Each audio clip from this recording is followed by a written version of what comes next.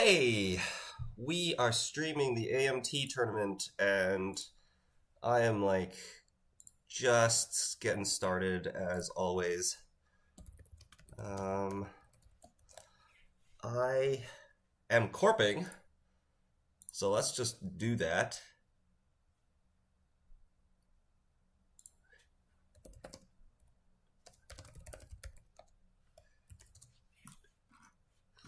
Um, we're playing near HB Hub.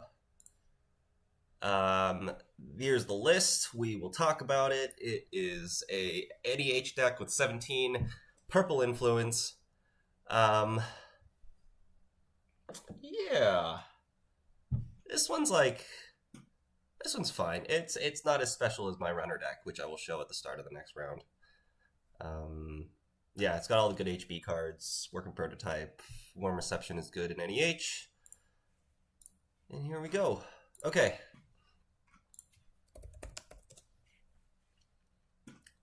We're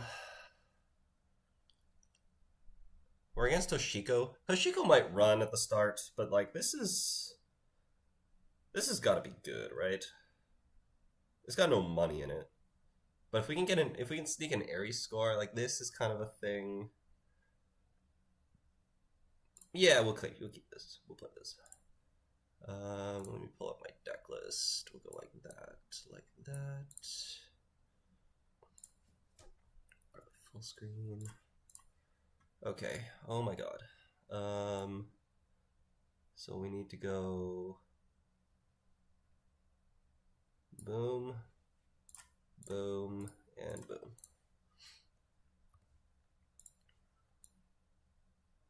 Oh, we're not gonna have room for our deck list, are we? Because we're NEH and we're gonna be spamming assets.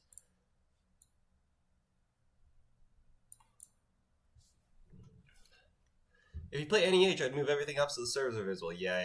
Thank you. Rust Rider, how's it going? It's good to see you. Also, I shouldn't look at chat, but it's okay. For this one. Okay, I'm gonna stop looking at chat now, and then we'll catch up on chat after the round. I'm like starting the stream, and I'm trying to I want to make sure that I'm actually live. So seeing a chat message is like good confirmation that I am. If we fire Rashida and score Aries and discard 2 agendas, that's probably fine, right? And then we can get the Spin Doctor after. We're going to draw 4 cards, and we're going to pitch 3. Yikes. We could just score the Aries, honestly. Yeah, whatever. We'll just score the Aries.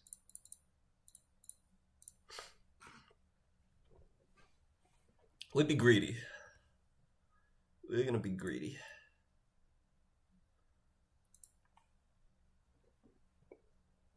We're not running this Rashida, right? We're flipped. We want to flip back because there's value that we don't want to lose. There's a turtle in this deck. Oh, god damn it. Oh, but they don't want to trash it because they're going to be tagged last click.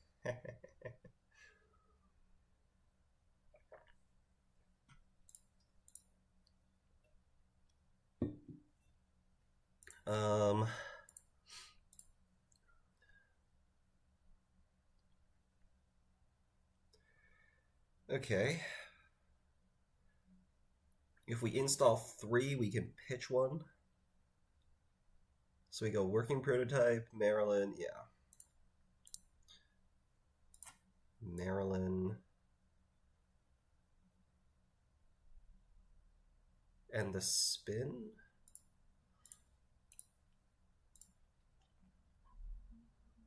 Maybe we keep the headline.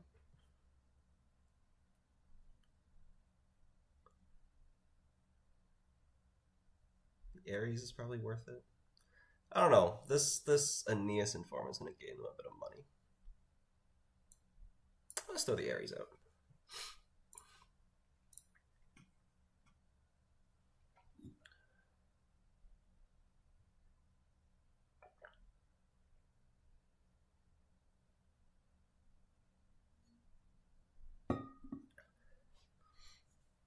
Roll to 3. That's a Spin Doctor. Are we going to follow the roll? No. This is 3. Okay. You want to pay $2 and trash that? We don't. We're gonna run the Spin Doctor. And then we're gonna check this one as well. Sure.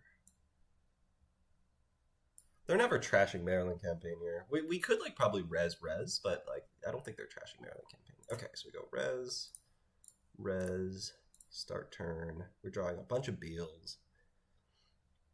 And no ice. Which is okay.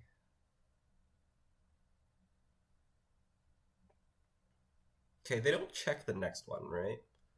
I don't know why them not checking is like good for me.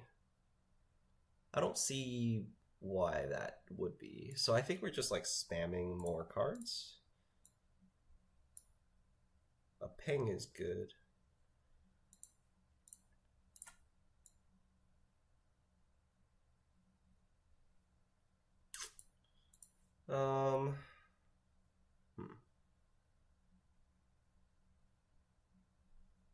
Maybe we want the Rashida.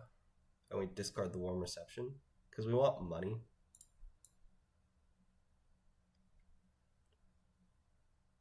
We're going to discard a bunch, though.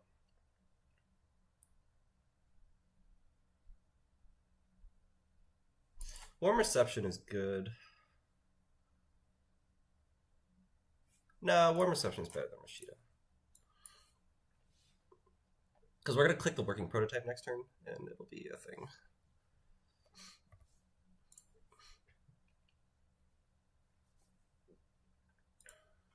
We're running. They're spending a lot of clicks running, which is good.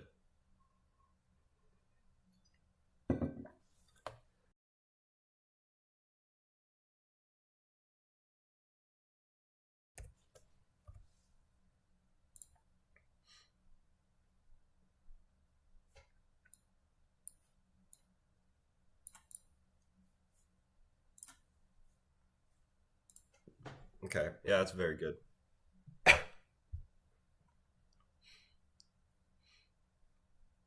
We just don't have Bolognas. Like these are like these agendas don't really defend themselves. Although it is subject to a Mani Sanai trace. Oh, they're trashing Warm Reception. Interesting. Okay, that's good. And they're discarding Crew.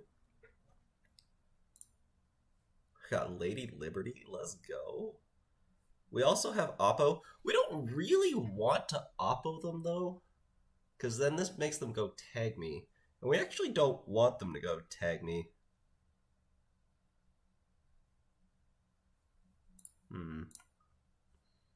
Another Ares. That's not that good. Let me just like install this. Yeah. We don't want them to go tag me. Because if they go tag me, then they start like running HQ. And they're gonna like steal a bunch of agendas if they run HQ. Granted, they're gonna lose their board, but I think we can make them lose their board anyways.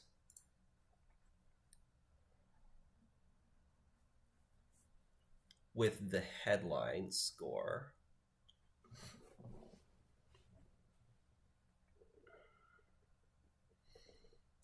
Yeah, we'll res this. We're gonna give them the headline.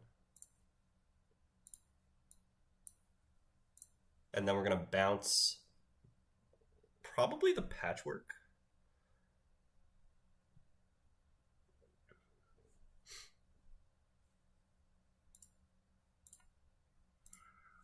And then we're going to put the Aeneas Informant back on top of the deck next turn.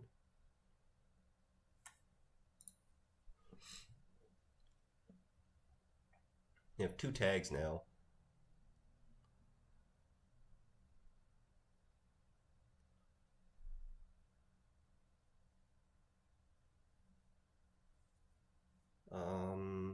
Okay. Oh, we could just trash this, lol. I didn't think about that. Let me just trash the Aeneas Informant.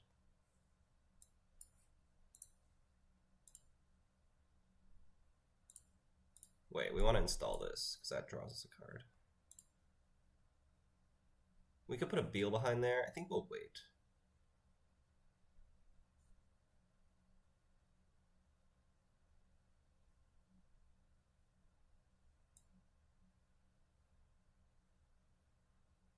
We'll gain 3. We'll be patient. I was like, we could res Maryland and then like trigger this to gain 6. It's not necessary. Wow, they're clearing tags. That's so good for me. That's really, really good for me.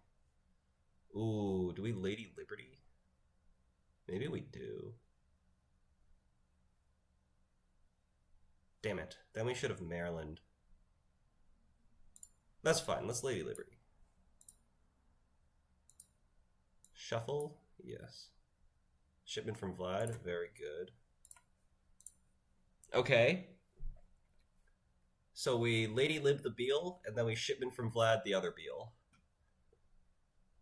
For 3 points. Maryland's getting res next turn. Beal's getting added to score area. This is good.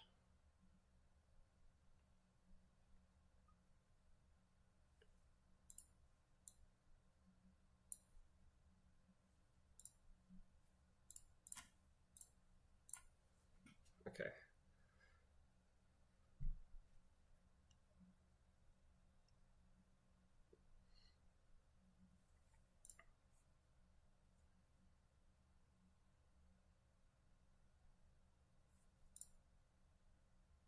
Tiered subscription. The problem is we don't actually have Bologna in hand. Oh, they found it. Yeah, I'll initiate a trace. Want to make them pay... Make you pay, like, all of your money for this?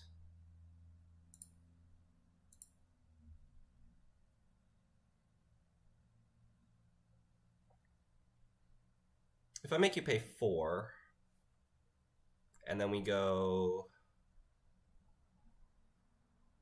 Click working prototype, install tiered subscription, Oppo. Cost me $7. That could be a turn. I think we want to bounce this, but we also want to like make them pay. Let's boost it by 1. Let's like I think I want them to pay 4 for the turtle. I think 3 they're definitely gonna pay. So let's make it a real decision for them.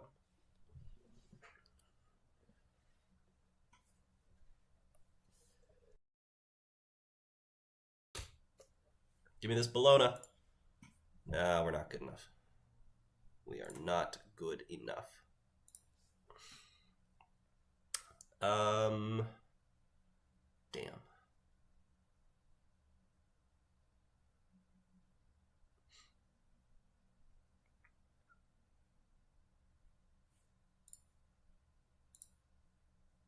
Another Oppo. Okay. I mean, we go like this.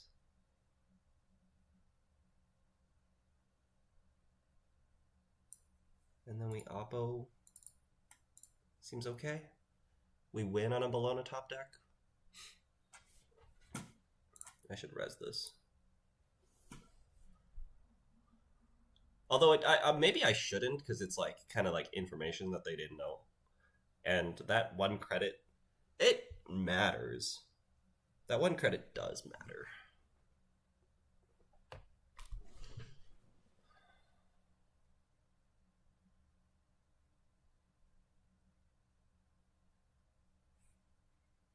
I have to put the message Chesso on server 11 here.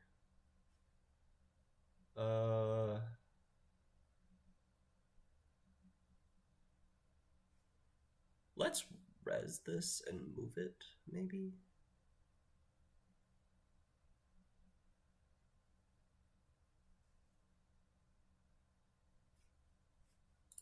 Yeah.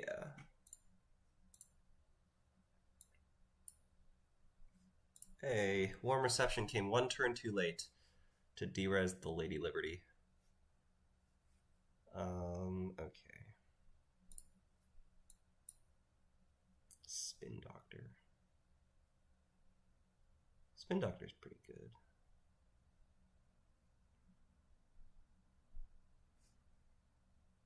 Spin Doctor.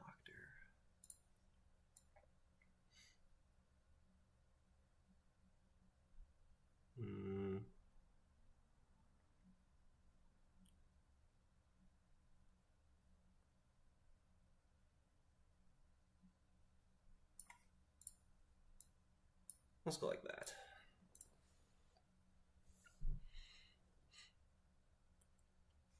Warm Reception can install the Mesnachesvo, and then we need to draw a Beal or a Bologna, and then we go install as one click, advance the Mest as another click, take money off the working prototype as the third click.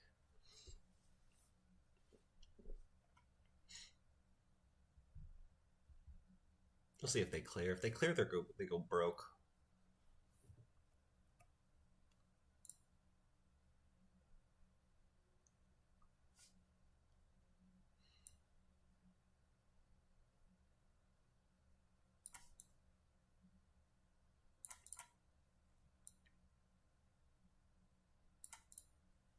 Conduit. Okay. That doesn't get you Bologna. I think we'll spin, though. There's a Bologna. Okay, very good. And then I think we shuffle. Yeah. Yeah, we'll shuffle.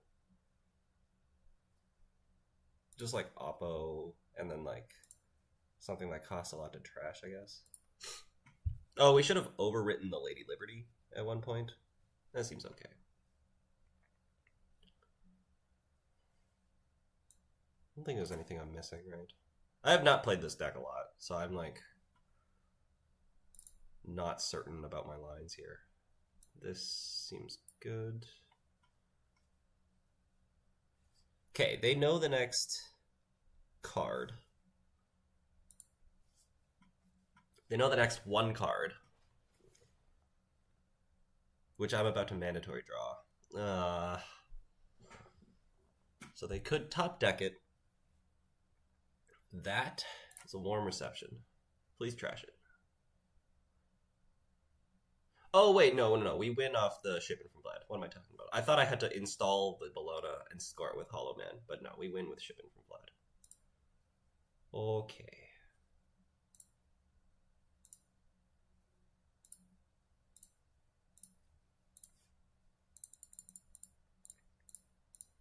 Phew.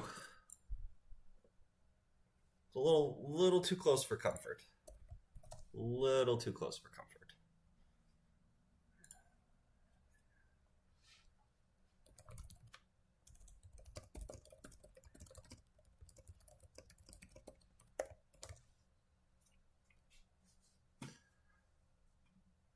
All right, chat.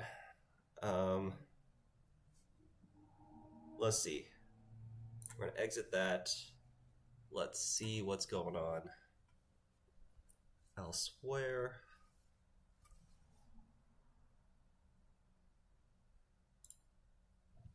I figured chat might be off during the match, but pumped to see some Netrunner live. How's the tourney so far? Yes, yeah. I don't. I won't look at chat during the match, but I think if you like, I think other people will be down to chat and stuff, and I'll catch up as well. So I'll always scroll through chat and respond to things and try to, even if it's about like a specific moment in the game, I'll try to talk about it. Yeah, I was like, I have a final exam tomorrow, and I had a final exam yesterday and the day before, but I was like, I'm like studied enough for tomorrow. There's a tournament today. There's some decks that I want to play. Yeah, it was like 7 a.m. I've been waking up pretty early the last couple days too, because my exams have been pretty early, so it's kind of working out. Dang, he still got it. NEH is like not my kind of deck, but it's important to play the things that you don't usually play. Speaking of things that are fun and interesting, okay, I'm gonna show everybody my runner deck. Give me 2 seconds. I'll be right back, and then I'll show it. Sleepy Suckling grows more powerful as the day goes, and he wakes up. Hey, actually, when I won Euros, which was like the largest online tournament Netrunner's ever seen. When I won Euros, that was a 2 a.m. start time for me. Or was it 3 a.m.? I think it was 3 a.m. So I would like go to sleep at like 8 or 9 p.m., sleep for 6 hours, and then wake up at 3 a.m. for Euros. It was a 2-day tournament as well. Always love Fast Fence NEH. Is Hollow Man better than Sansan? So the crazy thing is that you can just spam Hollow Man on the board, just like you can Sansan. But then you can also spam Bologna or Beal on the board if your opponent's not checking the board. And then you just have like a naked Bologna and a naked Hollow Man. And for some reason, I don't know why, it does make the card more interesting, but like I think the card's good enough that you don't need to add this text. But the Hollow Man says when your turn begins, you may move this upgrade to the root of another server. So you move it onto the Bologna, and then you can score that just from like 2 naked cards on the board, which I think is a little absurd and is a little OP. But that's where we are. Okay, I'm so excited to show my runner deck. Give me 2 minutes. I'll be right back.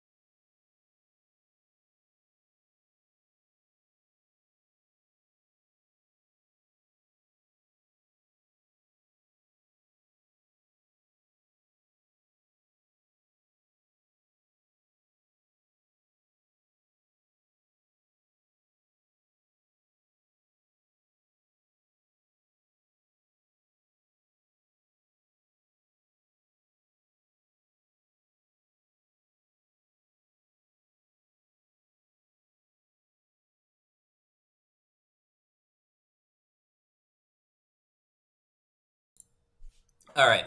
Okay, we're back. Phil said you went to H Mart the other day. No pomegranate aloe juice. It's not pomegranate. It's guava.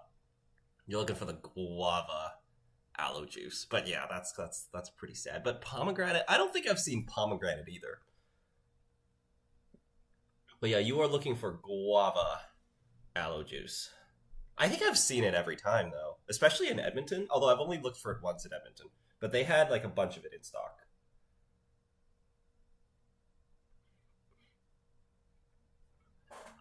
Okay. Are y'all ready to see this runner deck? Because neither. They just had regular. Yeah, that's disappointing. Okay, here we go. Here's the runner deck. We are playing. It's a bird. It's a plane. It's Jonas, and he's coming to steal your money. It's a Padma deck, and yeah, we're gonna out here having some fun today. Let me make sure my result is reported.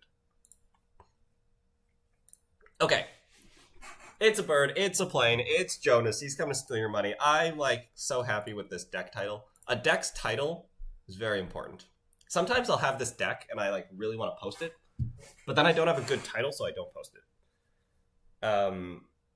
And this is not one of those cases. Unless this doesn't fit inside the Netrunner DB publish name, which it fits on my deck builder, so I'm sure it'll let me publish it.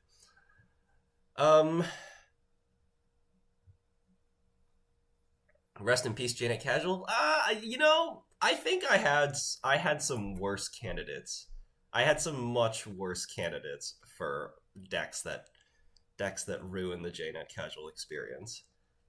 So I chose like a pretty tame one. I'll be totally honest. Okay, so here's the deck. We're playing Padma. Well, actually, let's start with this card. We're going to start with Amelia Earhart. So Amelia Earhart is the 2021 American Continental Champ card designed by Jonas Wilson, aka the Big Unit 3000. And I believe Jonas works with birds. Like that's his job. I don't know what exactly he does. Wait, no, he doesn't work with birds. He works with hedgehogs. Because Alec told me... Yeah, Alec told me that he works with hedgehogs. Okay. I think he works with hedgehogs. I don't know. But I think he has some kind of, like, thing with birds. Maybe he owns birds. There's a whole, like, backstory about the design of this card that I read once upon a time. And I've since forgotten. Anyways. So Amelia Earhart is apparently the name of a bird. But I know Amelia Earhart as the name of the American aviator who disappeared over the Pacific while being the first woman to fly around the world. The card is in memory of his late avian companion. Oh, okay. I like that. I like that a lot. So this card says, whenever a run on HQ or R&D ends, if you access 3 or more cards during that run, place 1 power counter on this resource. And that says when your turn begins, you may remove 3 hosted power counters to trash this resource. If you do, the corp loses 10 credits. So the corp losing 10 credits is a big deal. But the trigger condition on this is really hard to do. And I've talked to a lot of people, and they're like, you need to access 3 cards. Like, that's a big onus. Which it is, especially if you need to do it 3 times. So the point of this deck is we're going to try to do it once. And then we're going to charge it with Padma. Okay. So Padma... Oh, sorry. Padma says, the first time each turn a run on R&D begins, you may charge one of your installed cards, which means we add a power counter to a card that already has one. As a huge bird appreciator myself, I love the backstory here. Yeah, I'm also a huge bird. I don't know if appreciator is the right word for me. I like birds. I like birds. Bird got bolted. Yeah, I like birds. They're like... I used to like go to like a pet store and like there'd be like a bunch of cockatiels. And I would like play with the cockatiels.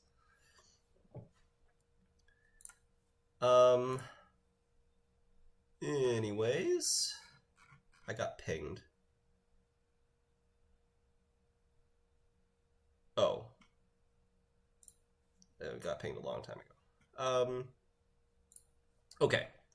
So we can charge it with Padma. How are we going to get 3 accesses? Well, we have 1 legwork. We have 3 jailbreaks. Or sorry, we have 1 legwork. We have 3 Pretty Mary De Silva, which says whenever you breach R&D, if you are allowed to access 2 or more cards in R&D during this breach, you may access 1 additional card. And then Shaper also got this really, really, really good card in the last set, which is Trick Shot, which says you can spend the 4 hosted credits on this event during runs, and then you run R&D, and if successful, you place 2 credits on this event, and you randomly access 1 additional card when you breach R&D, and when that run ends, you may run a remote server. And then there's also Jailbreak, which we all know and may or may not love. So we've got 3 Jailbreak, 3 Trick Shot, and that's how we're going to see 2 cards out of R&D, and the Pretty Mary De Silva is going to grant us that 3rd access. And then we're going to get an Amelia Earhart counter, and then we're going to charge it with Padma and Stone Ship. If we have 2 Stone Ships on the board, we can install Amelia, run R&D, and then on the corpse turn, we can double Stone Ship, and we can trigger it the turn after we install Amelia. Oftentimes, and I say oftentimes, I've only tested this deck once. I've played this deck exactly once. And in that game, it seemed to be the case that the stone ships kind of space themselves out. So you end up having to get the Earhart trigger the turn after, where you go install it, or you can install it before. You get the first counter, and then next turn you have to Padma it, and then you can stone ship it once, and then it fires the next turn. How are we going to find the Amelia? We got 3 Gachapons. Gachapon says you may install a program or virtual resource among the 6 set-aside cards from the stack. So we can find Amelia Earhart with Gachapon. You can also recur Amelia with Reclaim. Because Reclaim, I'll pull it up, lets you reinstall a virtual resource from your heap. So I don't know, like you can like trigger Amelia a bunch of times with Reclaim, but let's trigger it twice, and I feel like that's good enough.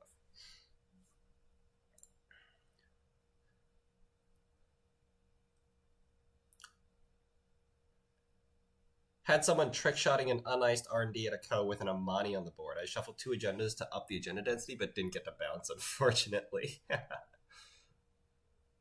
I have collected some birds from real Gachapon. Oh, yeah.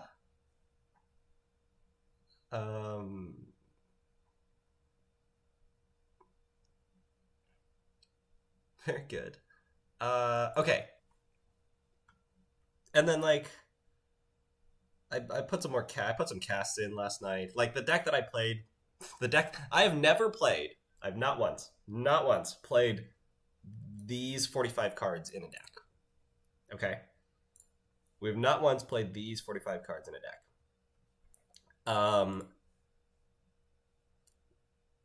The version that I played once was slightly different. It had less money. I'm pretty sure I've made it better. It's one thing that this deck can do that came up in the one game that I played, was that you can install 3 propellers, Echelon, and Unity, and now you have 5 icebreakers on the board, which means your Echelon is at 5 strength, which means it can break a Nazi for 3 credits. And then your Unity can pay 1 to boost 5 and go to 6 strength, which is not relevant for any code gate. It can match Gatekeeper for $1 if you have all this installed, which is cute. That's just cute, but like Echelon of 5 strength is very real. Otherwise, you've got like the typical Palangi Propeller situation that lets you get into things early.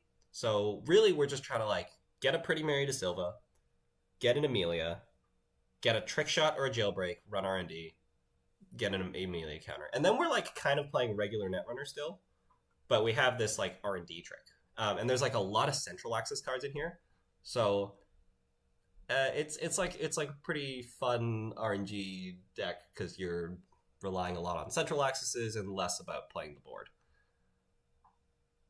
which makes it good against like asset spam, I think.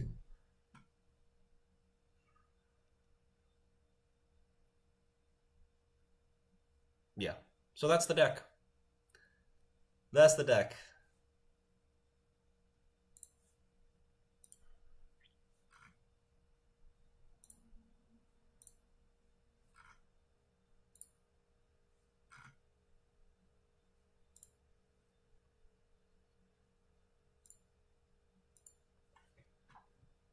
The shaperness of this deck is questionable. That's fair. You know, okay, hang on. It has Palangi and 3 SMCs. It doesn't have Simulchip. I'll give you that. Doesn't have Simulchip. But we're still like Padmaing Nuka, because you can Padma like any power counter card, right? So when you don't have Amelia, you're power countering the you're power countering the Nuka. Trick Shot, Diesel, Creative Commission, like your econ package is Shaper. Pantograph is like whatever. It's not that great, but you just need like an MU, and Pantograph is like the best one. For what we're doing here. And then your like icebreakers are Shaper, Echelon, Unity. I mean, like I guess a lot of people are porting Echelon and Unity these days. But then you got like triple propeller. You can have 5 breakers on the board. It's a very Shaper rig. For once, I'll agree with NSG. Birds are all jerks. Where's the Doomrake? Well, the Doomrake is Unity Echelon 3 Propeller, and the Corp has just lost 10 credits, and we're making runs on servers where they can't res ice. Sometimes they try to take 10 credits from you, yeah. Oh, I gotta like keep the decklist name on screen, because that's like the best part about this deck.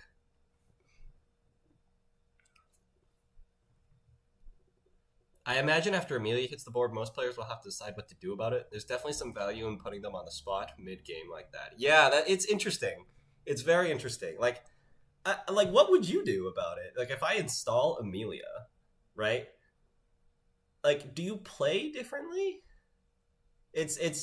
I feel like in 80% of situations, there's nothing you can actually do differently that would actually change the effect of Amelia. Maybe in the other 20%, you can like, okay, we're going to install more assets and upgrades that I'm going to res. But like, whether or not you get the opportunity to spend money on ice is entirely dependent on the runner. Unless you have like, I don't know, divert power. But like, yeah, mostly you're like installing assets and upgrades to spend money. You kind of know that you don't want to have like, you don't want to be pushing an agenda the turn where you lose money if you don't have that much money.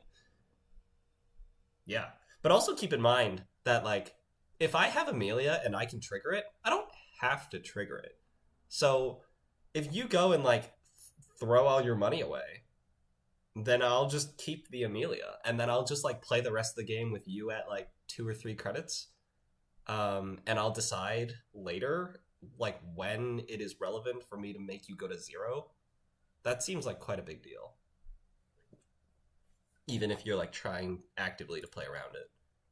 Yeah, so it seems pretty interesting. It puts the Corp in some interesting situations.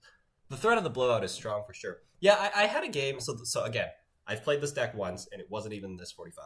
But in that game, we got DJ Steve installed, and I was like running HQ to pick up things, and my opponent goes and like double ices HQ, and I'm like, okay, now we're gonna Amelia and charge the Amelia, and we're not gonna run HQ, and then you're gonna lose 10 credits. You're gonna go from like 8 credits down to 0. And now we're going to have free runs in HQ again, because you have 2 ice there, but you can't res it because we just triggered Amelia.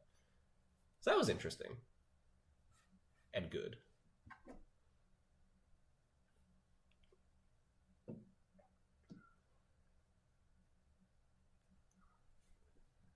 But yeah, this is the deck. I'm so excited to play this. It has a 100% win rate so far. So let's hope that holds up.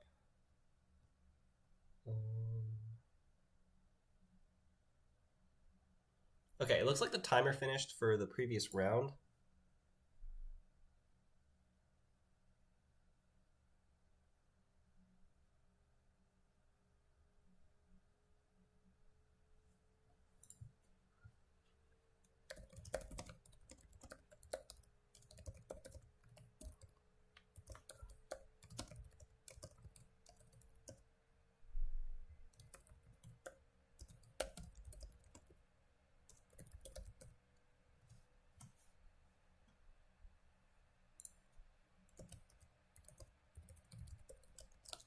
Okay, round 2 is paired. I need to step away for 1 second. I'm marking my prediction quiz at the moment, and I said "ooh" out loud when I got to your custom prediction. It was a good meta call. I'm marking my prediction quiz.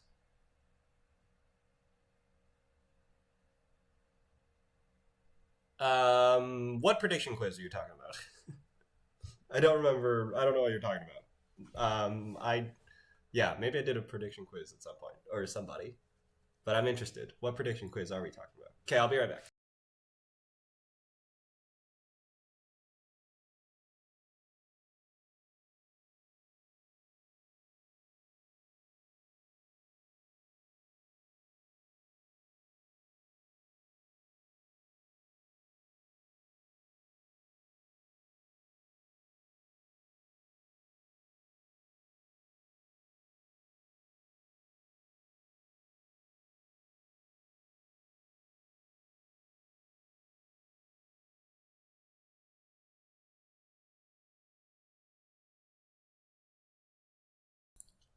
Oh, the RWR predict against. Yeah, you said ooh out loud when I got to your custom prediction. It was a good meta call. Okay, I remember that quiz. Like they had a lot. There was a lot of like questions that was like, there is gonna be an academic. Which faction is it gonna be in? I'm like, it's a 1 in 7. Who knows? Um, and then I put a good custom prediction. Yeah. I'm trying to remember what that was.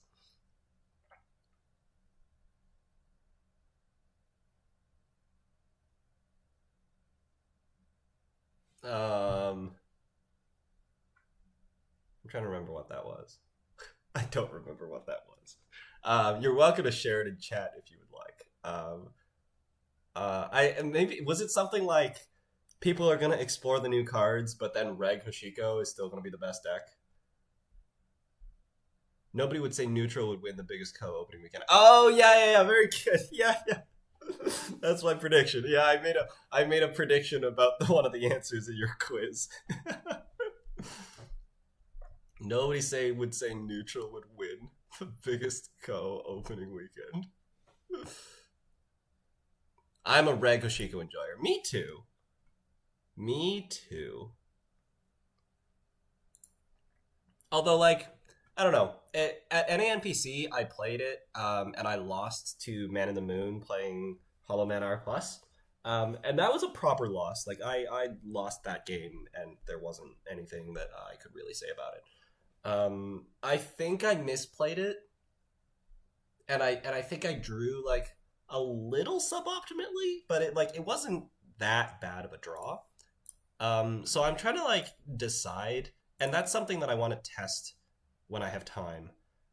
Is like what that matchup looks like, and if I actually misplayed it, and if that matchup is bad, and if like Reg Hoshiko is kind of falling behind, because Corps are getting better, right?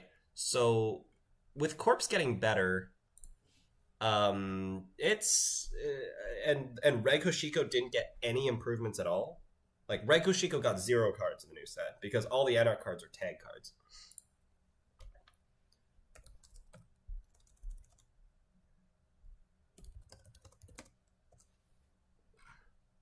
So like Reg Hoshiko didn't get better. All the Corps got better because they all got new cards, so they had to have gotten better.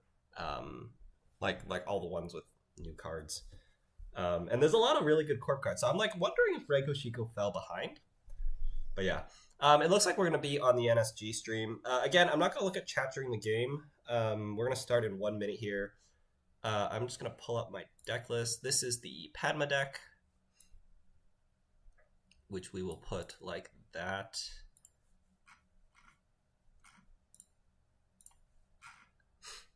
Okay.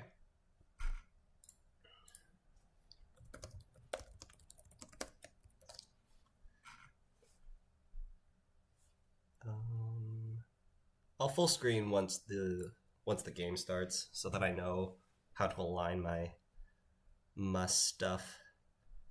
The SMC is cut off, but that's fine. I'm sure y'all can figure it out.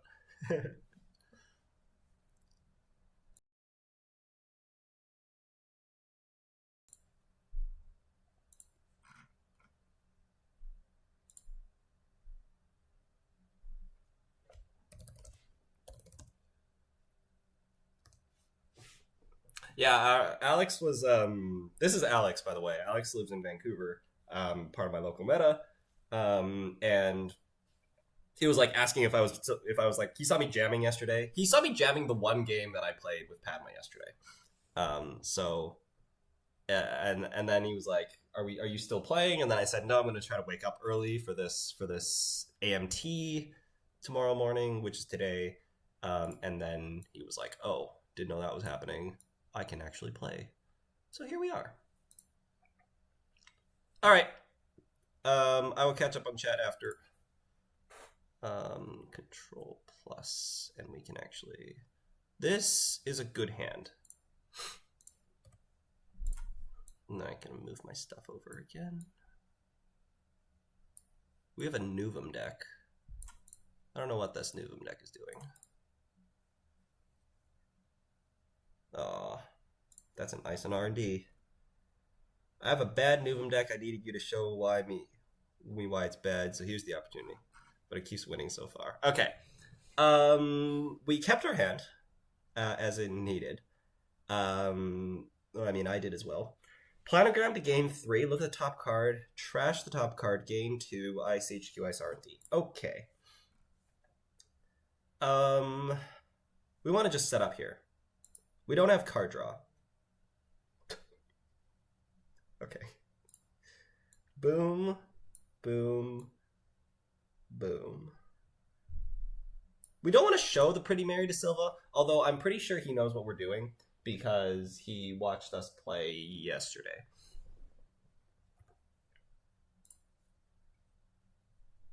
But I don't know. We'll do it.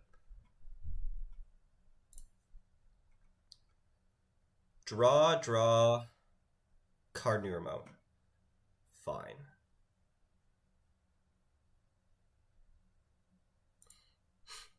Diesel. Nuka. Very good.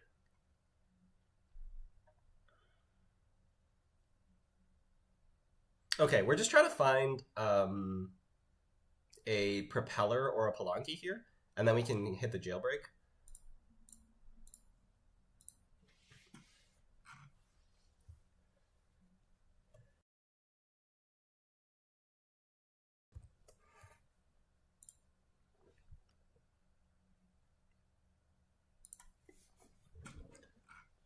At some point, we might want to poke R&D, but like, I don't know. Also, it's Wayland, so like, are we trashing programs? I don't know.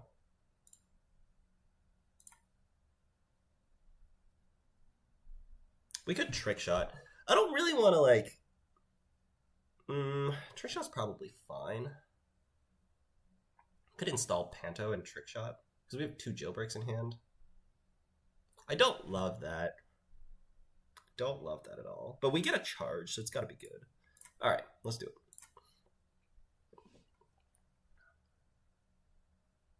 it. They're Wayland. Like, if it was like NBN or, you know, then like we don't want to deal with certain stuff. But they're Wayland.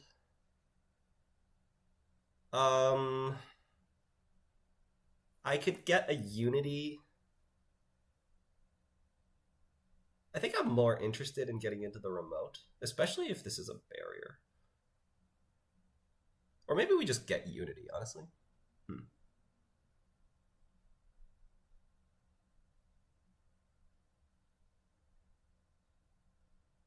Yeah, screw it. We just get Unity.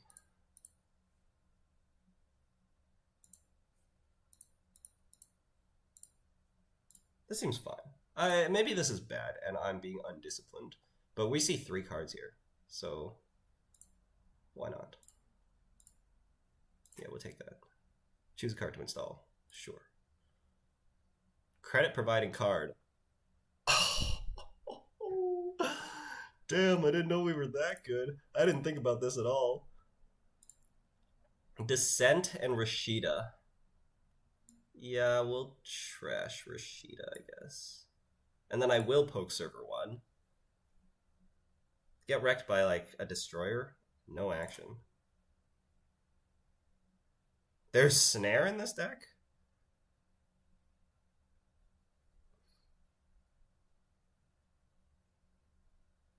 Are we scared of dying to Snare? That's really sus. That's really sus. Unless it's like Skunkworks? We're playing Predictive Planogram? No res is really sus. Oh, I don't want to pop the Stone Ship, because that's a whole charge. No, I think we gotta do it. Alright, we're gonna draw 2. We're not gonna die to Snare. Takana. Sure. Forced Connection. Okay. Alright. So we died at double end of the line now? I mean, if you got it, you got it. You're playing a 54 card deck. If you got it, you got it. Let's credit, I guess.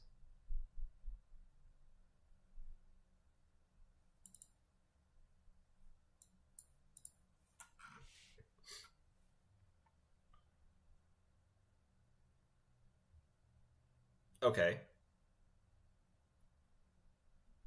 That's not good. Because we cut the simul chip. So that's very bad, actually.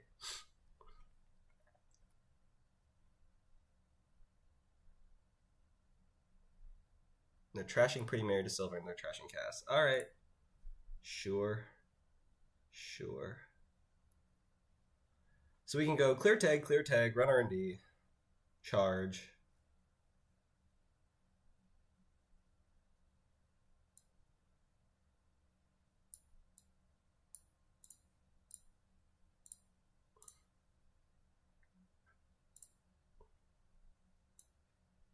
And we just like put this down. Alright. Retribution.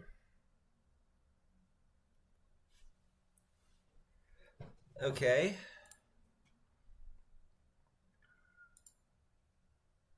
Legwork. Ooh.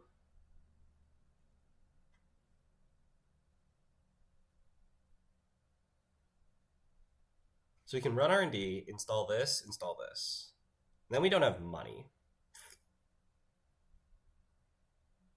Oh no, we don't want to install this because we get an install with Pantograph. Let's get a charge.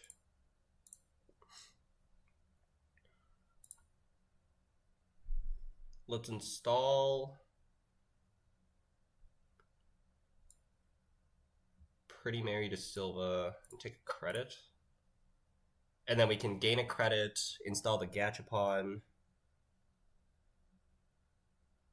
We could legwork next turn. I don't know.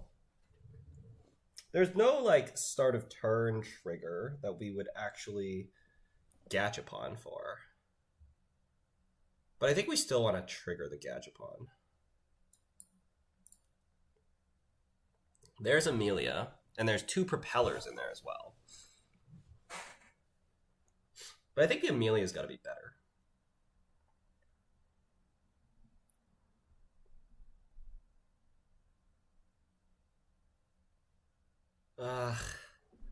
Don't have a way of getting into R&D without this Unity. It's really bad.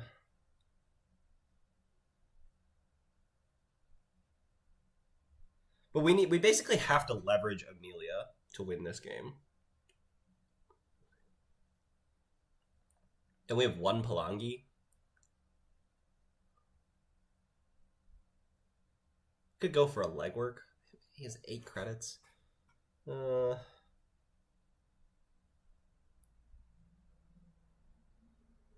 Man, why'd we have to cut that simul chip?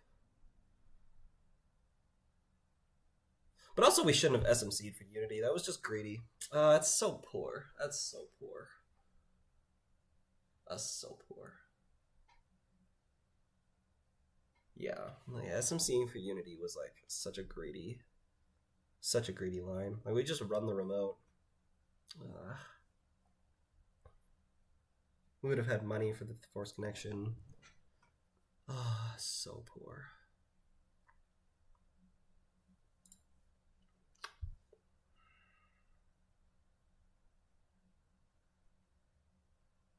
We could install Propeller and like take 2 credits in legwork.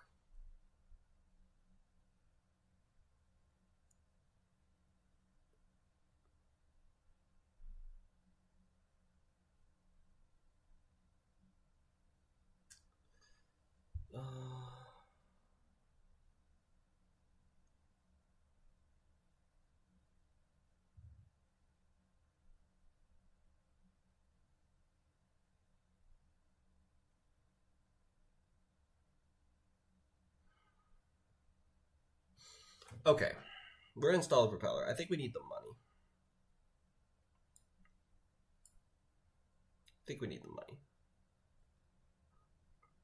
Gamble. No time for casts. Jailbreak, we already have 2 in hand. So let's go Propeller and Amelia. Say done. Okay.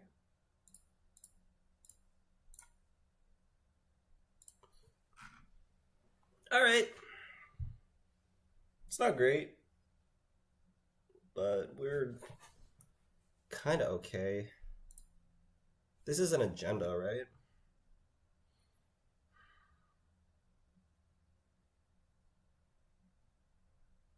We could jailbreak. We could legwork. We could legwork and jailbreak. We probably jailbreak to start.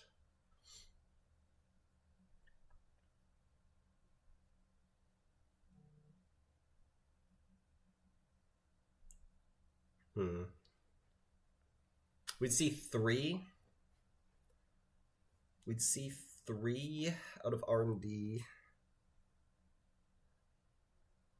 Thing is, this should be an agenda.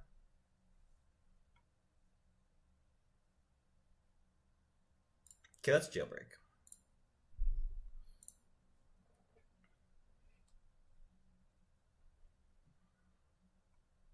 Is this a code gate?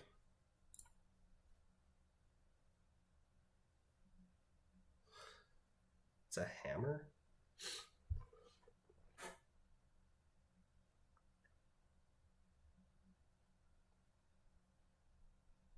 Why? Why?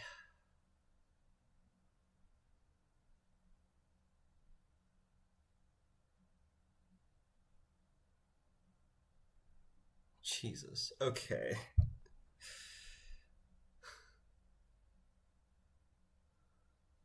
That's so bad.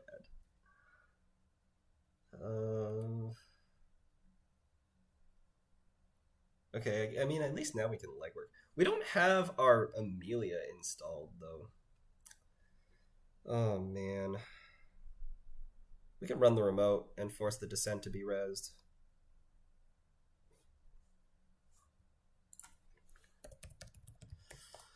Okay, okay.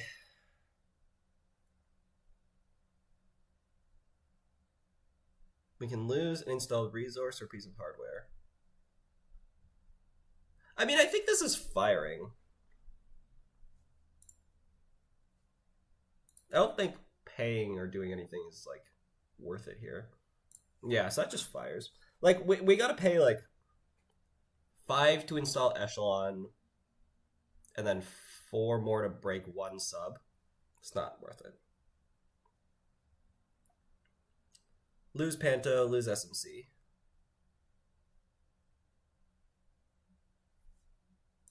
Okay.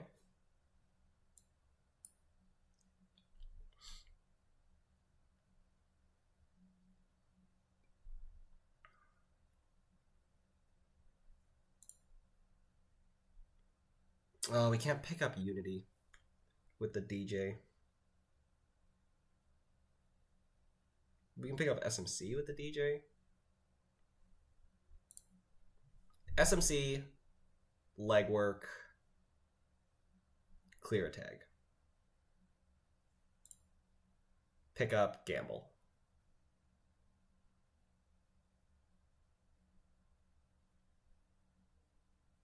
It's a line.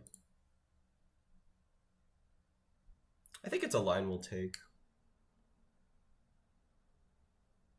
But then we have to, like, click for credits to get this money. It's not good. It's not good.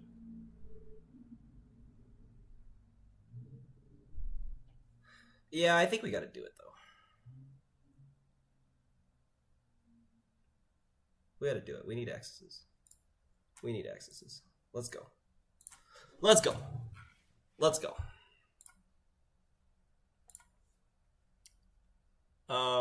It needs to be gamble, right? We could ask for a trick shot back with the Unity. Is that equivalent value? Might be the best card.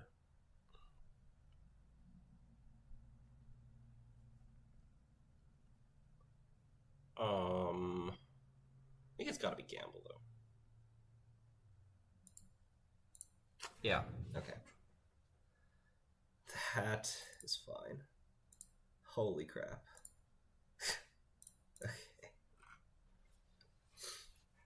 Okay, so where's this, like, rig shooter Wayland that this deck was not built to beat? It's a spin doctor.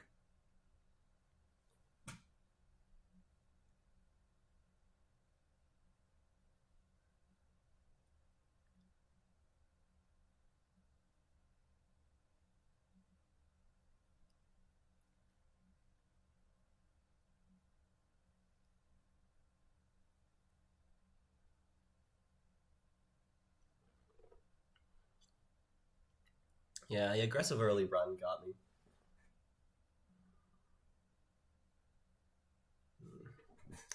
Okay, I mean, I think based off what we've seen, we're probably playing 5-3s, so we still have a chance. Okay, we got 4 credits now, so Winchester is live. We could run the remote and then run HQ if we want to be cute about it. I think we do want to be cute about it.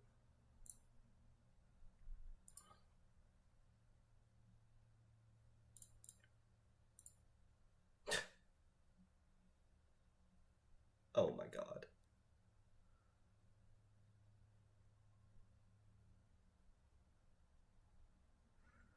Oh my god. What are you doing to me, Alex?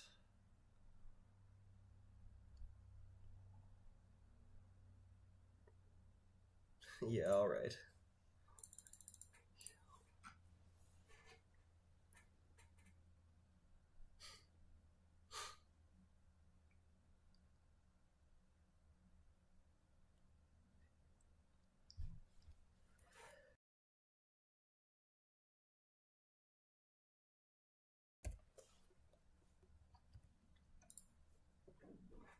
He says I like it. I don't like it.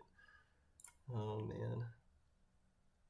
Click 1 draw. He doesn't have what he wants. And I'm still waiting for this Amelia to show up. Although like we like triggered Gachapon, we were in like a bit of a bad spot, so there's not much we can do. Look at the top card of R&D and leave it there. Okay.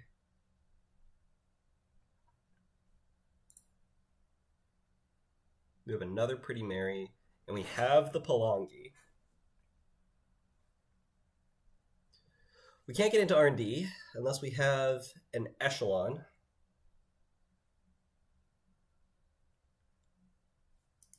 So we just keep drawing. Okay. So we go boom, boom, and then we're going to get the Echelon next turn. With the Gachapon, hopefully, and then we go install Palongi, jailbreak, C3, access SDS, and 2-pointer win the game. Sounds good? Sounds good. We didn't get Echelon. We got Amelia.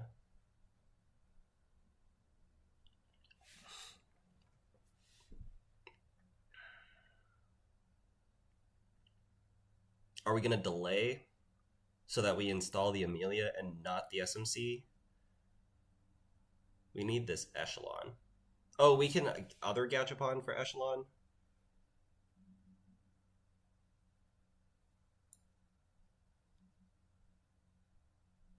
Yeah, okay. Shuffle 3 cards back. We want the Trick Shots and the Gamble. Say done.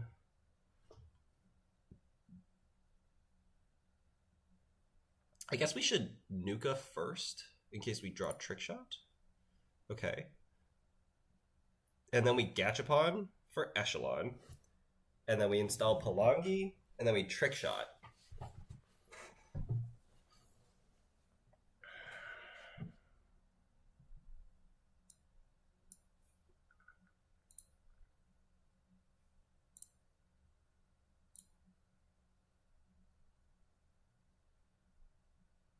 We want this Propeller back, right?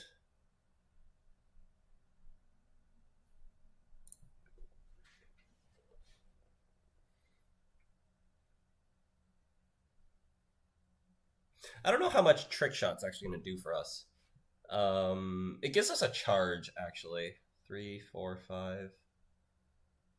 Yeah, it's like a cheap way of getting a charge. That's cute. The Propeller is like... We'll probably get enough accesses with the other Propeller in the deck. Okay, so we can RFG Propeller.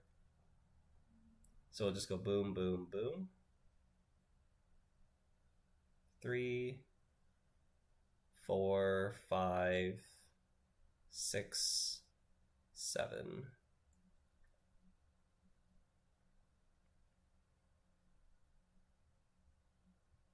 7 credits. We're going to be at 4. Which is enough to justify keeping the gamble, I think.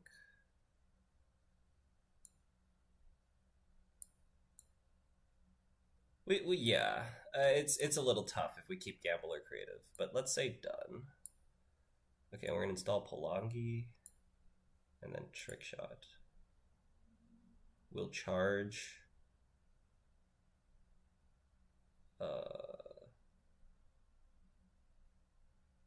Well, we're gonna jailbreak once, so that's like a card that we're gonna draw. So we should probably charge the propeller at this point.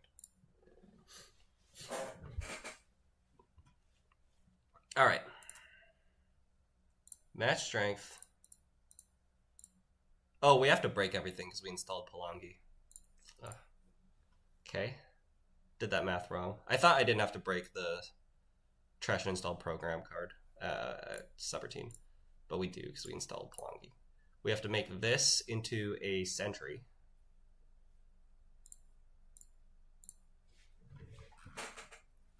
And now we see 3, and we win the game.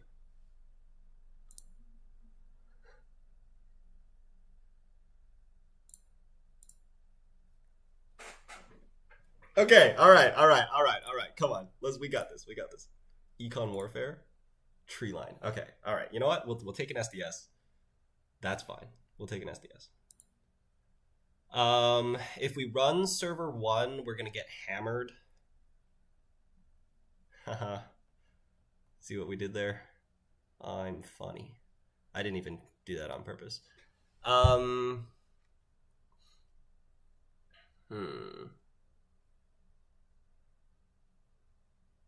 But it should be a descent that's on the remote. We also don't want to let him res a descent and reposition it. So we'll say cancel. I'll end the turn. Okay. We have a line. We just need 1 more access. Oh yeah, I forgot about that. And then we're going to retribution the echelon. I think we still have a line.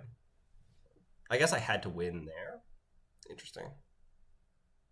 Trust operation.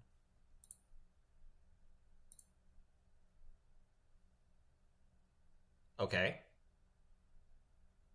All I heard was I get to keep my echelon and my Palangi.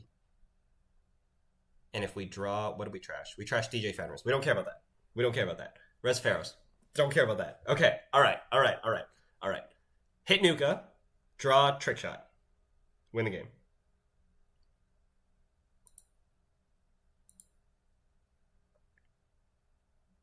Is that the plan? It's gotta be. Creative commission, trick shot, win the game. Right? We just have to use the Palangi now. Like, we're gonna get purged. Like, he should have purged or, like, trashed this breaker. We're, like, so boned right now.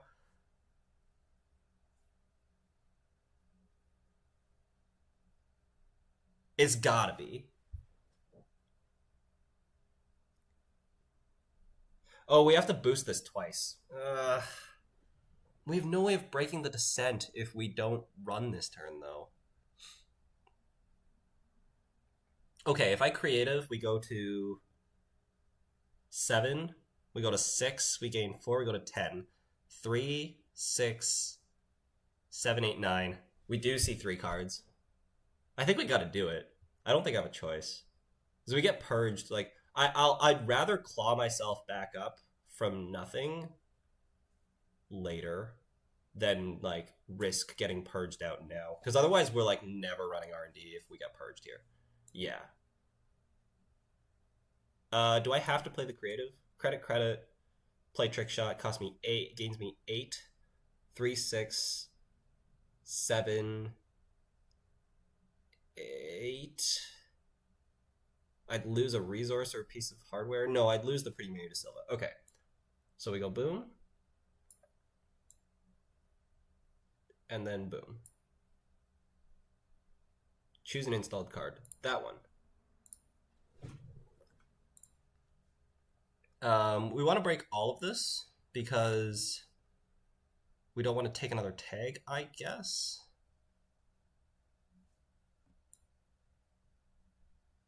Next turn we go credit, clear tag, install stone ship. Yeah, it seems fine. Okay. Okay, we see 3 here. We can do this. Come on.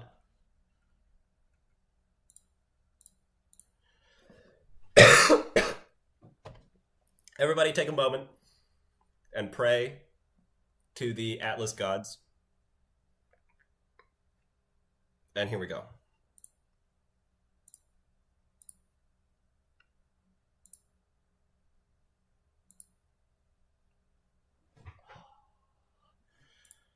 No. No. No. I think we've lost now. We've likely lost now. But I can still get into HQ maybe, if there's no Kogate on HQ.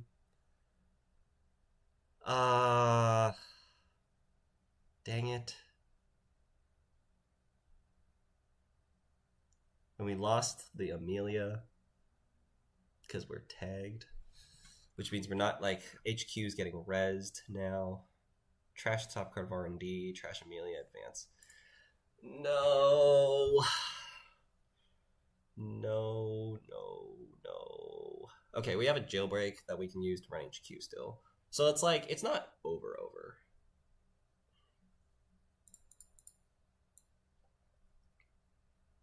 We have to clear this tag because Retribution's coming up. There's also Pivot in hand. No! Oh, really thought we would have that. That's so sad. An Atlas counter? Yeah, we just can't break Descent.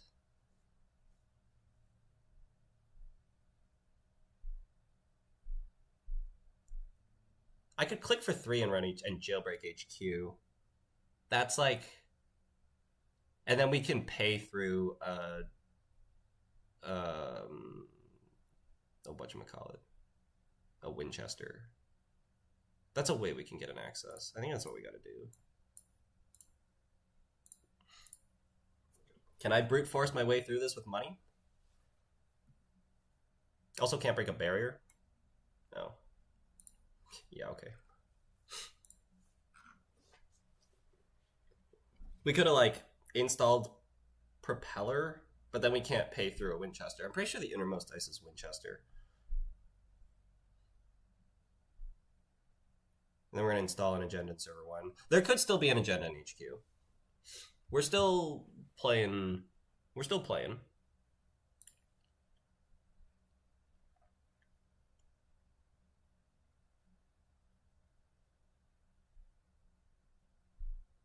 Descent needs to be rezzed on the remote here. There has to be a Descent on the remote because we knew that he drew one.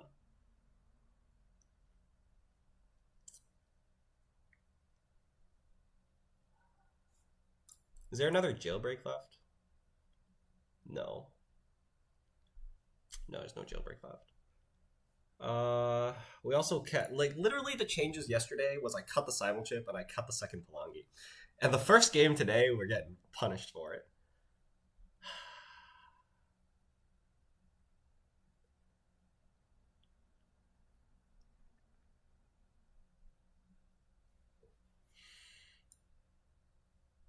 Okay. We gotta rip one out of HQ.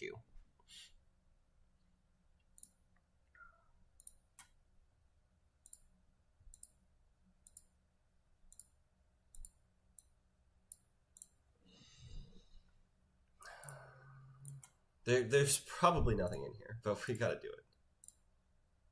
Hit it. Yeah. We're here. We gotta do it. Come on. No. This could be a 4-2, and then we still get another access out of HQ. Off the mandatory draw? To add Audacity. Okay, yeah. GG.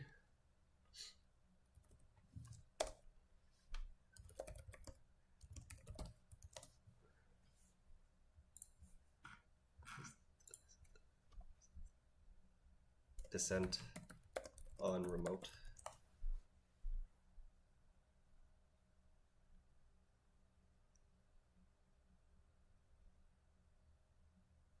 Yeah, I drew an atlas there at the end, but I can't do anything. Yeah.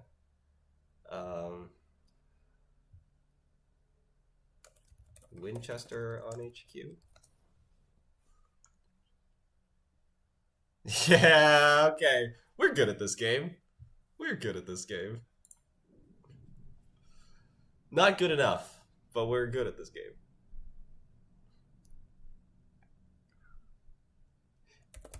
Oh, and we even jacked out on the forced connection.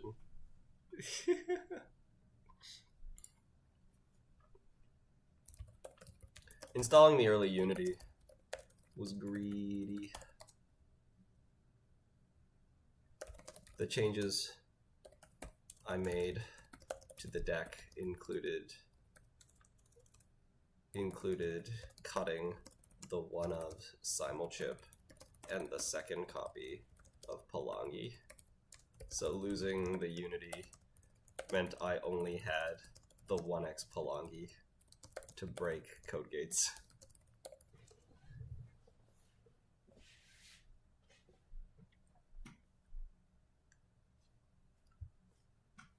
All right. You know, I think we played well. Word of Simulchip Propeller being enough to get into their mode. Yeah, and it would be.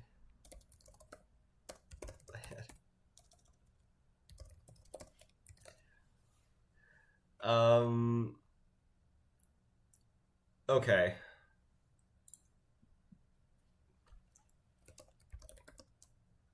Yeah, I think we played well. We just need to get another access, another good access, like as in hit another access that we whiffed. Like we stole an SDS, we just needed like another 2-pointer, and we accessed 2 cards after the SDS, and we accessed 3 cards the turn after that. So we like whiffed 5 accesses, and that was the game.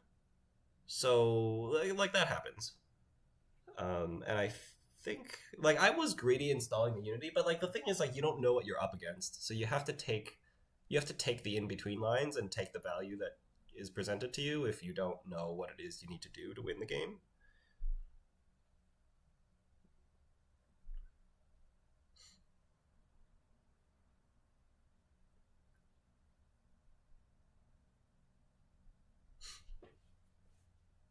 Yeah. Okay. Let's see. Let's catch up on chat here.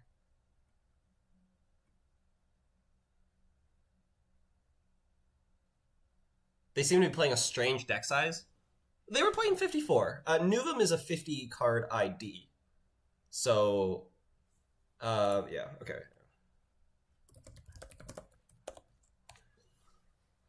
Yeah, Nuvem is a 50 card ID, so they're playing 54. Snare and Wayland seems unhinged. Yeah, I popped the stone ship, so I didn't die to Snare. I wasn't thinking about force connection.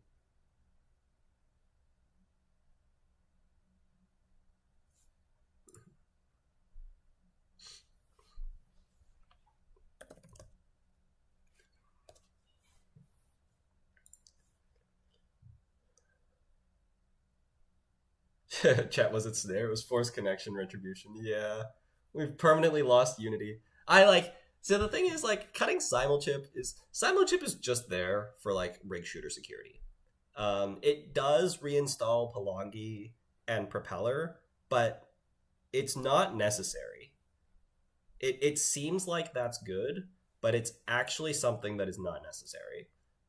Because once you like get your like rig set up, like you kind of just want Palangi for the first time you run with the Propeller, but then like you kind of like get your other stuff, you don't need Palangi anymore.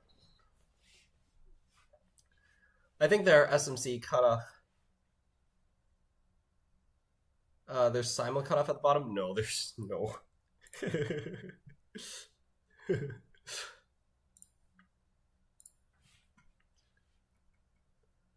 A Shaper locked out of R&D. This is sad. We got hammered.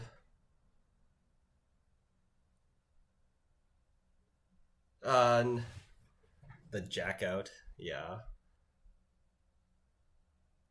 I see Sokka's adopted the streamer royal Wii. All is lost. Oh, I've always adopted the Wii. Yeah. I've always. I think if you go back like a long time, you'll see me saying Wii. I think I say Wii even when I'm not streaming and I'm just like living normal life outside of like just like talking on one-on-one conversation. I'll sometimes say we, and then people like are like, who are you talking about? Trick shot is bonkers. Yeah, no chip. Trick shot is really good. Trick shot is really good. Suck, it's so nice to see you stream again. Hey, yeah, I'm in the middle of finals. I've got a final tomorrow. I've got a final exam tomorrow. Had a final yesterday, final the day before, but this is an early one. It ends pretty quick. Like it's 6 single-sided Swiss rounds. I have some fun decks to show off, so thought I'd play. It's only we when it's going good. When you lose your breakers, it is just you. That's true. That's fair enough. Fair enough.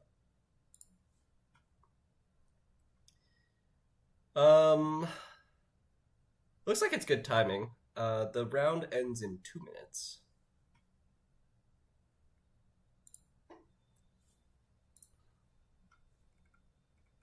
We have one result waiting.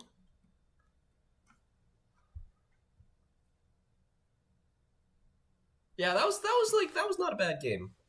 We got really close, and I think in other worlds we win that because we hit the SDS and then we whiffed 5 accesses after. How many cards did we access? Is that a stat that is here? 17. We accessed 17 cards. That's a lot of cards.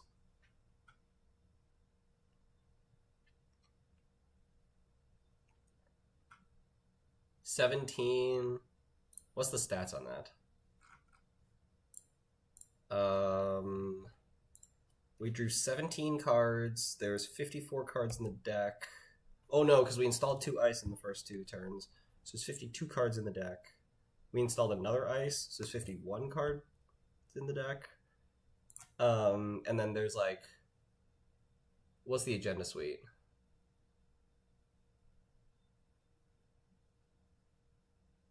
Let's say it's 2 SDS and 8 2-pointers.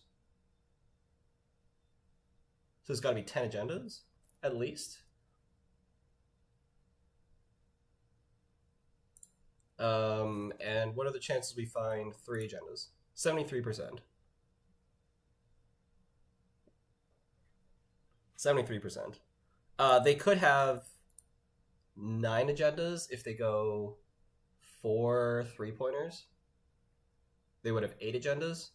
8 agendas, we find 3 is 54%. So our worst case odds there was 54% chance of winning on the 17 accesses that we got. That's not bad. That's not bad.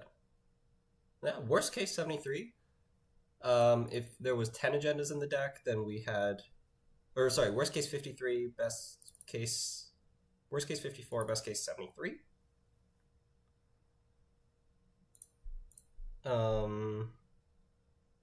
If we needed 4 agendas, if we didn't find an STS, it's 44%, and then like the math gets a little more murky from there.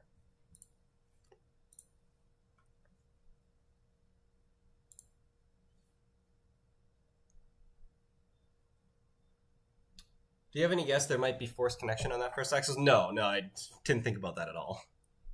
I popped the stone ship to play around snare, because that was a weird no-res.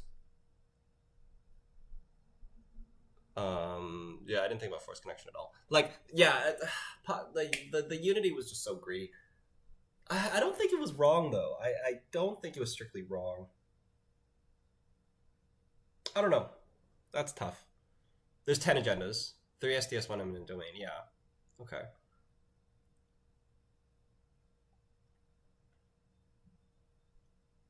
I let you access the remote when I could have rezzed and kept you out. Yeah, I wonder if that's like...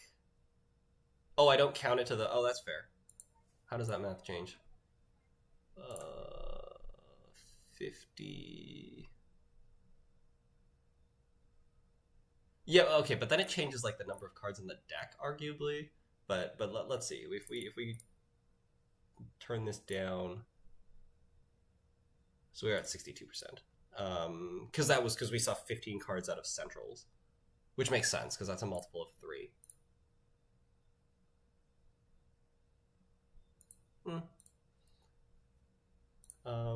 Yeah, I don't know. Maybe we jack out there. Like, I could have ran with more money, but I just like I had a lot of money. I just spent it all installing the Unity, which was a throw, really. Okay, we're against Asa. I think the Padma's good against Asa. Because Asa's like, I'm gonna do stuff in a remote, and I'm like, I'm gonna attack your centrals. So I think this is a good matchup. We're on table 9.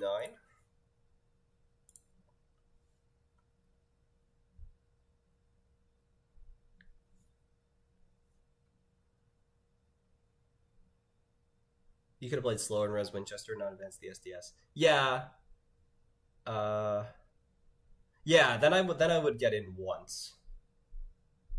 Oh, unless you like delay a turn and then yeah.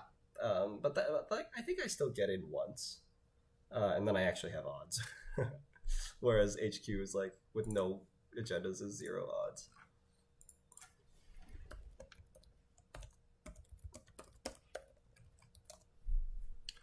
Okay, I will be right back.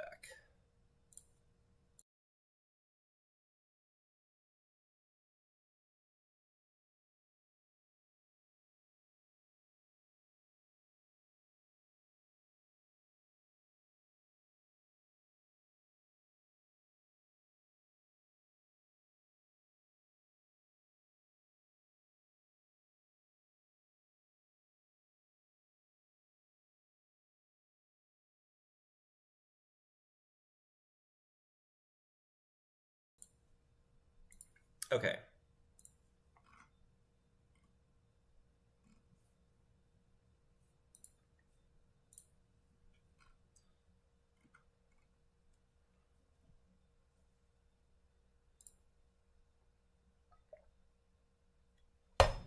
Cuckle Sub says, intentional draw and single-sided. Is that a joke? IDing is a thing. When you ID in single-sided Swiss, you each get 1 point. So it puts you up. Like, the first intentional draw is good, and then the second one does nothing. So, whereas, like, in double-sided Swiss, 2 intentional draws is 2 wins, and 2 losses, but in single-sided Swiss, 2 intentional draws is like 2/3 of a win, which is no different than 1/3 of a win in most cases. Like you only 2/3 of a win, getting 2 points only beats the people that drew once, which is rare for that to be a thing.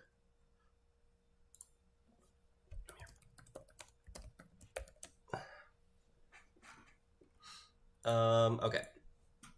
Let's play some Padma.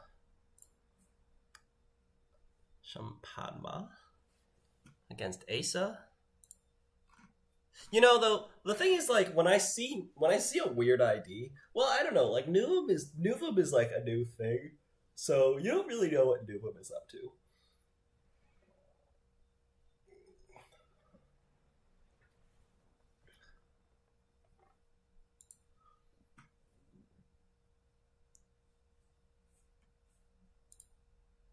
I was more surprised that it even existed. Yeah, it exists. You can't stop people from, like, drawing, because you can still draw on points normally.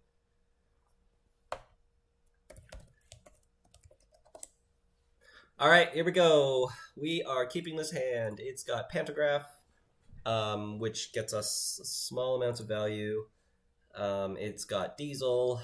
The Gachapon is fine. We would rather have, like, Nuka here. We want to play Gamble, want to play Creative. But yeah, we could like Diesel SMC Trickshot maybe, if they like build a remote. We'll see what happens. Let's full screen.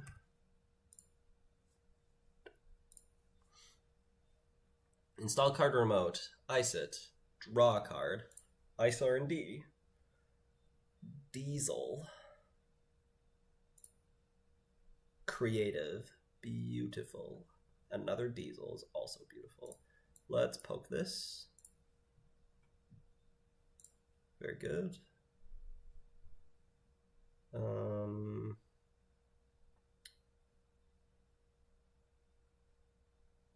think we'll install Panto instead of installing the Gachapon. Like, I doubt our opponent is going to score an agenda, but like, we don't want to trigger the Gachapon yet. We want to like install a Nuka, install a Pretty Mary De Silva, and then trigger the Gachapon. And then we have stuff to like remove from the game, which gets us that extra Gachapon value.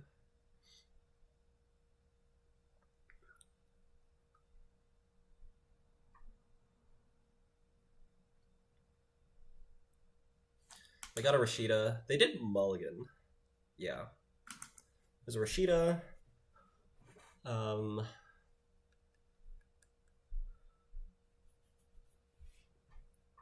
We gotta be careful about Ace's speed. But if I can get set up, we might be able to lock them. On R&D, that is.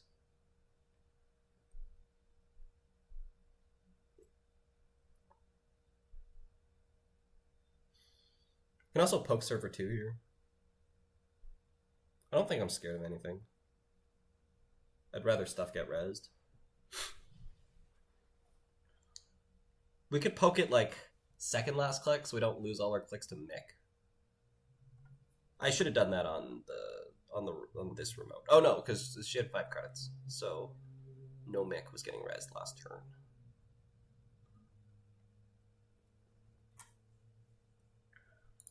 Taking a credit.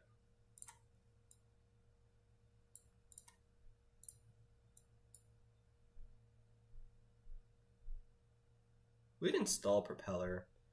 And if it's another ablative barrier, we could just get in.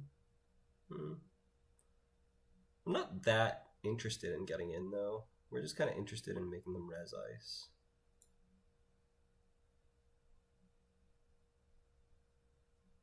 Yeah, sure.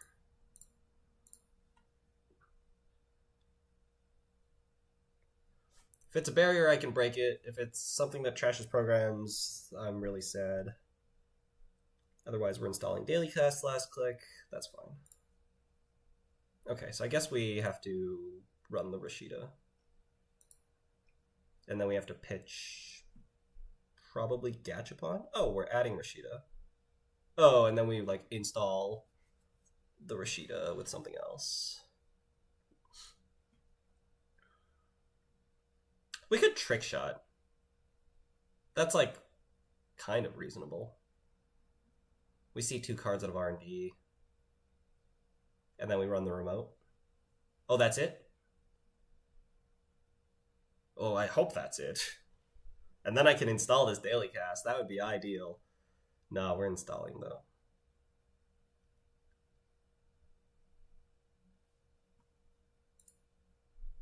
It's Rashida.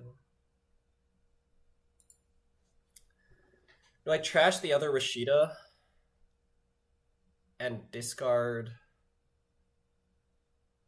Oh man, we could trash the other Rashida and discard Gachapon because we're gonna fight. We have 2 more Gachapons. But Gachapon's good. But Gachapon's not necessary here. Yeah, okay. This also could be something else. Yeah. Fine. That's fine. Yeah, well, we could have taken the risk and not ran it. But like, if it is Rashida, then we are quite sad.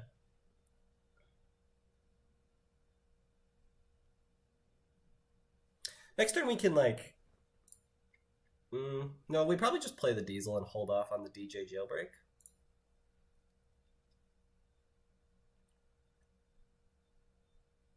But DJ Jailbreak should get us an agenda or 2. at the rate that this game is going, because they're drawing a lot of cards.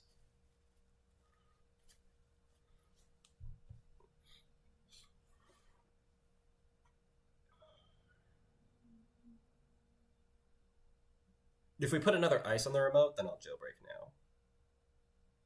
Okay. We could see 2 out of HQ here.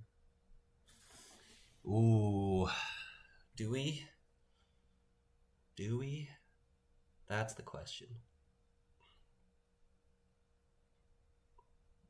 And we're playing the hedge fund. Oh, that's so tempting. I think I'm supposed to do it, because we can install the cast of the pantograph too.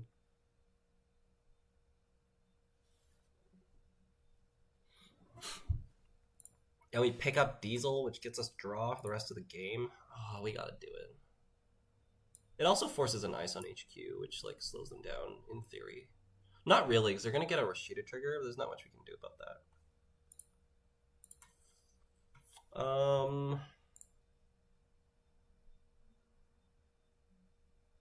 Yeah, okay. So we go boom boom, and we can steal Ikawa Project. We can steal a different agenda and Panto the daily cast. Okay, let's get Steve. Let's jailbreak HQ.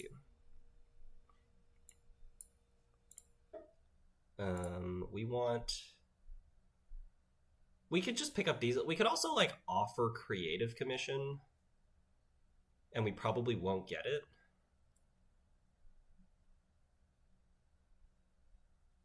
But we might.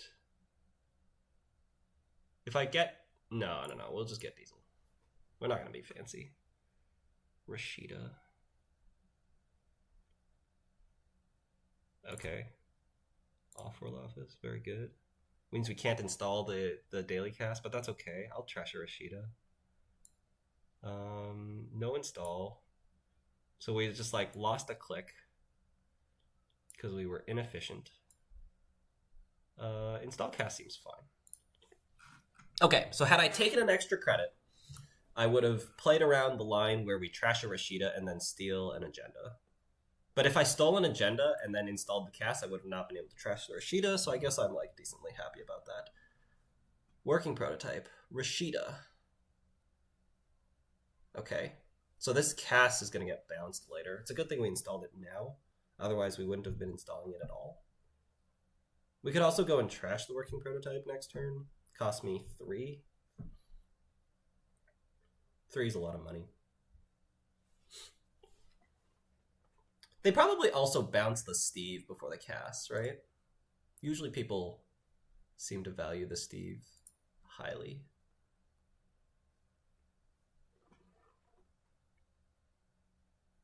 That's fine. Oh, we're bouncing now. Good play. All right. We're not installing resources this game. It's fine.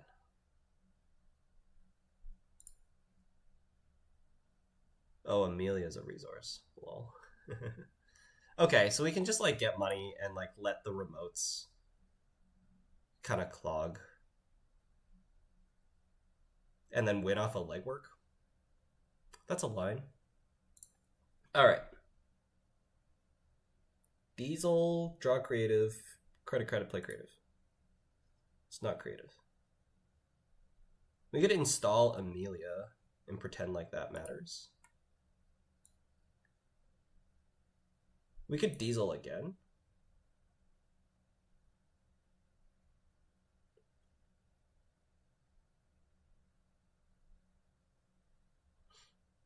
We could Diesel again.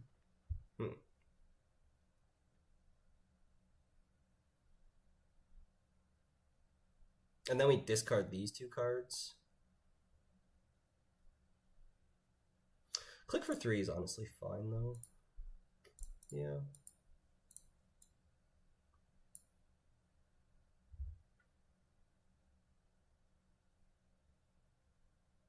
Okay, I think Amelia's not happening this game, unfortunately.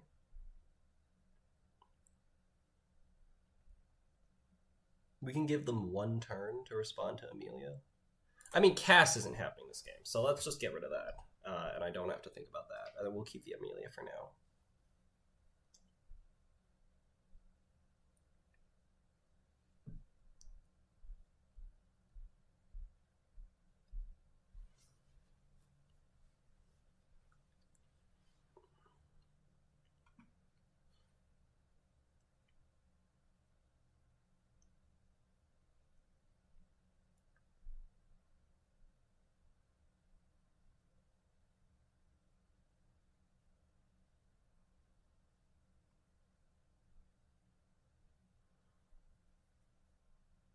Just go like Diesel, credit card, gamble. This could be an agenda that we're like hollow manning that I could try to contest, but like it kind of like we just get a Panto trigger and we don't have to check. Seems okay for now. I'm still like we're still playing a very credible like breakers and money situation. So we just like lost the Amelia trick because this is not going to work. Oh. Oh, really?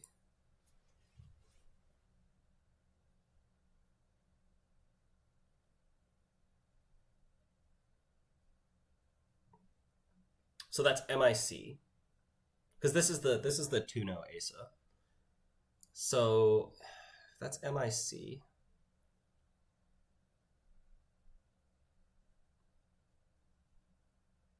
And it could be off-world. I don't see a reason why we're advancing it, because we can score anything with the Hollow Man. Unless our opponent is forgetting that they can move the Hollow Man, or we're just like trying to be click efficient. $3.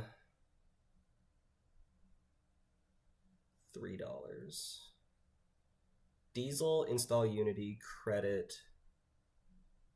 Diesel, install Unity, credit, trick shot is a line. Let's start with Diesel. Let's see if that's even a possibility.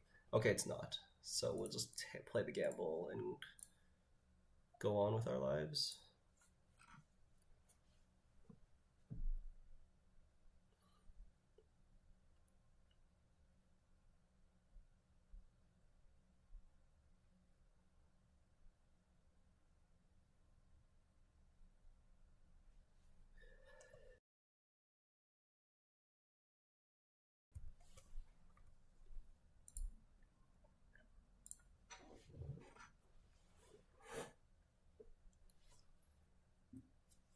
It is off-world.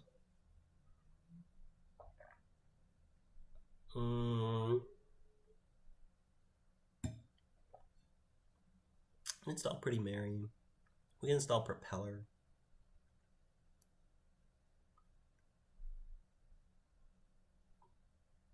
Let's install Pretty Mary. But we might run the remote. No, okay, let's install Propeller. Because if we find a Unity, then Unity boosts 1 credit for 3 strength, which will match the MIC that's on the remote.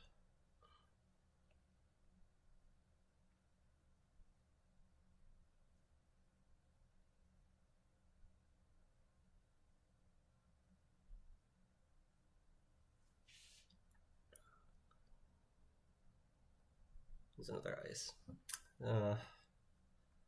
This is not good. Playing another fully up.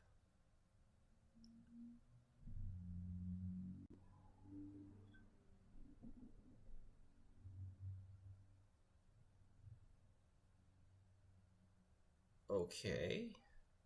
Why? There's a Spin Doctor in server 4? I hope it's Spin Doctor in server 4. We can still get like good central accesses here. We just gotta find an SMC.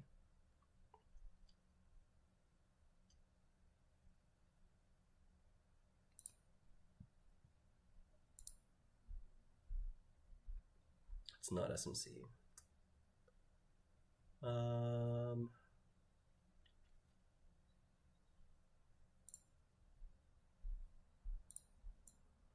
I mean, this seems okay. We can like poke HQ. We can break Drafter. Like, we can't break code gates, but our code gate is like Gatekeeper and Mick. Sure, that's fine. We'll break that. Hopefully we steal something here. Odds should be decent. Let's pick up Diesel.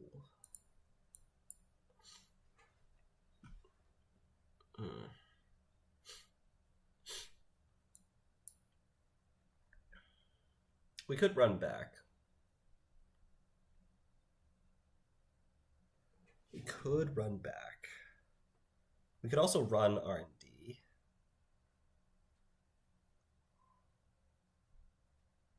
I don't mind running back in HQ, but we don't need to. If I Diesel, I have to discard 2. Amelia is one of them. Pretty Mary's probably good, but we could probably find another card to discard. Let's do it. Okay. Okay, so we've got Unity. We've got a breaker. We've got all our breakers. We got money in our hand.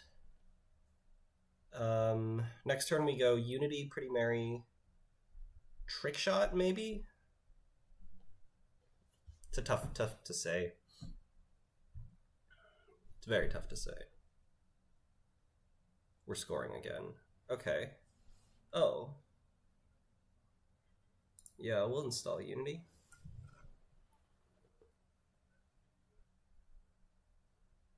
Ikawa in the remote is game, which forces us to play the Creative Commission. And then Trick Shot, and then we lose to MIC. The key to beating this deck, by the way, is you need to be running through the MIC before it's game point. So like our odds here are really bad to win this. Because now we need to pay a full 4 credits to break MIC. Yeah, this just looks like it's game. I can't do anything about it.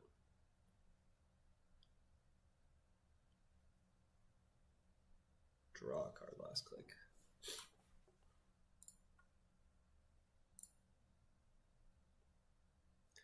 It just looks like it's game.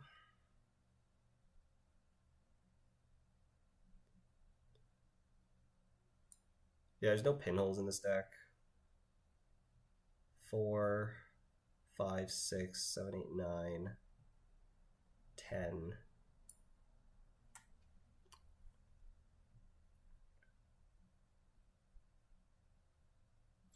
We can try to get central accesses. That's like the only thing I've got.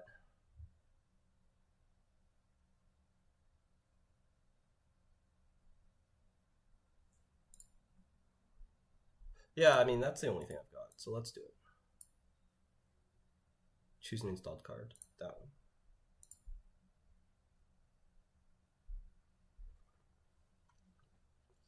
We just have to hope that this isn't game. That's the only line. It looks like it is, but we hope it's not. Okay. We can trash that. Wait. 4, 5, 6. We can force a... Sorry. Trash. And I've decided against it. Mind if I undo?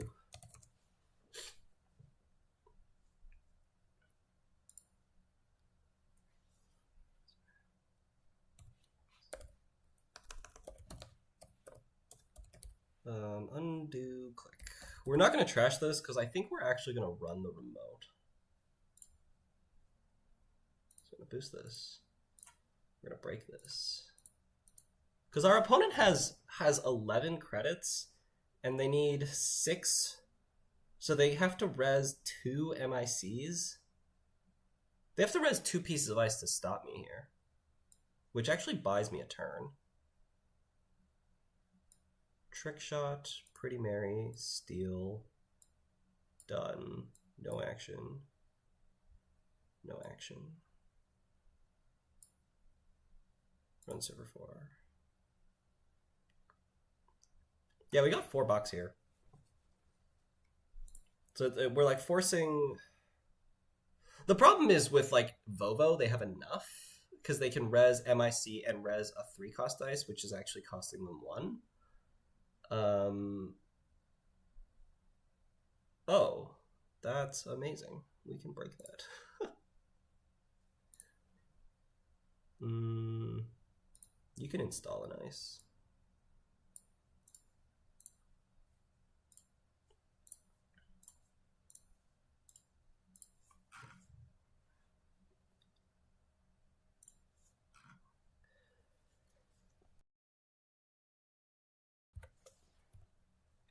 Money is the concern here. Installing ice, not an essential, is good for us. So if that's something our opponent wants to do, that's good. Gatekeeper cost me 1, 2, 3, 3-ish credits to break, 3 or 4, depending on how we're feeling. Probably 3, and then we can like. The problem is once we run into MIC, we're probably going to lose all our clicks, and I don't have enough clicks to play this creative. I would love to play this creative, and then next turn we start the turn with like the money from the creative and a trick shot in our hand, which is very good. We keep pressuring the money here because she needs 6 to score. That we can break for 3 credits and continue to the last ice, I think.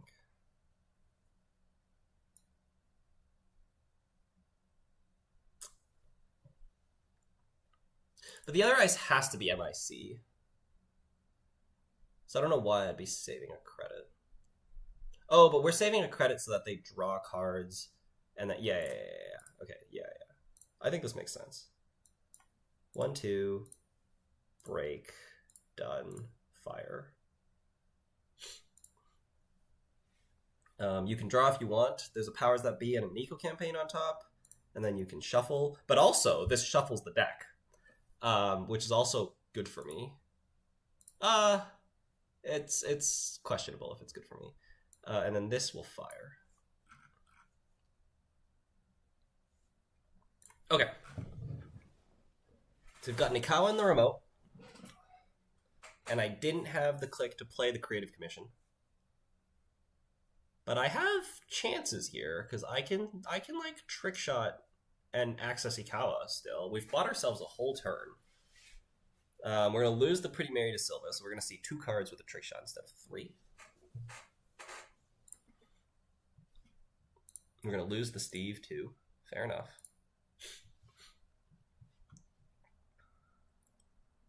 We don't have enough clicks. If I go take a credit, trick shot, is that enough to get in here? 1, 2. Okay, this cost me 1, 2, 3, 4, 5, 6, 7, maybe 8. And then it's $2 to steal Ikawa Project. So it's 9 or 10 credits. If we click for 2 credits and trick shot, we're gonna lose the last click off the MIC. Yeah, so this is not gonna do it. So we just have to top deck an agenda. We have to top deck 2 agendas.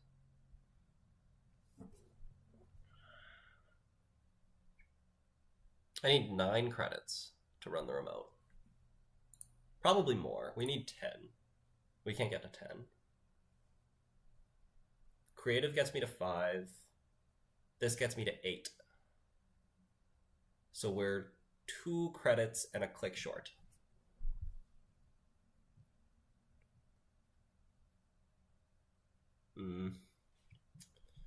Okay. Yeah, so this is just creative, trick shot, run R&D. I don't know if we need to play the creative, honestly. Because we will have $4. We basically have $2 to break R&D.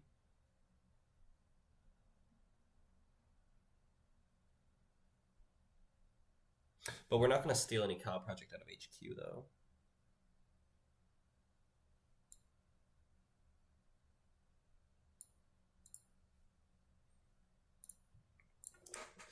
Yeah, this is the only line. Give me a Ikawa Project. Should we let them draw? I think we do.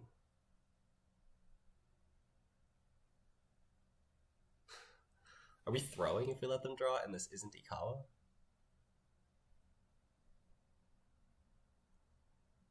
One, two, three, 4, 5. If I steal, thinking, okay.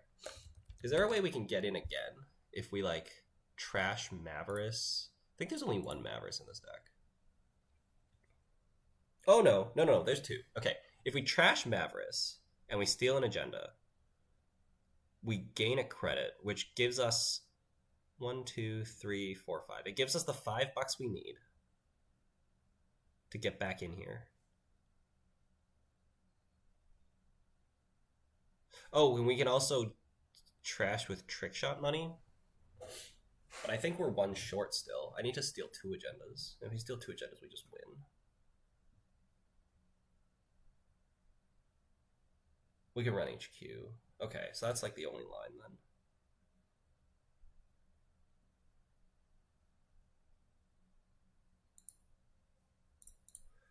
All right. Fire the first sub. You're going to draw cards, and I'm going to run HQ after. And if you don't draw, then I will have saved a credit.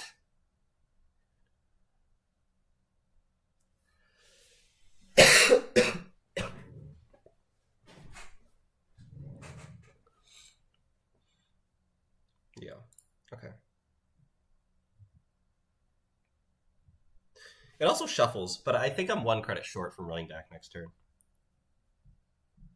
Because I pay 2 here to break the magnet, and then we go to 3 credits, and I need 5 to get in here. We're revealing Vitruvius? That can't be right.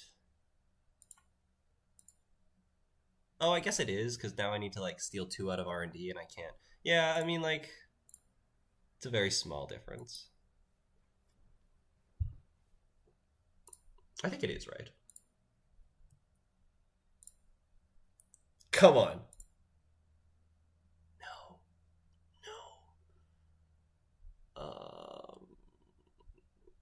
No. Okay, we have to trash this. No action. Does running somewhere gain me money? No, it doesn't.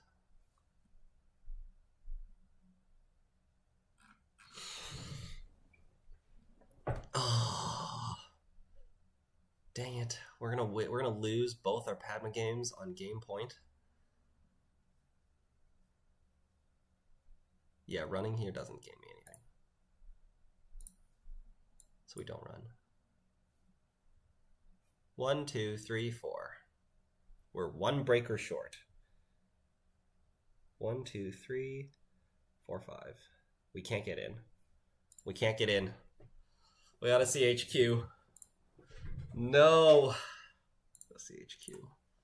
I don't think I have any odds here. Yeah. No. Oh man.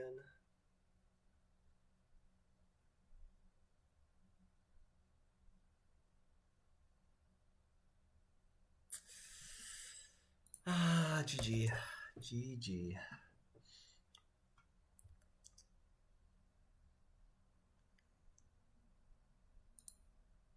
Man. That's so sad. We're so close, but we're not actually winning any games. We're so close.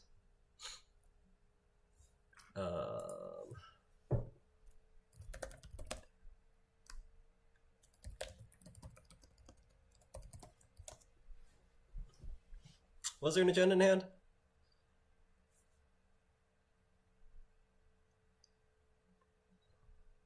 Not after the Vitruvius shuffle is the answer here.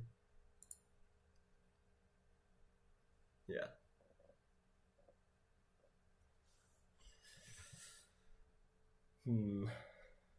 Yeah, I was slightly slow, just slightly slow, because the MIC.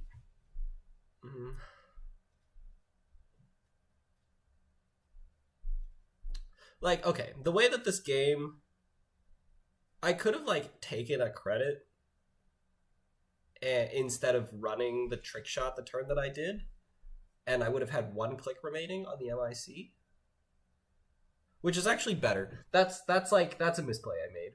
Is that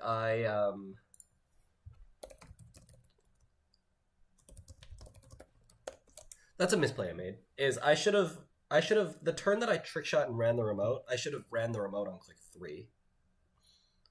And instead we went on click 2. So that was a misplay. I could have, like, we couldn't play the creative, but I could have... Oh no, that's not a misplay. Because otherwise we can just res the mic and pop it. And then we lose to the Ikawa score. No, so it wasn't a misplay. No, I played that. I played that the way I needed to. Yeah. I don't know. It's like we're losing games, but like I feel like we're playing well. We're finding a lot of good lines. It's fun. Chat, what thinks you?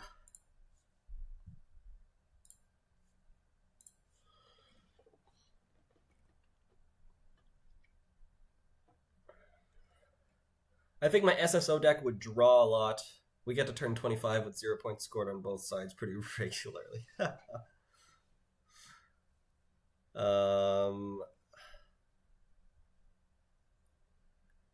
Fenris on OpenHQ is irresistible. Yeah. Yeah, the problem is like working prototype, just like bouncing your resources just like is a sad time. So installing the Fenris was like ultimately worth it because I think we triggered it twice. Prompted an ice on HQ, arguably.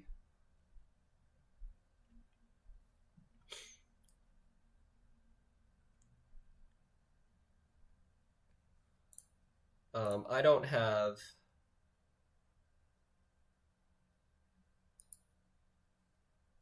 I don't know if I was like able to delete that chat. Yeah, I don't know. It's fine. It's a solicitor. It's fine. I think Sokka has no other mods. I don't have any mods yet. That's a thing I can set up. I don't know how I would set that up, and I probably don't stream regularly enough with enough people for that to be worth it. Hail Mary time, yeah. Why not trash the working prototypes? It's trashing the working prototype just opens the server for new cards. So it kind of like we can leave the working prototypes in there to prevent the corp from like installing different cards. It's a different battle. Like it becomes an econ battle. Whereas if I leave the working prototypes there, my concession is that I'm not going to install resources. Unless like that are bad into working prototype bounce. But if you trash the working prototype, you're spending money breaking the ice, trashing the working prototype, and then like more stuff gets in there, like the powers that be, Nico campaign, another copy of working prototype. The thing is like it's probably when you're playing most runner decks, you should go and trash them. This is just a unique case where basically I'm betting that I can set my stuff up without my resources and win by like getting central accesses and running your remote in an efficient way, which I was very close to being able to do. We were just like a couple clicks short. Yeah. Just a couple clicks short. Time to spam fake scam adverts. They came for the scam, but the bot stays with the Netrunner fundamentals. Yes. Mela, what was the tip to beat this deck? So, I can talk about this. What's the best way to talk about this? If I go on NetRunnerDB Go to deck lists.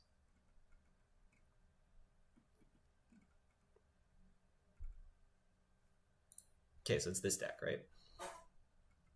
So this deck plays 3 MICs. So like the idea behind this deck. Hang on, let me check Discord, make sure I'm not missing anything.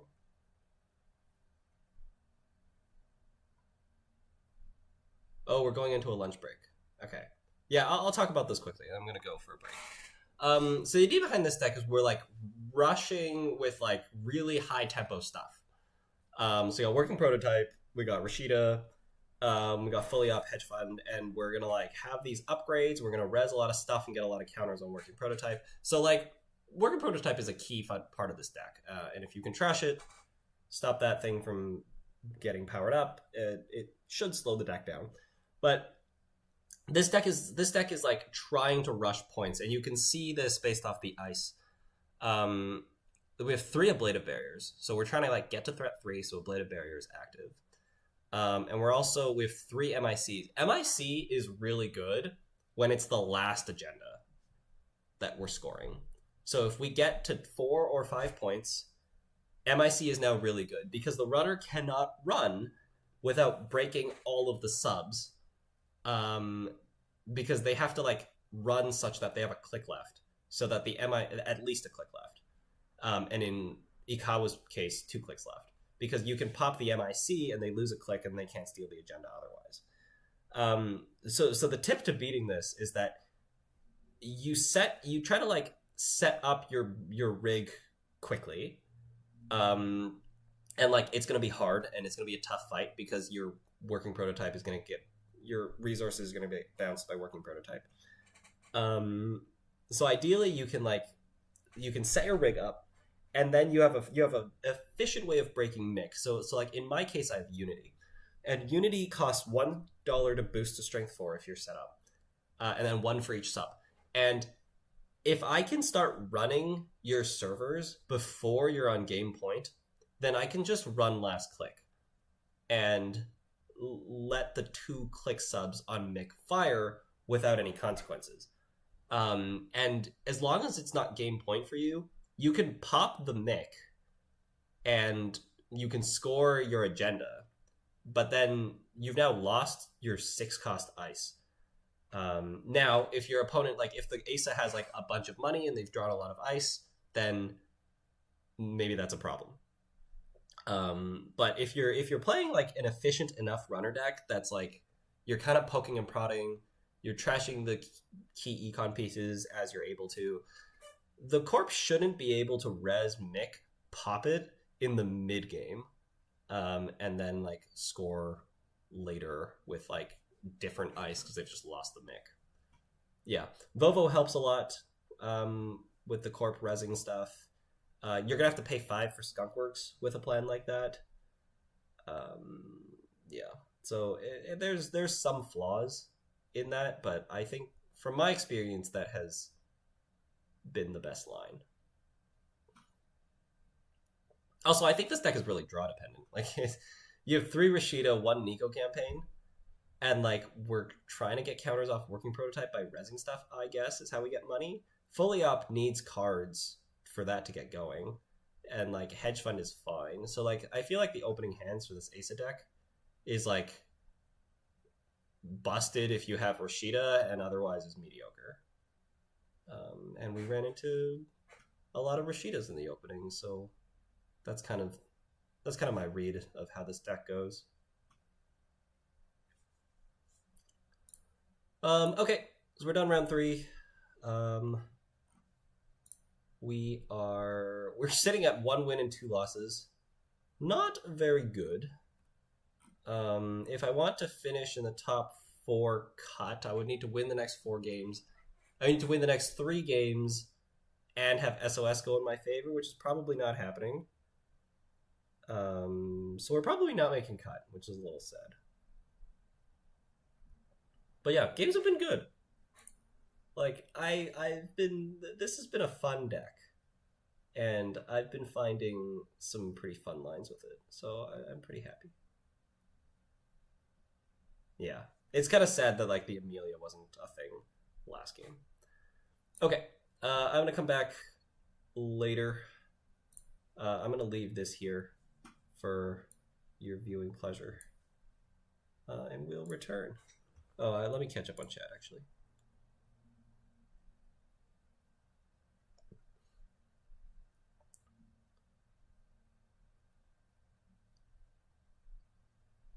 Seems like our line was to spend the extra credit on Gatekeeper to have a double steal option open.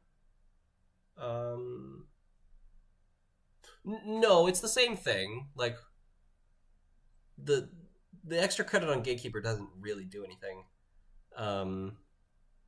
Like, you can theorize about what our opponent could have done. The worst thing that doing the Gatekeeper, like the worst thing that not paying for Gatekeeper could have resulted in is our opponent drawing Ikawa Project into hand, and then there's like no chance we access Ikawa out of R&D. But that's just odds. Like, it's the same odds because there's 17 cards in the deck. Regardless of how many cards they draw, we're still gonna see Ikawa Project an equal number of times. And what they did was they didn't draw any cards and they shuffled Vitruvius back. So really, not breaking Gatekeeper, it added a Vitruvius to the deck. Now, if the order of R&D was like Vitruvius, Spin Doctor, Ikawa Project, then like I guess we got wrecked. But like the chances of that are compensated enough by the fact that we could steal two 2-pointers, and the Vitruvius added in there increases those odds. Working prototype seems messed up. I agree. How to beat aces to win on centrals is just harder now because of trip and prototype. Yeah, exactly. Asa feels pretty porous once they have all their breakers. Yeah, it's true. It's true. They're just like preventing you from setting up with working prototype, which turns the game into a very like one-sided game, one way or another. Like, either I'm gonna like roll you over in the first 3 turns as Asa, or I'm not gonna open Rashida, and we're not gonna draw like enough econ, and you're gonna set up, and then now you can run all over me, and there's not much I can do about it. So it's a very one-sided game, no matter which way it goes. I feel there's not a lot of games where like in this game that we just played, like I was like pulling lines out of places that like you really shouldn't be able to pull. So like this was one of the games where Asa runs over the runner, and like I felt like I was like finding lines to keep myself just barely in it.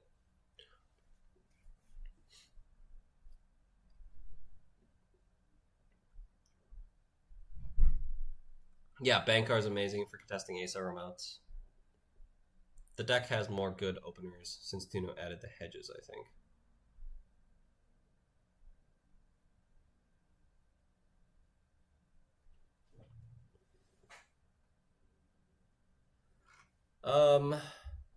What's the corp? We're playing NEH, which is the deck that we have won a game with so far, and the Padma has lost twice. But the Padma's been like it's been really close games. So like both the Padma games could have been a win if accesses go a little bit better for us. But we're playing. I mean, like we're playing working prototype NEH, and yeah, it's like I think compared to the Asa, this is a little bit more consistent because we have like other things that we have, like the ID draws us cards. We're not reliant on opening Rashida. Yeah, I think this is more consistent. The Asa has a higher ceiling because the ice is better. The MIC and the MIC is like pretty good, but I don't know. Like this is also pretty good. Like Bologna synergizes with Meston Chesfo, arguably. Like you don't yeah. Bologna synergizes with Meston Chesfo, and MIC synergizes with Ikawa Project. It's like kind of the same deck.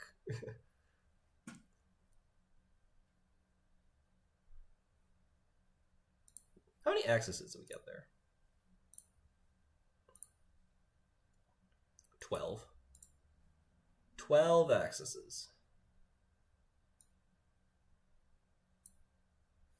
It's not bad. It's not great. It's not bad.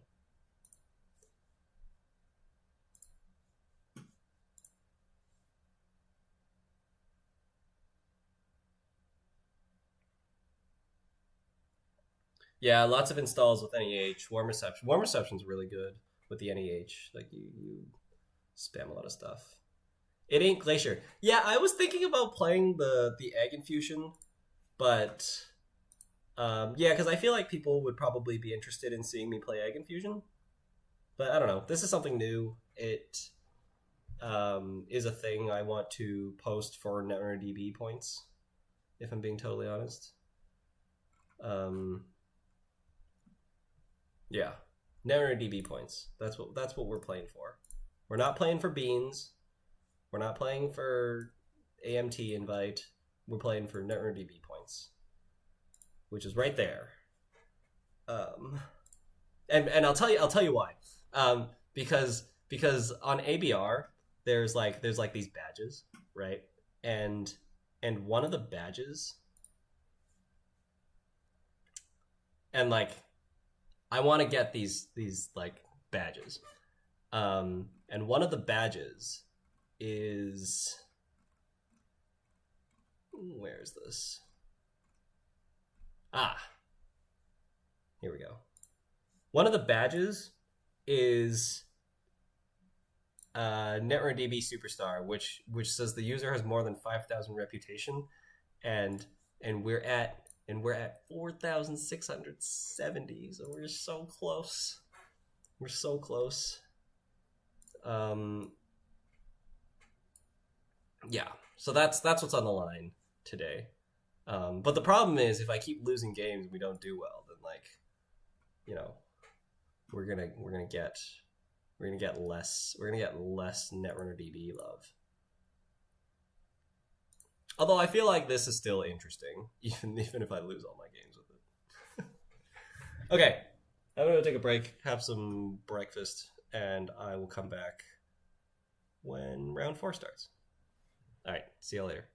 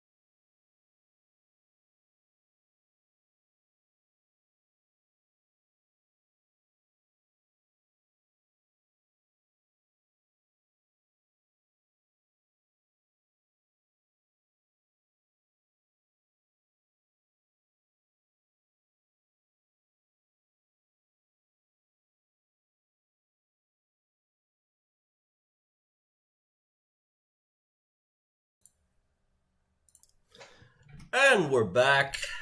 We got 5 minutes. Next round is paired. Next round we should be corping against Arissana. It's a good matchup for us.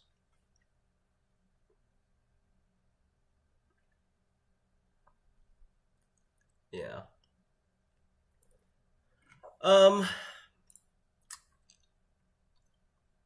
I need to complain, as we do sometimes around here.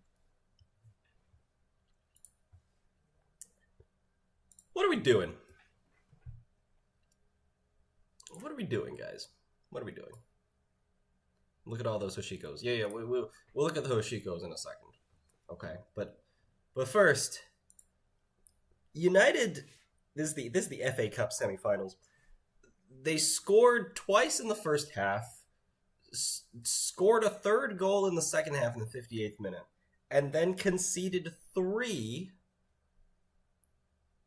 to then have the game be tied 3-3, and now they're in extra time.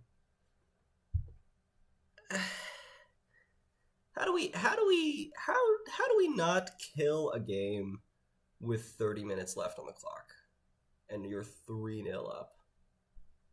How do we not kill that game? Man, that's so bad. So bad. So bad. So yeah. So now they're in extra time. It's 3-3. And who knows what's gonna happen. Yeah. But of course, like, the winner of this game plays Manchester City in the finals. So like the winner of this game is probably gonna lose to Manchester City in the finals. But like, you know, we can all dream a little bit. Dreams is all Man U fans have these days. Soccer like soccer. Yeah, you do. I got injured in March, and then we've like the season has kind of ended anyways right now, so we haven't played in a while. Miss playing. And like I'm gonna go I guess I haven't told people like my stream this. But I should go make the game, hey. I'm gonna go to Thailand next month, and then I'm gonna come back to work a summer job as like a law student summer job, starting on the last week of May. So there's like gonna be no soccer for the next 4 months basically, because we're gonna be in Thailand in May and we're gonna be in Nanaimo from end of May till the end of August. We're on table 12. Table 12. But yeah, so we're paying attention to this. If Coventry scores, I won't even be that surprised. Yeah. That's that. Let's close that. Oh, actually, we can keep that open. Okay.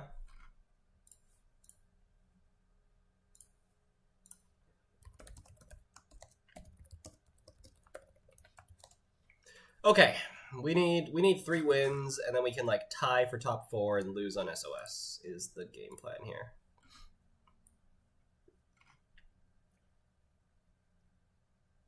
Oh, that's the game plan. Look at all those Hoshikos. Oh, right. I was supposed to look at the Hoshikos. We have a lot of Hoshikos. That's true. We do have a lot of Hoshikos. How many people are playing Padma? That's the real question. Is it 1? It's 1. It's 1 Padma. That's so sad. We really should have another win from those 2 games.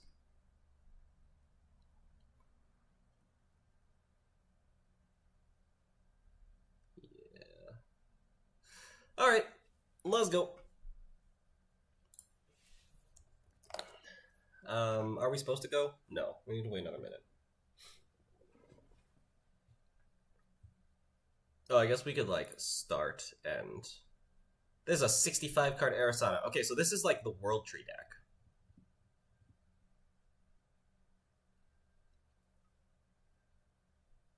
Yeah, and this is a good hand. So we keep that hand. Then we go Rashida, Warm Reception, AR Enhanced Security. And then we fire this, we install another thing with the Warm Reception, and we score the Ares. Maybe we don't Rashida, and we just Federal? Alright.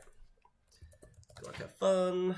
We're going to have our Corp deck list is going to get pulled up. We're going to move ourselves here. We need to zoom in and we need to zoom out. There we go. All right. Here we go, folks.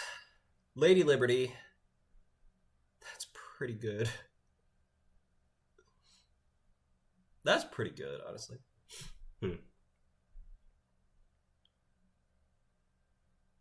I think we need the Rashida, though, right? If we install 3 cards and go to 4...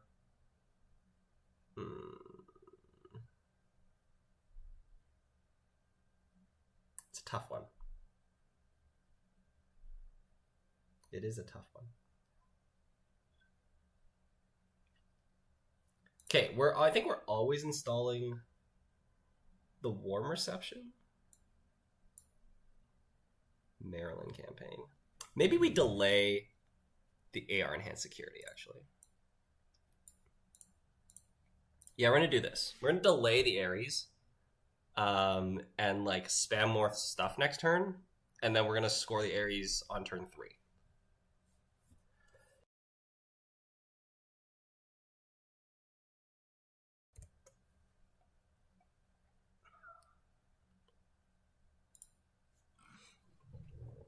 Diesel, Gamble, install Coalescence, run HQ. We got a 1 in 4 on this Ares. Don't steal it, please.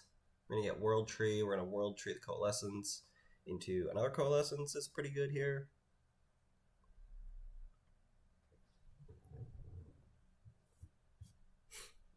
Federal fundraising from HQ. Good. Parisha. Not good. Res this, res this, res this. Okay, so we're going to fire the Rashida first, and then we're going to fire the Warm Reception to install the Lady Liberty. Choose another card to de-res. No, thank you. Maryland is good. Tiered Subscription is good.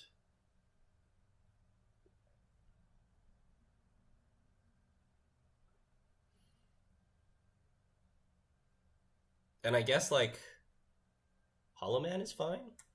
Yeah. We could ice the Lady Liberty, but I feel like we don't need to.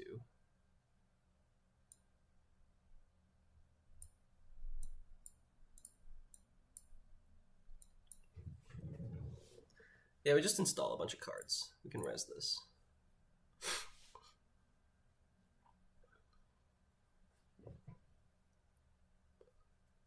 Running, giving me $1. Trashing the Warm Reception. We're going to get a Lily Pad. Very good. We're going to res both of these. Hollow Man is going to be on the board. We're doing good. Doing good. Boom. Boom. Start turn. We don't need to oppo. Let's just get the Ares scored. Lady Liberty is such a stupid card.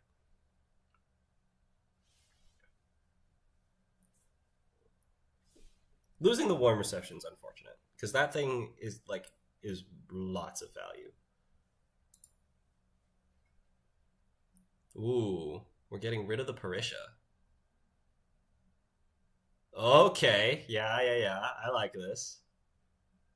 Oh, Nabil was on top too. All right. Fair enough.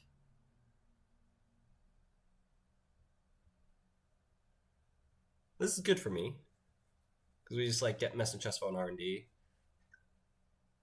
and maybe we even advance it. We probably don't advance it, because that kind of gives away what the ice is. There's a lot of value in that. We could also just install Hydra on R&D. But Hydra gets entanglered. We don't want to get entanglered. Ooh. Okay.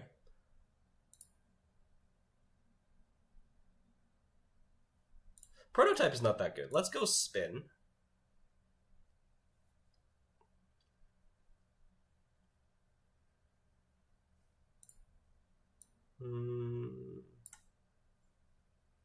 We can go spin again.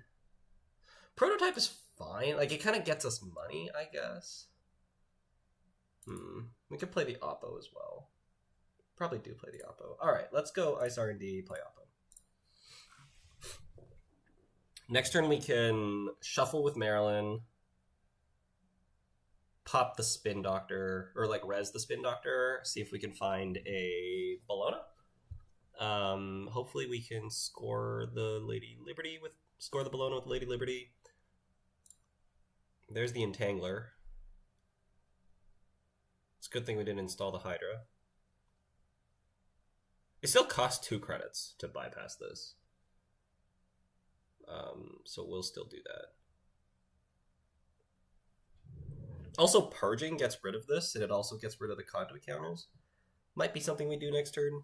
Don't love it, but it might be something we do.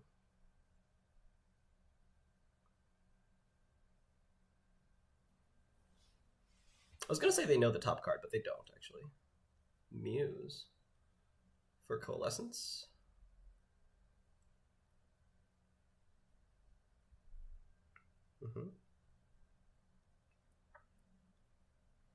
I'm going to run here, pay 2. We're going to get a World Tree trigger. It's a pretty good run for them. If they don't run, we'll purge, for sure. Unless we draw Bologna, then we have a decision to make. Okay. We'll res that. You pay 2 to bypass it. We're not going to res anything else. You're going to see 3 cards. Can't steal Bologna. There's 2 Beals, 1 Headline, 2 AR Enhanced Securities. Okay. We also don't have a Mani. A Mani would be good here.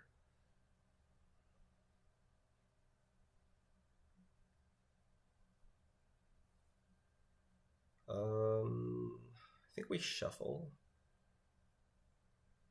Yeah, I think we want to draw. I don't know. Let's Marilyn. Okay. That doesn't really help. If I purge, it's kind of fine. I wish. I wish.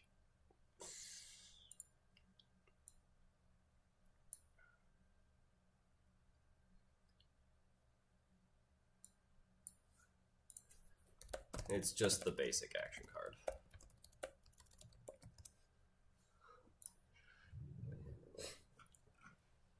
That's such a slow turn, but I think it's a turn we have to take.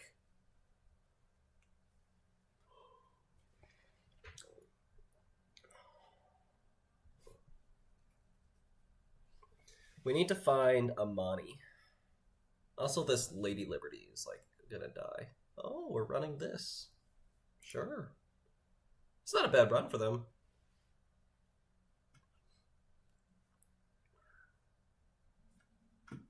Yeah, not finding a Amani. Like, the Amani, like, bounces World Tree too, so we're like...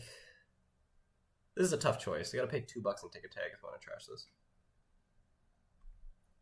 Really need a Amani.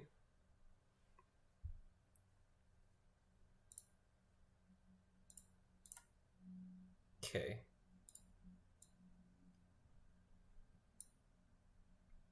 Okay.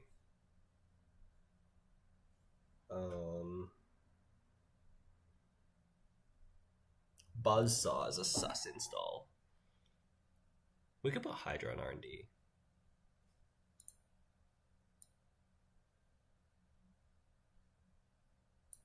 It suggests that they're willing to pay 4 credits to see a card out of R&D, which I am a little bit scared of. But I don't know exactly which direction this game's going to go. But there's a conduit on the board, so it's like, surely it goes in that direction. Yeah, let's put the Hydra in R&D. It's a big committal. It's a very committal install. But if it fires, then it's like, then it's good, and then we don't have to like worry about babysitting this Messna Chespo.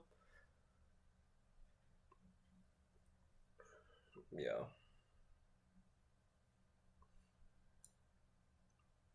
That's fine. Yep.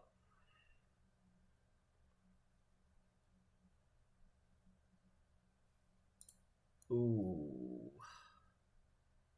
Now we can reinstall this Entangler. Don't like that.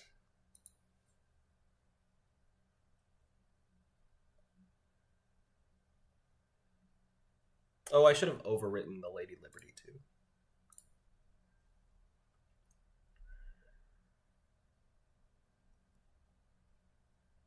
I could delay this res, and then we can't. Then we have to lose a program to the simul chip. But they get to run twice.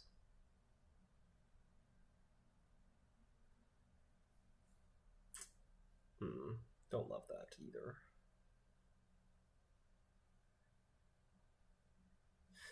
I think we have to delay this res. That's not good.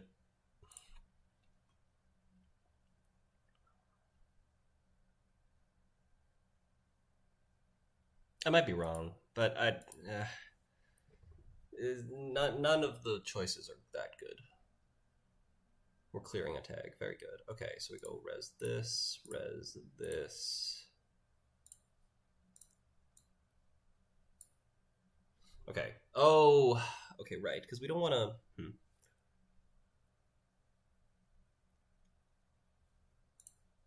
Okay, so we start with this. We drew another Maryland.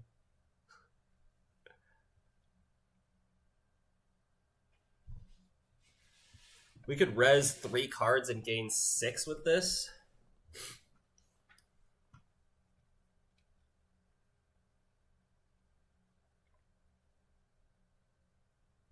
I think we do, because then next turn we have to purge, right? Yeah, so we like install this on server 4. And then we gotta res 3 cards. And we don't want to res the spin. So we just go res this, res this, res this. Gain 6, yeah. Boom, boom, boom. Gain 6. So now we're at 10 and we have 3 Marylands ticking, which means we can res the Hydra and purge and have the Marylands be ticking next turn.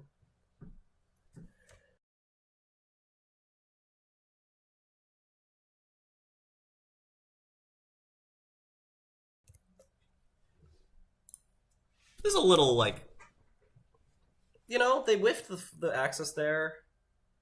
That's very good. They're not running. It's very disciplined not to run there.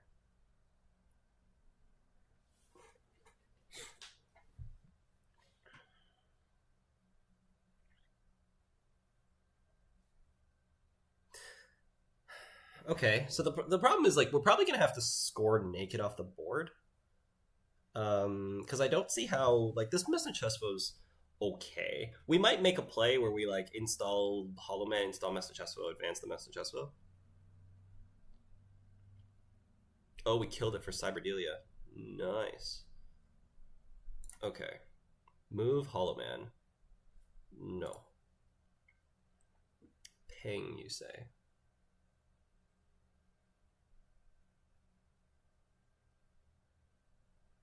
Yeah, we could like pretend. We could play pretend. Do we play pretend? Let's install ping and see what happens. Okay, working prototype.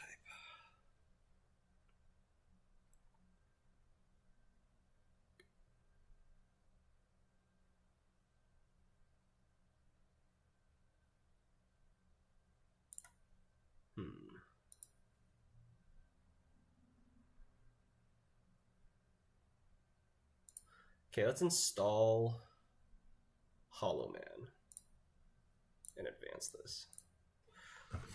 We have to turtle a little bit because we're like not drawing agendas. If I drew an agenda there, we can jam it. But like, hopefully we can find an Amani first. Their money's hurting. They're running this. That makes sense. So we res ping. This looks like an agenda, right? We could have installed the other working prototype, but this seems unnecessary at this point. We got 3 Maryland's ticket. We got 1 working prototype on the board. They're going to run somewhere, get a successful run, get a barrier breaker, and run back, hopefully. It's a very appealing line. They like turn the conduit into a cleaver, break the ping with the cleaver, get $1 back with the Cyberdelia. Oh, we have overclock. Oh, we're going to Arissana? Sure. To install Muse, to install Entangler. Okay, yeah, that's great. Very good, very good. Very good. Very, very good. Cleaver. Yeah, but we can't break a sentry, you see. So now we run the remote. Yeah. And we break this, and then we run R&D after. Because we see that it's not an agenda. And we're also not going to trash it, because we take a tag off the air enhanced security, and I already have one. Ooh, we're not running R&D. Okay, so now we can double Hollow Man. Which I guess we do. So we'll move that there. We found a headline.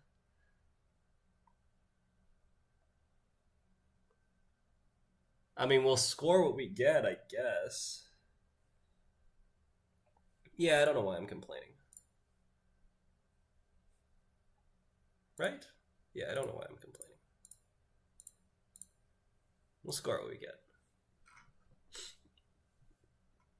Especially before there's any, like, clot threat. But I don't know if this deck plays clot or not. Purging is also a line.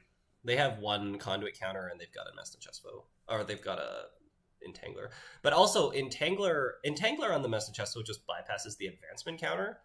But they pay $2 instead of paying 1 with Buzzsaw. So they're paying $1 extra rather than... They're paying 2 instead of paying 4. But I don't have to re-advance the Mesta Chestfo, which seems really good for me. They're putting a Cubon on here. They don't have MU. They have to trash both Hollowmans. We can spin them back. Oh, actually, they don't have... Oh, they do have the money. No, wait, they don't have the money. What does this run? They're just gaining 2 credits. That's fine. I'll kill it with the Mesta Chestfo. Is fine. We're not installing Cubon. Why are we running this remote?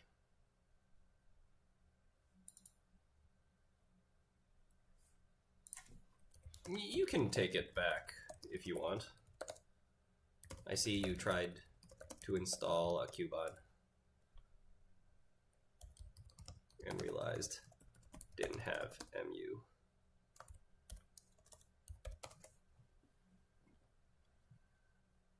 Yeah. Like that's open information. You can take that back. That's fine.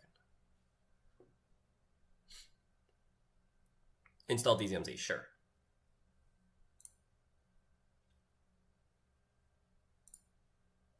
So now this is click gain 2 credits. It's fine. We will, I think I'll overwrite that. I think I will overwrite that. Oh, unless we kill the Cubon for me? Yeah, okay. For a coalescence. Yeah.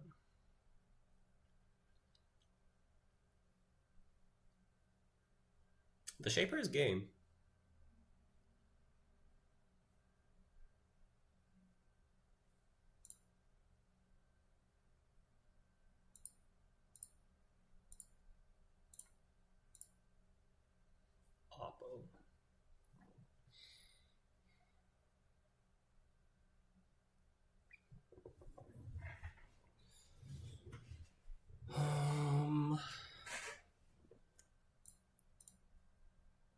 Another Hollow Man.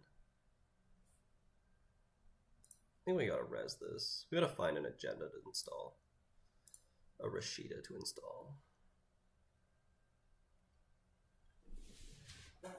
I don't like this board state. It's not good.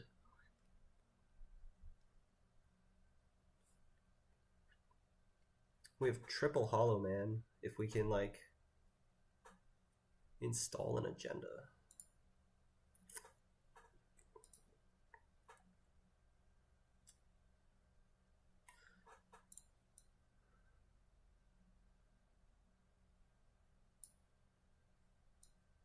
We need the Lady Liberty back.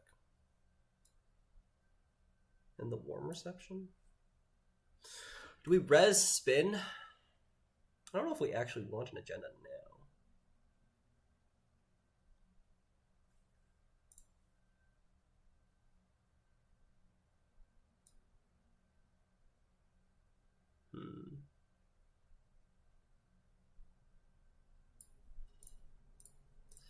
Okay, we just install cards.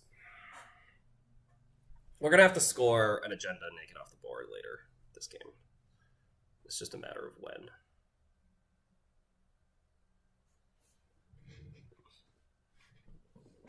The Ari's getting their board set up. It's really bad. Like we can't really just sit here and wait. Also, this is gaining them a credit now, which is okay. It's the same thing as clicking for a credit.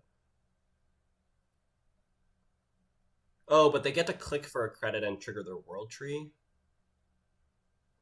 Fair enough. Yeah, we're so slow. Like, no Amani, like, weren't able to push at the time that we were supposed to. Our window's kind of closing now. Yeah, we played the sure gamble too. Jeez. Okay, we just have to install 4 next turn. We will shuffle the Maryland's back. There's no agendas? What is that? How is there no agenda? Oh my god. Thank you. Install. Do we just install 4? I feel like we do. There's no Amani either. But we have Oppo as a follow-up. Which is kind of a thing. Okay, we don't need ping, we don't need this, we don't need this. Oppo? We'll keep the Oppo. Maybe we keep the ping. We don't need this. Let's do it like that.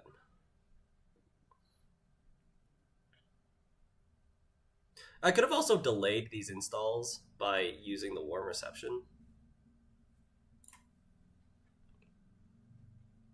I don't know. Maybe Naked Balloon is a little too obvious. But I think we need to make a play, because otherwise they're going to like run R&D, right? So this seems okay. So we're good. Okay, so we got like Oppo research. No Amani sucks.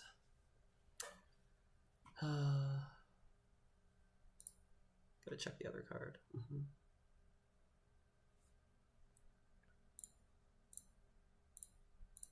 Okay.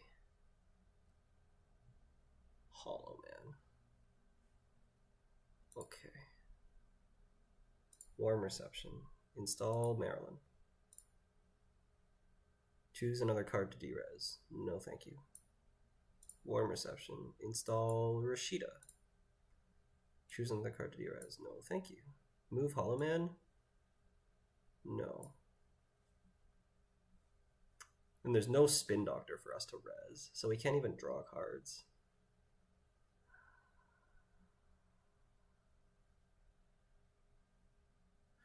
Okay, we can install Maryland in server 12, install ping on top. So we go boom, boom, and then Oppo. Don't like this.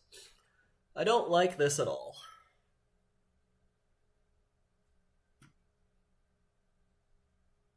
But we can theoretically win with shipment from Vlad. Also, if I had an agenda, it would be on the board there. So it's a good thing that I didn't draw an agenda.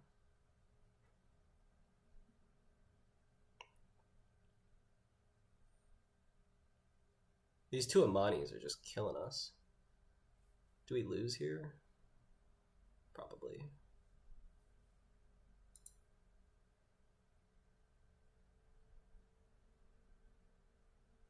I get $5. Oh, and then they can't get through the Mesnachesvo. Wait, no, this actually just ends the run. 3, 4... Yeah, this actually just ends the run. Okay. Oh, no, because they have Cyberdelia. Oh, no, but they can't break all of it. That's amazing. Okay. Simulchip, Earthrise, SMC. Excellent. We're maybe possibly in this game. We're running the Rashida again? Didn't we already run that? We want to trash the Rashida now? It's possible that they change their mind now that the Hydra's res and they run the Rashida now. So that one is not available for take back.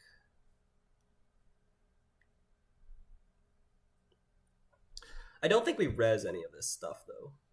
We just res the Rashida. We don't want to show the Marylands because none of this actually matters now, right? The Marylands don't matter. We're just like, it's just like garbage we're installing.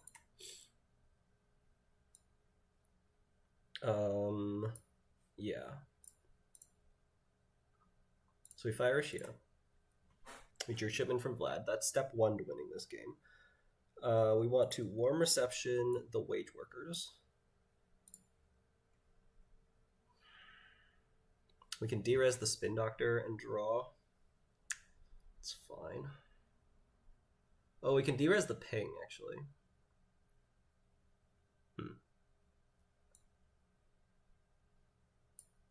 Okay, let's de-res the spin. I probably should have de-res the spin last turn. Yeah, I think I missed that, hey? I missed the de-res spin last turn. Hollow Man is not moving. And we're going to install...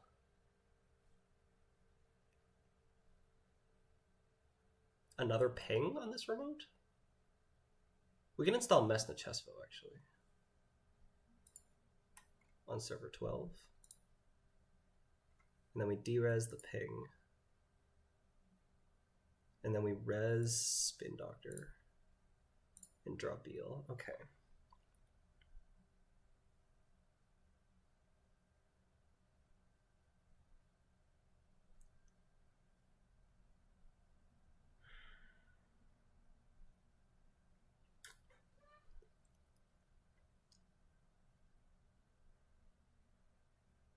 Oh, we just Hollow Man that for 2 points and call it a day?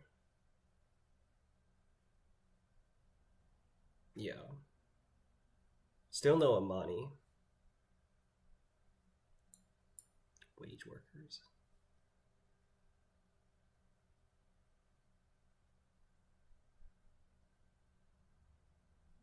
We could install 3 cards and then shipment.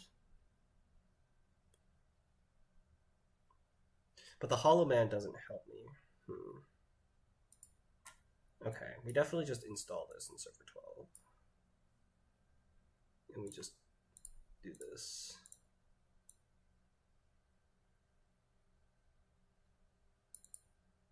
We can shipment from Vlad now. What does that do me? 4, 5, 6, 2, 3, 4. We're 1 advancement token short.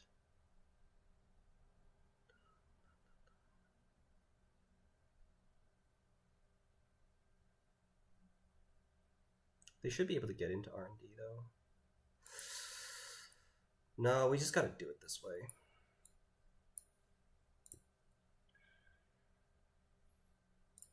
I think that's what we have to do. Like,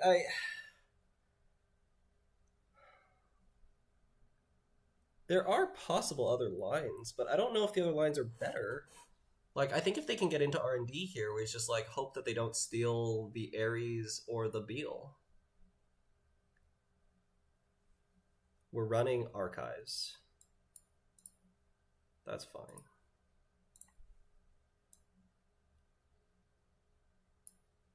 Declines to use World Tree. That's good. Okay. So we should win.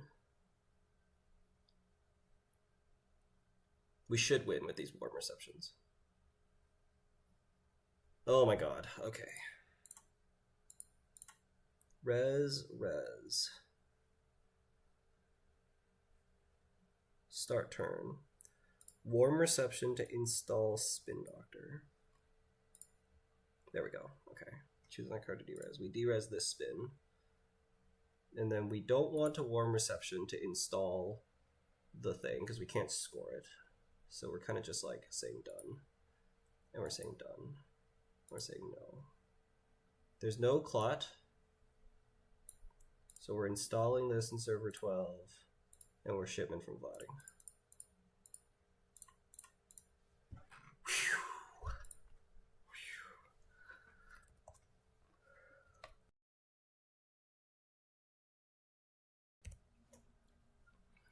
Jeez.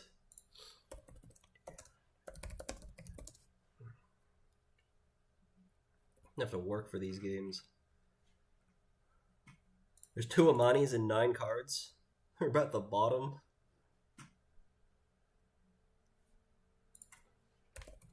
Yeah, the Hydra was huge. The Hydra was a game-winning. Absolutely game-winning.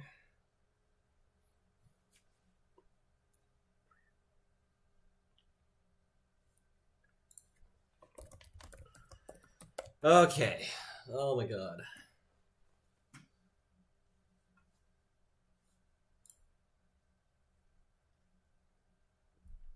Alright. I'm going to dip out there. We're going to report this, and I'm going to come and catch up on chat. What have we missed?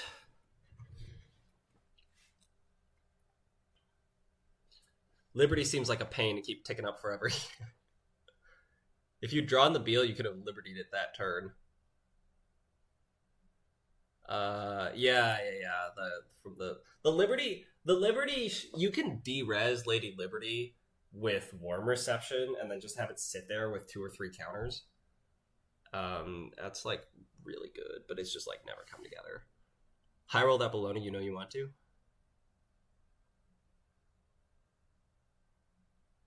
Oh, was that? Does high rolling the Bologna mean installing it naked? Because, like, I think that was just the best line. Because we're not really, like, putting it behind ice. So, it kind of, like, makes them run through ice.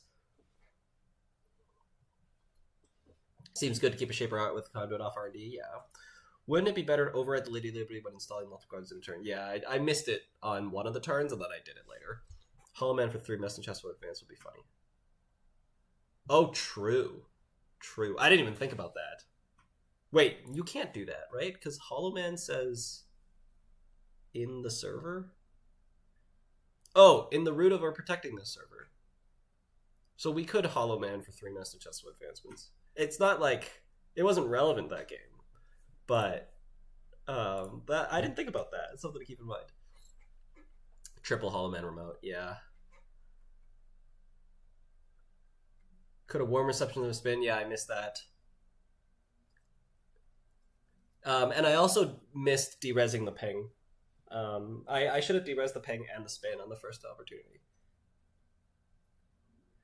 If we make the Beal a 5-3, then drawing the last AR wins. That's true.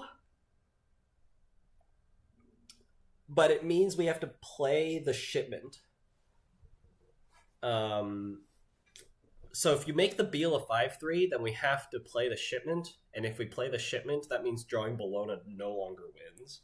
Because drawing Bologna doesn't... You can't fast advance a Bologna with Hollow Mans. You need an extra click for that.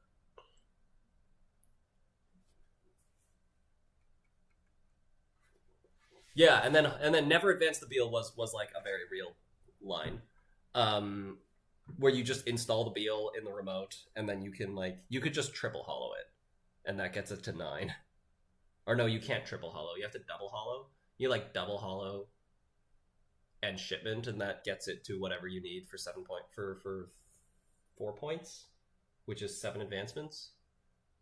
4, 5, 6, 7. Oh yeah, just like shipment and hollow is good enough. That was a possibility, but like I felt like we drew enough cards on the next turn that we can kind of just not have to take the risk because the runner could run the remote. They're just gonna like take a bunch of tags through pings, and they might have to pay 3 through the best of Chespo. But with they had like 5 credits and 2 Cyberdelias installed, so they could break all the ice and go broke if they really wanted to, and that was a line for them, which gets them in and steals them the Beal.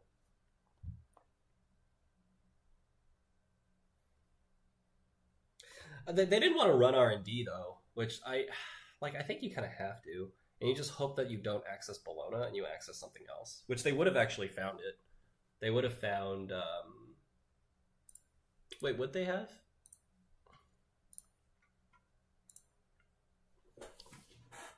On the last turn.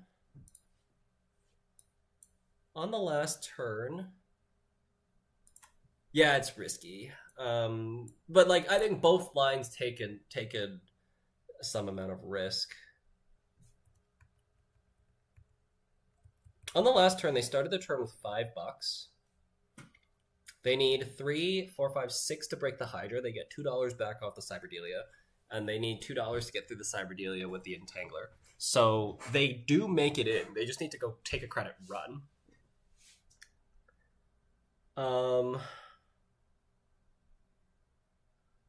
They just have to go take a credit run. They could World Tree for Coalescence. No, they can't, because all the Coalescences are gone. And all the Muses are gone. Okay, so there's no money. So they go take a credit run, and they see 2 cards. Is seeing 2 cards good enough, based off of the order of the deck? We Mando... Yeah, we drew Bologna. Oh, and then we Mandoed F2P. And then the next card was the...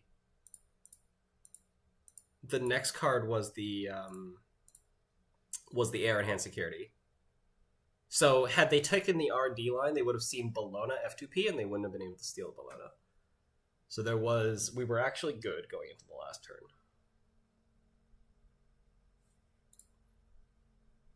That's given that I don't pop the Spin Doctor, though.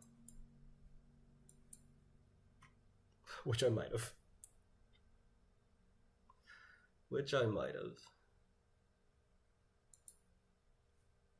Probably not. No, we actually might have popped the Spin Doctor. Because like, our opponent is broke, they can't run next turn, so even if I don't draw an agenda next turn, they're not going to find an agenda out of R&D next turn. So I have another whole turn to draw it. So I would have popped the Spin Doctor, and like, life would have changed. Okay. Man, I was sick the last week, and like, I'm kind of losing my voice.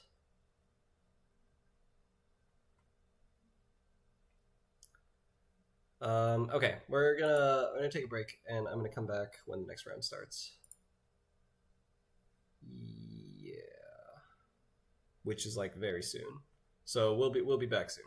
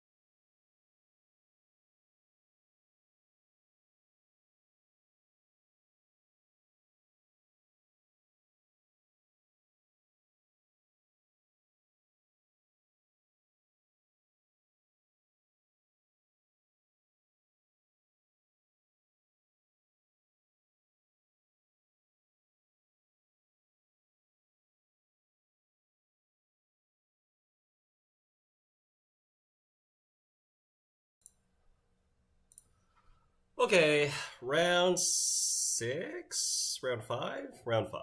Round 5. Round 5. We have Pearl playing a Teia, and I'm playing Padma. Let's go.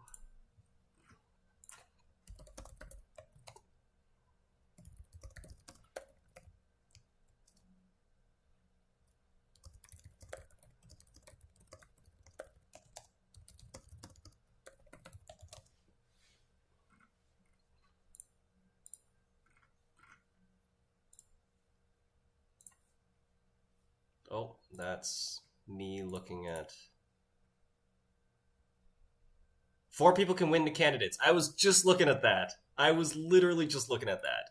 But first of all, Manchester United won on penalties by a score of 4-2, which is good, but it's like, oh my god, that's so unnecessary that we had to go all the way there. Okay, I'm not going to look at chat, but I am going to talk about the candidates. Because I am following that. This is a good hand. Yeah, this is a great hand. Okay, we're gonna full screen. Every day I get to play Netrunner is a good one. Love that.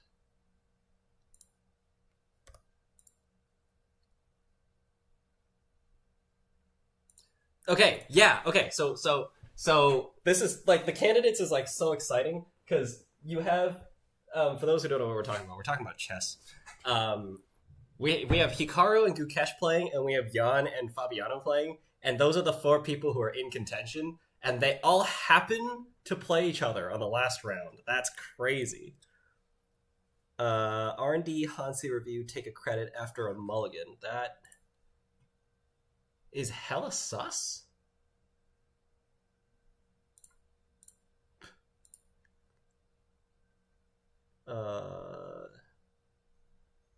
Sure. Let's just see cards. Oh, I don't want to trash that one. So then we have to like daily cast. You know what? YOLO. Okay. But we trashed the 2 good ones. You can have the Vovo. Don't care. There might have been a really sus turn 1, by the way. But I kind of think it's okay. We're kind of just like getting free singles. You know what? Let's do it. There's a chance we see a Vovo. Okay, so now we're gonna stop running. Credit cast is fine. So yeah, they're like kind of all playing for a win, and because in the candidates only first place matters and second place doesn't matter. So they're all trying to finish first place. Gukesh has a bit of a lead, so like a draw is kind of okay for him. It means he's guaranteed at least a tiebreaker game if Gukesh ties Hikaru. Yeah. It's an interesting one.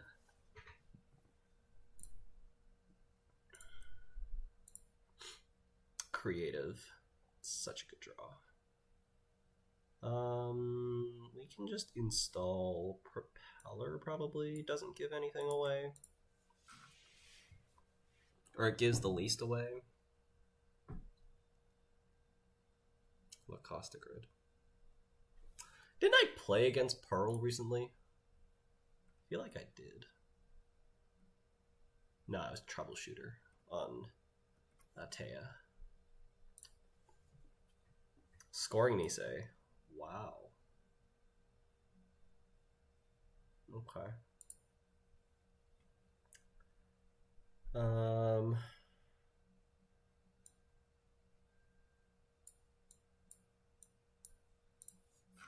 It's kind of fine.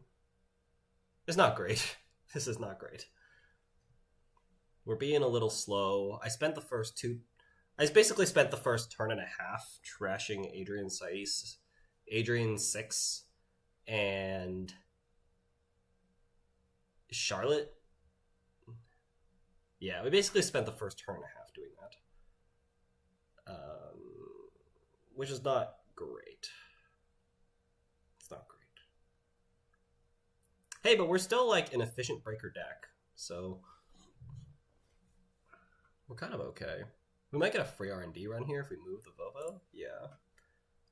Let's take it, I guess. Amelia, yeah, beautiful. Boom. Boom. Trick shot. Cruel? That's not cruel.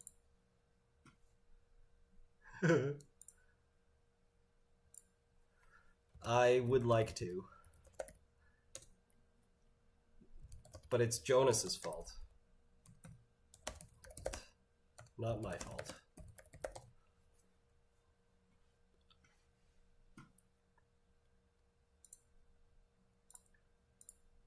Subliminal, magnet, subliminal. I'm not scared of server 1 here. I think we could run that. We could also just run the remote, like server 3. I don't think we're scared of server 1. Let's run server 1. We'll be a little greedy. Like, ice still costs money, right? There's no Anansi res here. We can break the first ice. And then figure it out from there. And if we can clear out this remote with the trick shot money, that's like insanely good. Holy crap. Okay, we might get in here. This is really good.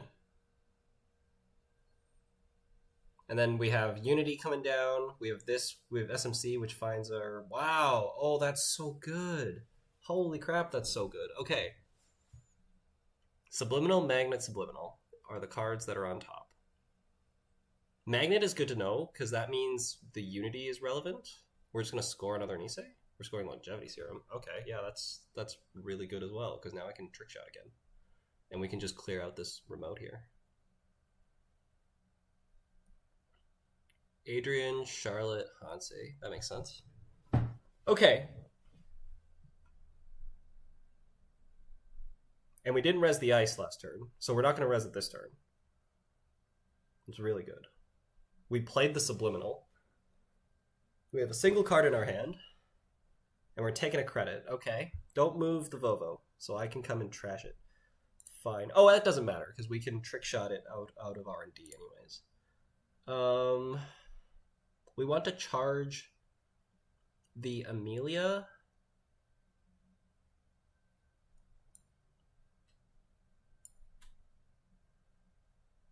Gachapon, hey?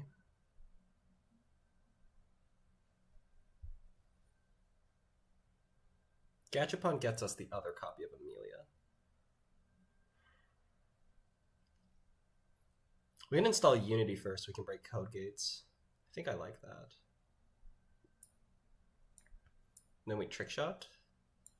Charge Amelia. And then we're going to get another counter on this. Oh. Damn it. I have to take a tag. Take 2 net damage. Let's just take 2 net damage. Sure. Nice. We kept the Gachapon. We lost the Pretty Mary to Silva, which was excellent. The Stone Ship is a little sad, but that's okay. This way we don't take a tag. Trick shot. Access an additional card. Diviner. Charlotte. Okay, we gotta write this down.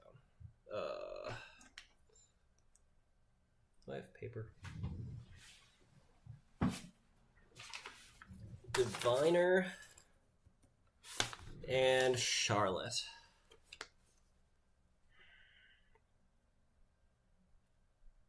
Do I pay 2 to trash Charlotte? Because I'm going to pay 2 to trash Vovo and pay 4 to trash Lacosta.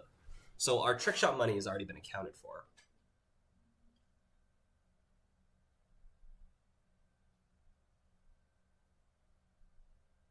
It seems kind of okay.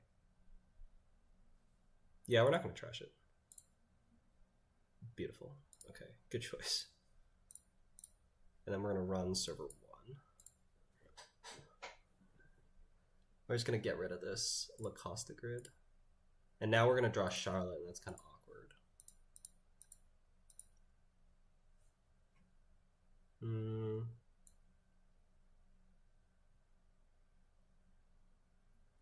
is, yeah. Okay, we'll install this. We don't have Pantograph yet. So there are cards in our deck that we don't want to remove.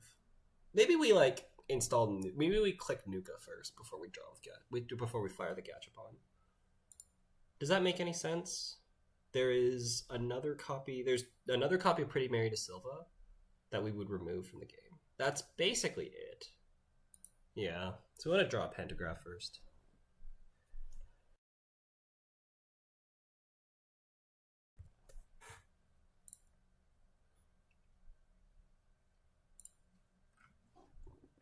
Credit. Credit. Oh, hedge fund. Yeah, we knew that. Fine. And they have a diviner in hand. Wait, we can make them lose all their money. Yes. That seems pretty good. We've got the Panto. So now we want to trigger the Gachapon.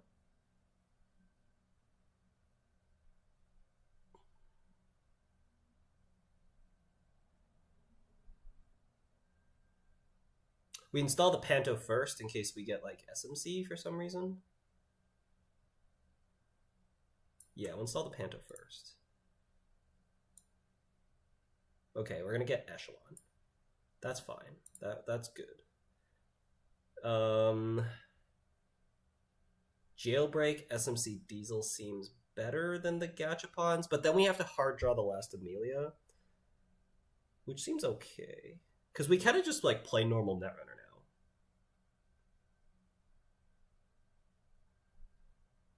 But maybe the Diesel isn't necessary. Yeah, the Diesel's not necessary. So we shuffle back one Gachapon. And then we play Diesel and install Daily Cast. Seems okay. Okay. Alright. Next turn we're installing another Daily Cast. We're running the Charlotte that they... Oh, there's Subliminal... Oh, that's fine. That's like... I'm spending a click to prevent them from gaining one. That's not worth it. Unless I want to check server 3. I don't know what that could be.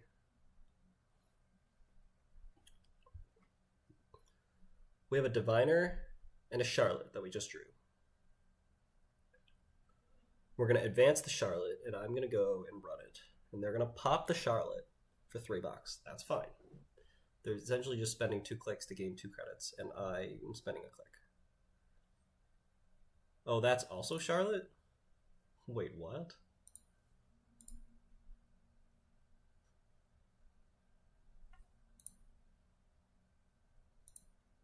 I'm confused. We're about to run into an Urtica Cipher. So be it. Okay. So there was just a Charlotte on the board and 2 more Charlottes coming up. We didn't shuffle, right? Let me double check that. I saw the cards. We went Credit Hedge Fund.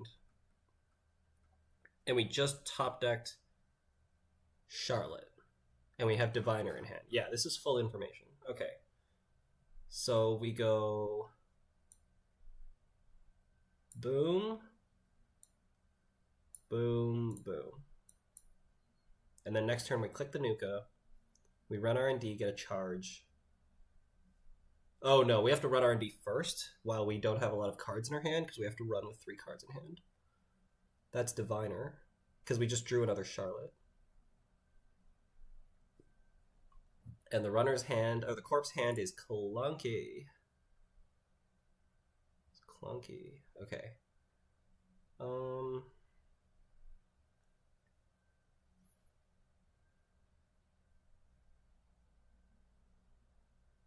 We could start by running the remote, just so I know. Because I have information about R&D. I don't have information about the remote. We take a credit first. No, because there's no Anansi. There's no... Yeah, okay. We can run the remote first. I do want to see the top card of R&D, because it's a fresh card. We're rezzing this?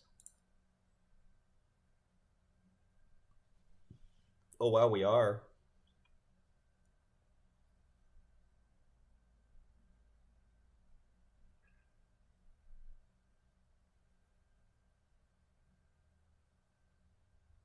Are these cards better than 3 credits? I don't think they are. Yeah, you can fire that. You've named event, right? These are not events. Alright.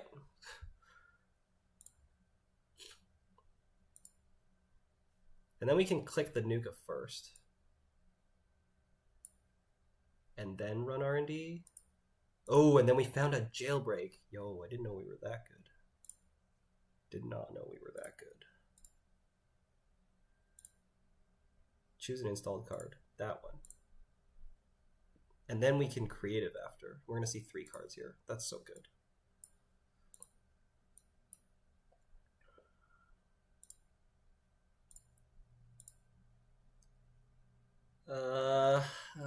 I can't trash that because then we can't play the creative.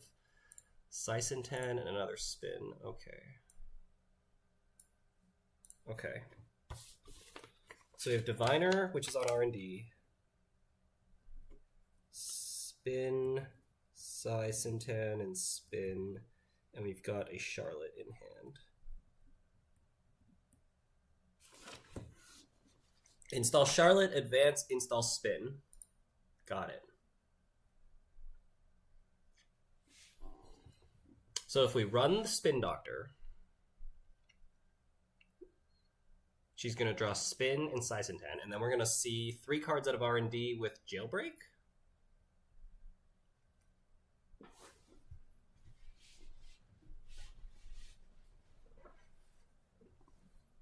Charlotte allows her to spend a click and a credit to gain 4. So spend a click for $3 and a card. Probably don't want that to happen. But it's costing me quite a bit to run that. If we draw 3, we go to 5 cards. We go run the spin, install the stone ship, jailbreak.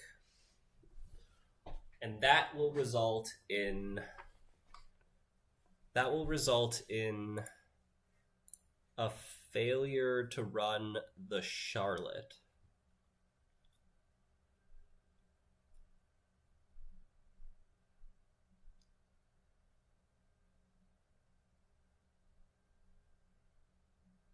But if I get Trick Shot, then we're like a god. Okay, let's get Trick Shot. Didn't get Trick Shot. We got Amelia, though. That's pretty good.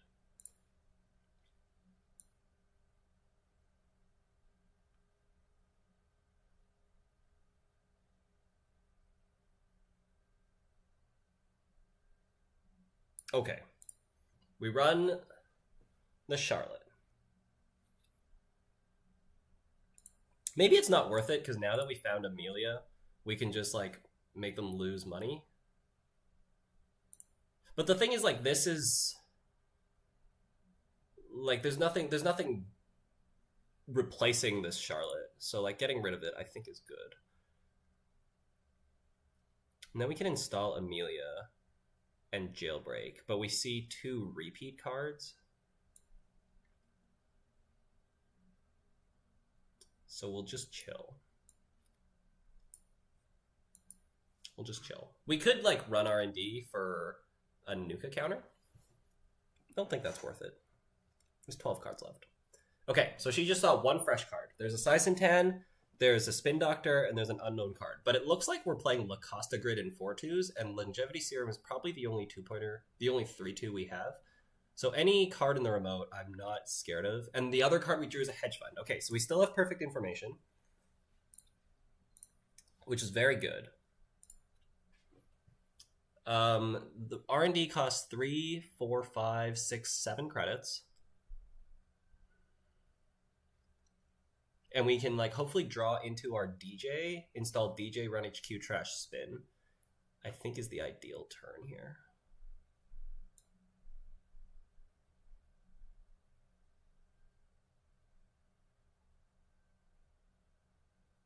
Yeah, let's jailbreak. We'll charge this. We're rezzing, which is good. That means they're going to, like, click up for credits, and, like, the Amelia is going to be really impactful later. R&D's pretty weak right now, Cost me 3, 4, 5, 6, 7, which is money that I can build up.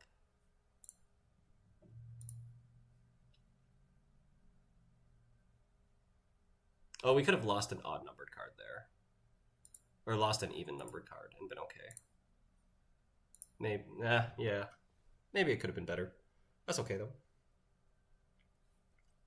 We're popping the Spin Doctor. That's good. That means I'm going to continue having perfect information about their draw. Charlotte Lacosta makes sense. Jailbreak. Is this an additional card? Trib, and Back Pro. Oh, no. Oh, dang it. I wanted to trash the Spin Doctor. Back Pro's so bad.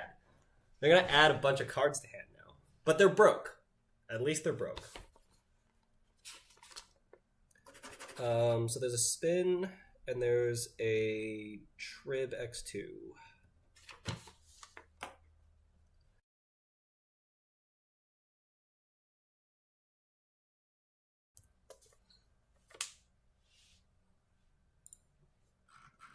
They're adding one card to hand. That's weird.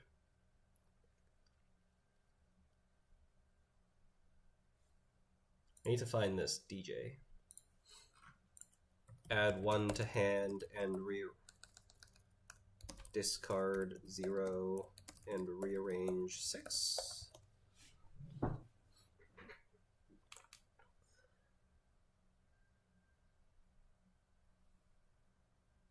Okay, so I think we don't care about this Spin Doctor anymore now. Because they already know the top 6 cards of the deck, so it's like...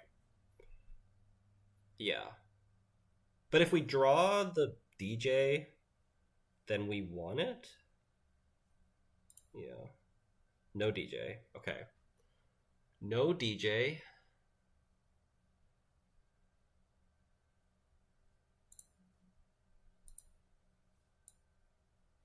So gamble Propeller is fine.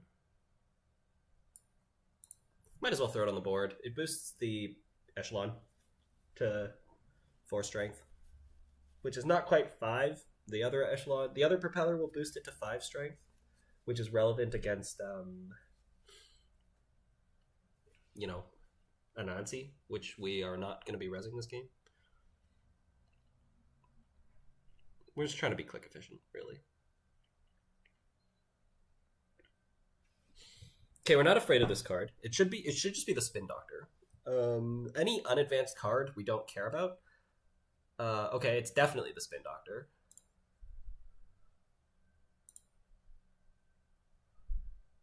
It's definitely the Spin Doctor. We want to run, though, to prevent subliminals. So give me DJ. It's not DJ.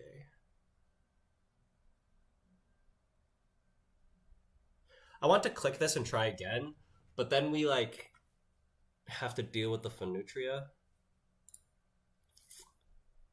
We have a Trick Shot in our hand, we have a Jailbreak left in the deck, and we have a DJ left in the deck.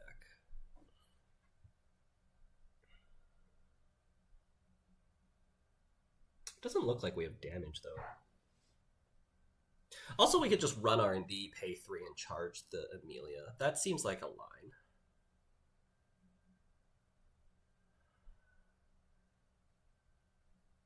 But DJ's gotta be the better line. Install DJ, run HQ. Pitch a bunch of cards. It's gotta be the better line. We have a legwork too? Yeah. Really? Oh my god. Why you gotta do this to me, deck? Why you gotta do this to me? I don't understand. What did I do to deserve this? What did I do? Did I do something? I don't know what I did.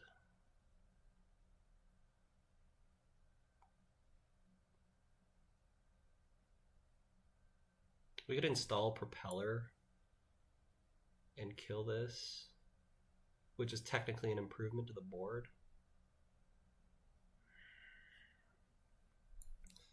We could pop the stone ship if we really want.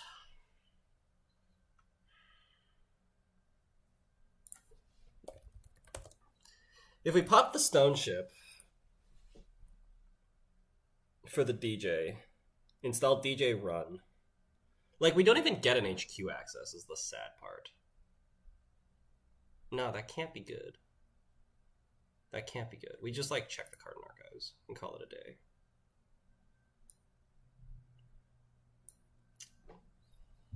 Man. Okay, install DJ. We install DJ, we go to 10 cards. We pick up a card, go to 11 cards. We gotta discard 6. 1, 2, 3, 4, 5, and we don't want to discard the 6 cards, so no DJ. Oh, unless we want to discard the other card that's left in the deck, which is...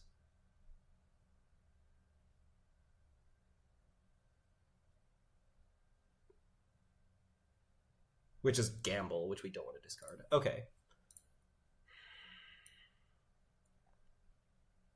Let's just see the card in archives. It's a Hansi review. Sure. Don't need that, don't need that, don't need that. Yeah.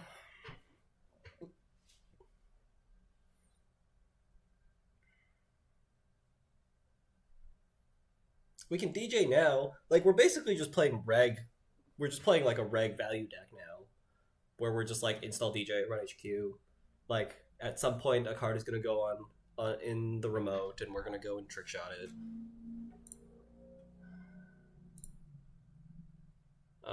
We're just drawing for DJ here. Draw twice, install DJ, run. If I draw Gamble, I am not going to be happy. We could just pop this, honestly. Like, what are we charging? We don't need to charge this. Yeah, we can just pop this. There we go.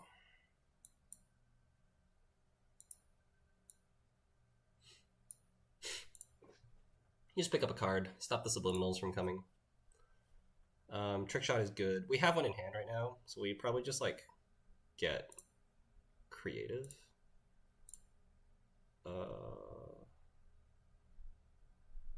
I think we want to use the Palangi here. Just to preserve propeller counters, technically. So let's make it a sentry, and we'll break it with the echelon. Because we're gonna, like, install the propeller, kill the Palangi very soon. Let's just get money. I think. We can also, like, trigger Amelia and then DJ back Amelia. But yeah, we win the game from here. There's no way we don't win from here.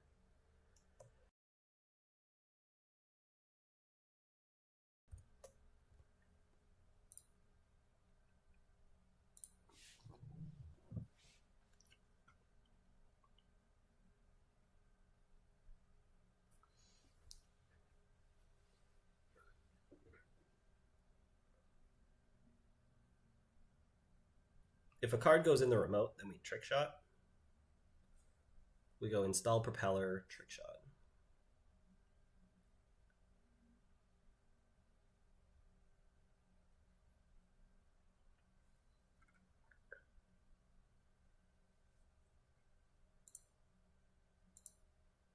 Because we can pick up a trick shot with the HQ run. Yeah, so we can install propeller, trick shot, charge the Amelia.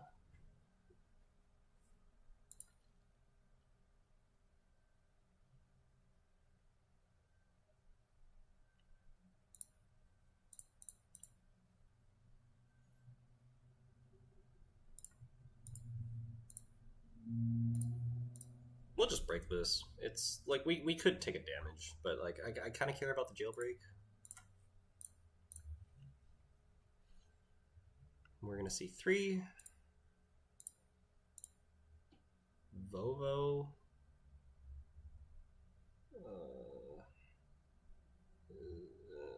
Is fine. Vovo and Charlotte. Okay. And then we'll run the remote. You could say that this is a premature run. Because, like, as I said, a single card on the remote isn't threatening to us. But it seems okay, because we're getting, like, the R&D accesses. We whiffed, but, well, it is what it is.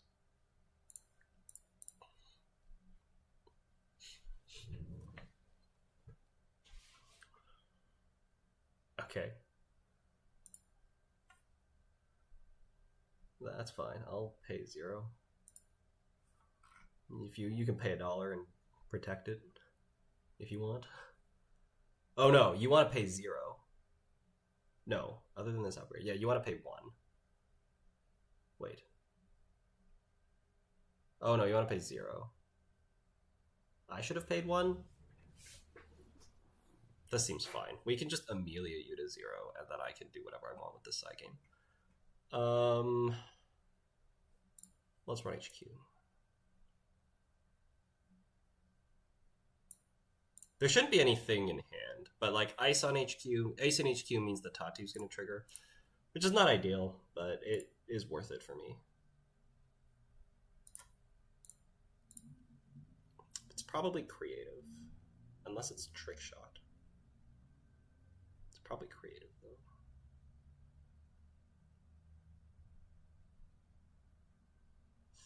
No, it's creative.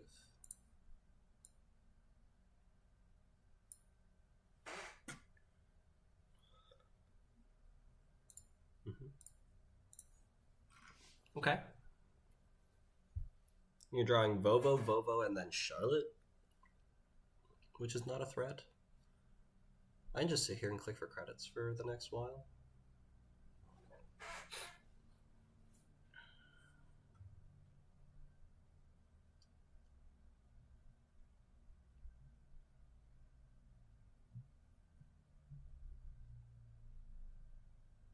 That's just the Vovo we drew, right? We're just trying to beta run.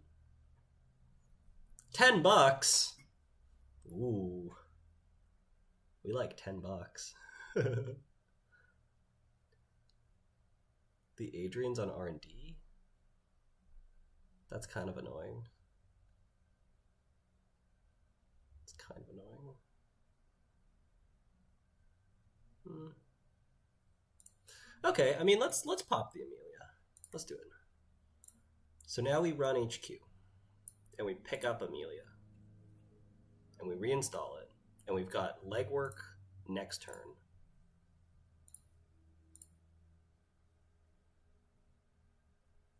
Hansi review, fine. We actually have to access 3 cards. Yeah, so if there's only 2 cards in HQ, that doesn't do it. We could jailbreak right now. Oh no, the Adrian's actually pretty annoying. Oh, actually, we all know the top cards of R&D anyways. So we're going to install this and click for 2. This seems fine. I want to play the legwork, but we also know the cards in hand.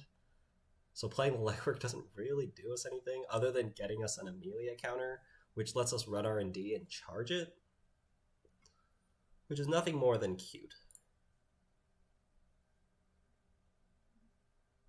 Also, picking up daily cast is probably more value than picking up these events.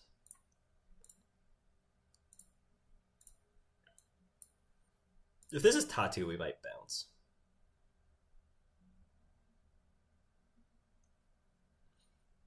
It's not Tatu. Okay. So daily cast is more money here.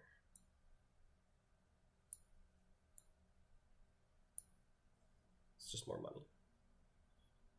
Because the game's going to go on for another 4 turns at this rate.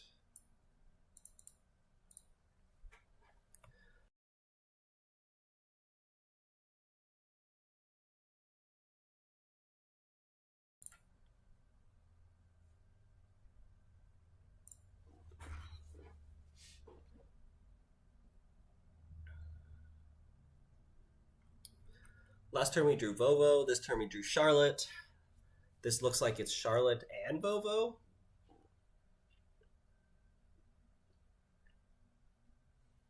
Which means this legwork is going to be triggering.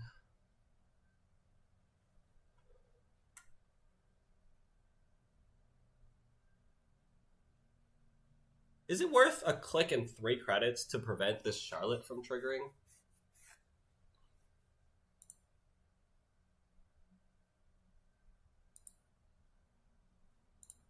Maybe. I don't know. Is it? I don't know. I don't know if it is.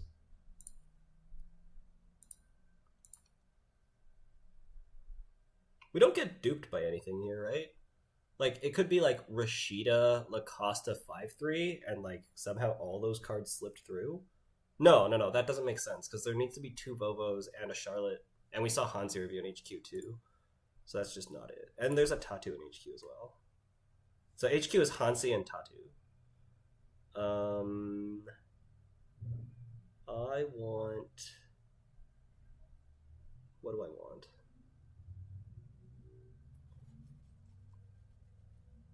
I think we just want one of these.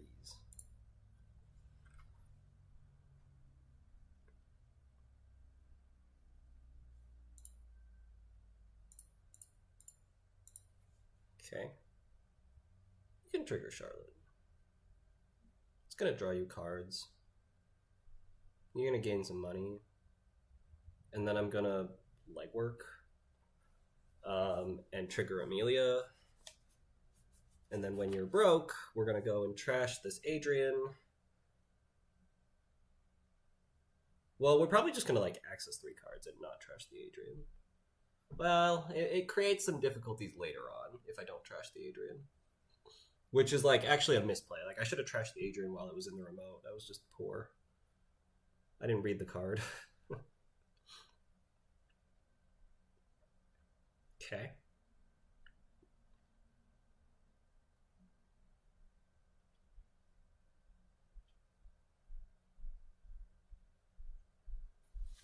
As long as I have money and time doesn't run out, then we're good. How is time? Oh, time is in 2 minutes. God damn it.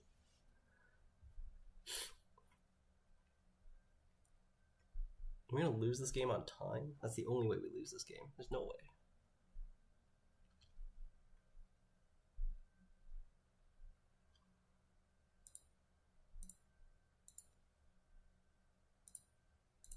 Okay, I need to pick up Trick Shot. We need to play the Trick Shot on R&D.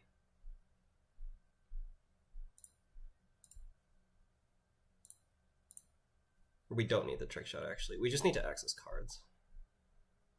I hate that this is what's happening right now.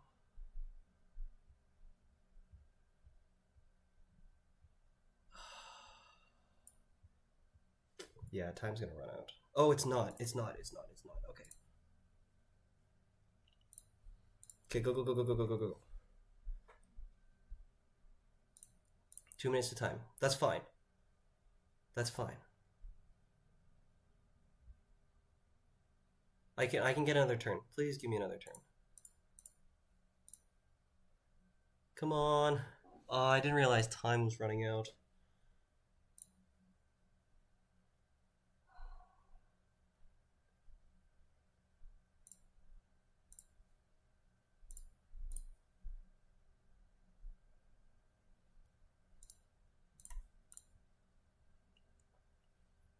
Come on. We just pay 0. Hopefully we trash this, and then we Trick Shot back in, and then we pass the turn. I don't think we have the time for it.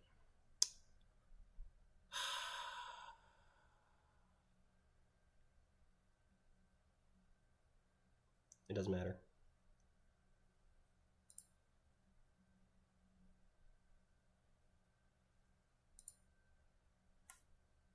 I've hit a bug.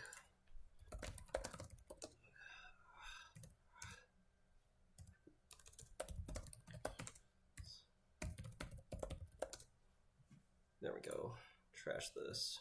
Trick Shot.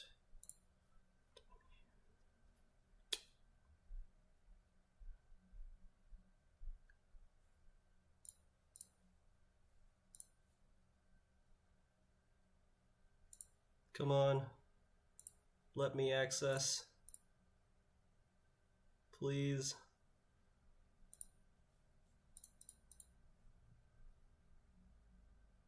Don't call time. Do not call time. Oh my god. No. No. Okay. I guess we need to win now.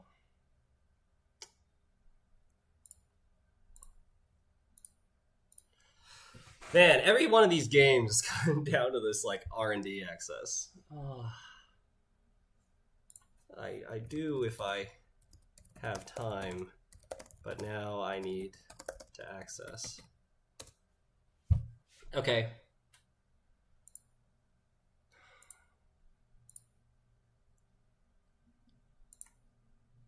Oh my god. No. No, we don't have it. We lost. That's it. We've lost. We lose on time. That's like, oh my god.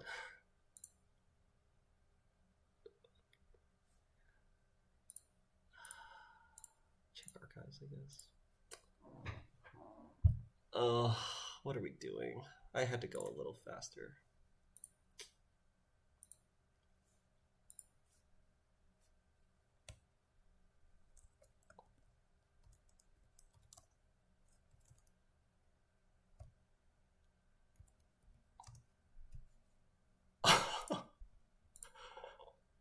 Oh my god.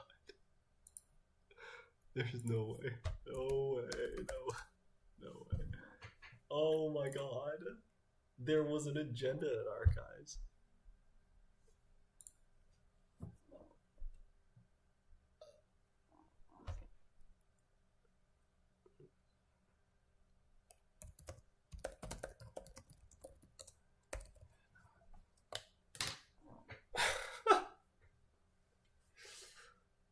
There's an agenda in archives?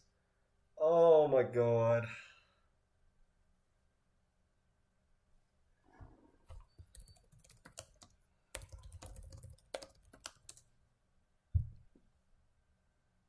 How do we win that? I go from definitely winning to there was an agenda hidden in archives to I thought I lost. That's crazy. That's crazy.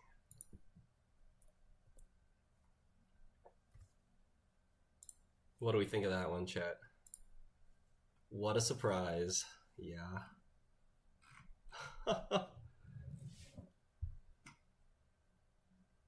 No way. Wow.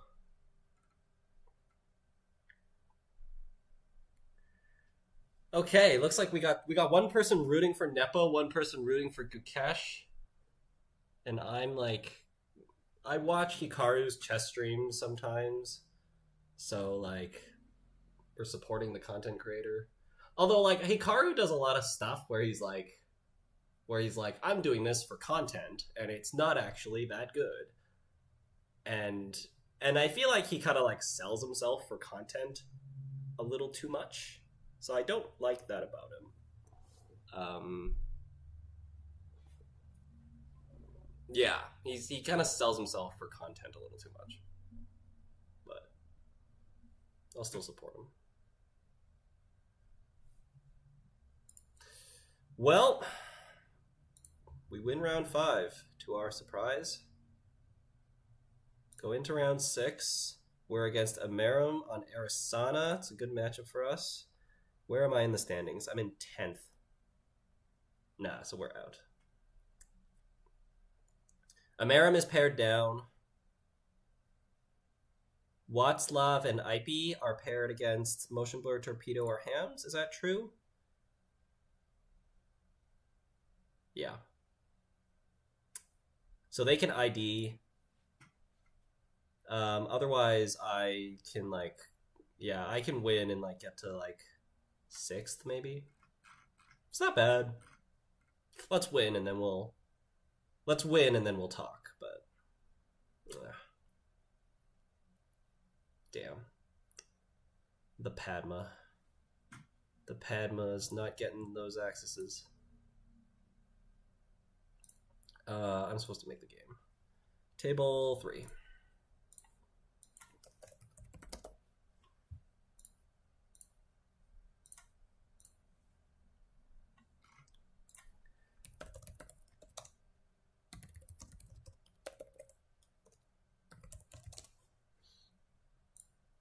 Okay, I'll be right back.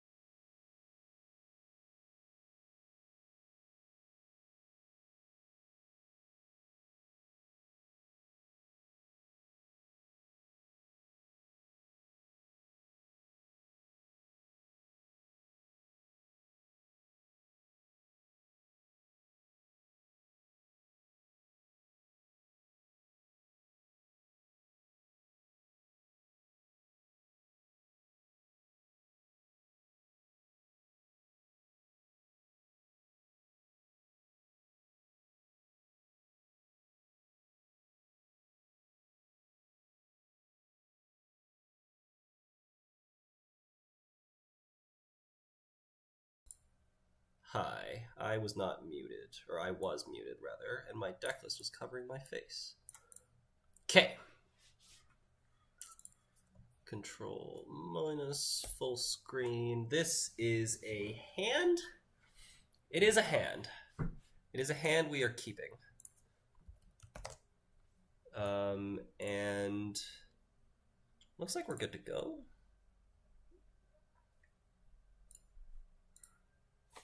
Am I good to start?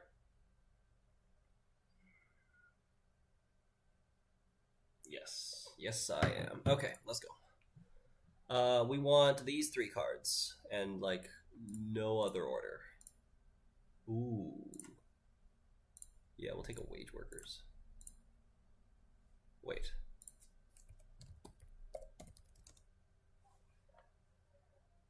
Oh, I should have installed the working prototype first. Oh, that's so sad. Yeah, that's so sad. We'll just spam. We don't want the Rashida to be found, so we're not going to res the tiered subscription or the working prototype. Because I want the Rashida. This is a 6 start. Miss Bones. Okay. We're trashing the Rashida.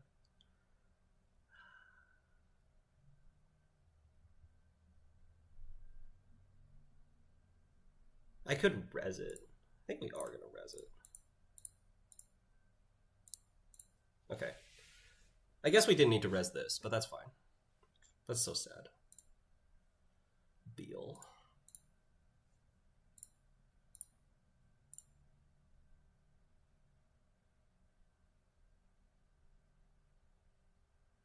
Really?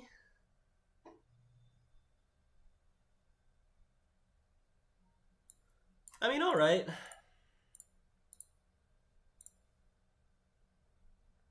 I get to install Amani as well, I guess. Sure.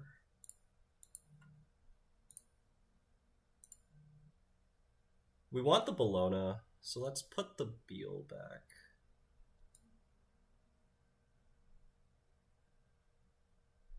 Yeah.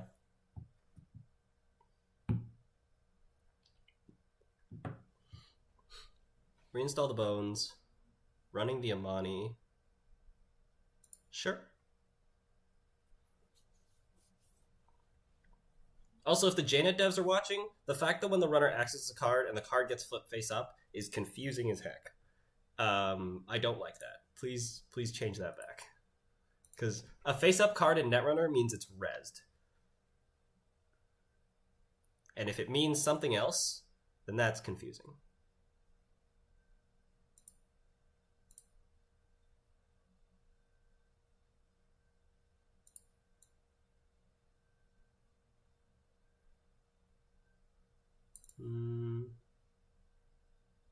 Guess we want to ice the working prototype.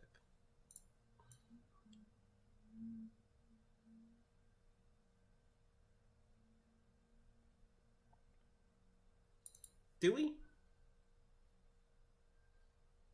I think we do. We are playing against big Arissana. Do we? Maybe we don't. Nah, you know what? We're just gonna like do this.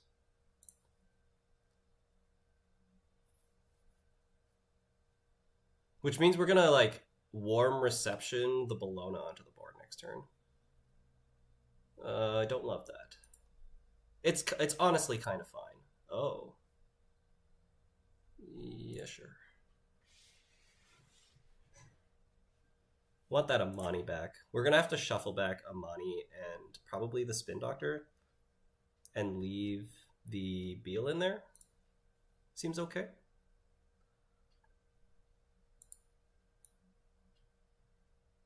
I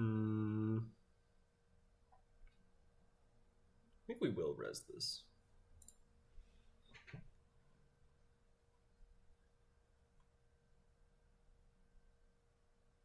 No trash. Respect. I respect that. Do I want to res for a counter? I think we do. We're gonna res this.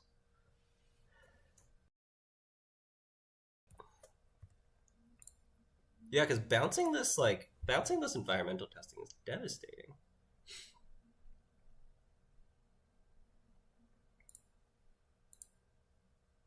Shuffle back, Spin, and Amani. And we'll leave the Beal. Is that crazy? When did Hollow Man get trashed? Off the trick shot? Yeah, okay. I missed that. Maybe we don't need the Spin. We gotta get the Beal back. No, I think we want the Spin. Alright, let's do this. I'm gonna leave the Beal in there. Start turn. We don't have warm reception. Top deck a Spin because we're that good at this game. So we go boom. If I can draw another installable, then we bounce this, and that's probably game. Okay. That's fine.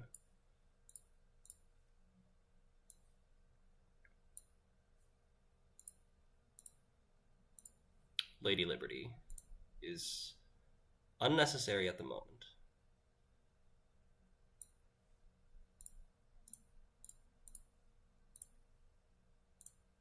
Okay, we should win now. We want to shuffle back Spin Doctor and Beal. We have ice coming up, do we? Shipment from Vlad as a one of is probably good enough. Yeah.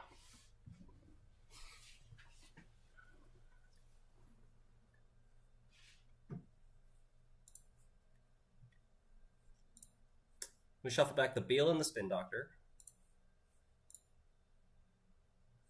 We're going to score the headline. Oh, we could have scored the headline and trashed something too. That's also a line. Although we're not in a rush to score this headline, I don't think. So let's start turn. Let's go boom, boom. Let's put a ping on HQ and a mest on R&D. Put a mest on HQ because we have a lot of agendas in HQ.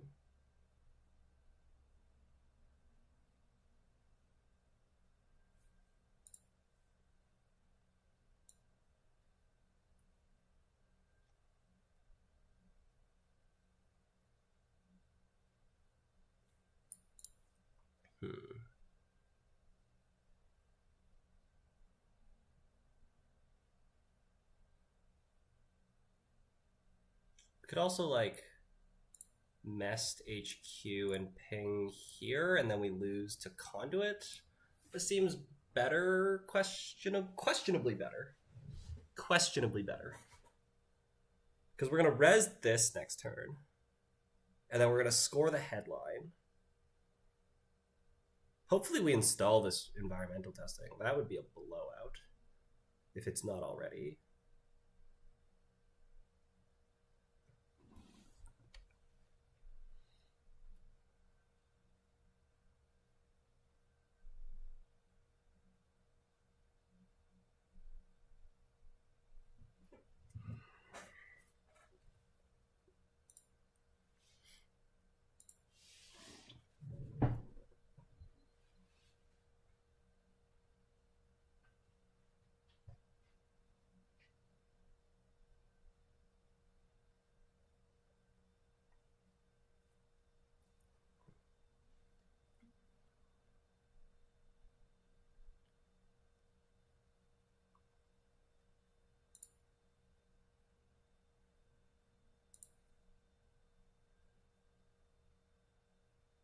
See if we can draw a Beal or a Ares for the Lady Liberty, and then we can win in 3 turns.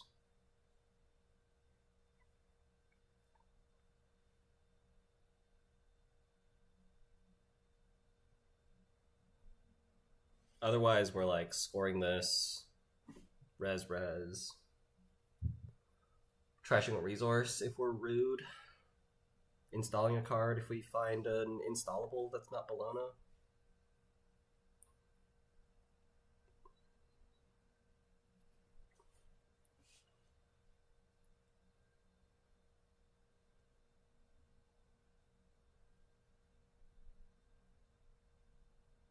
Oh, I'll trash that. That's great. Okay. Yeah, that's great.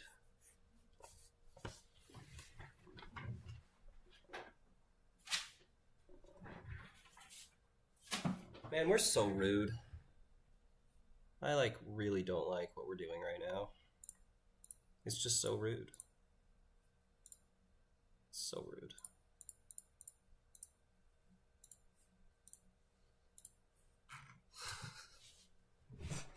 Man, I'm so sorry. I'm so sorry.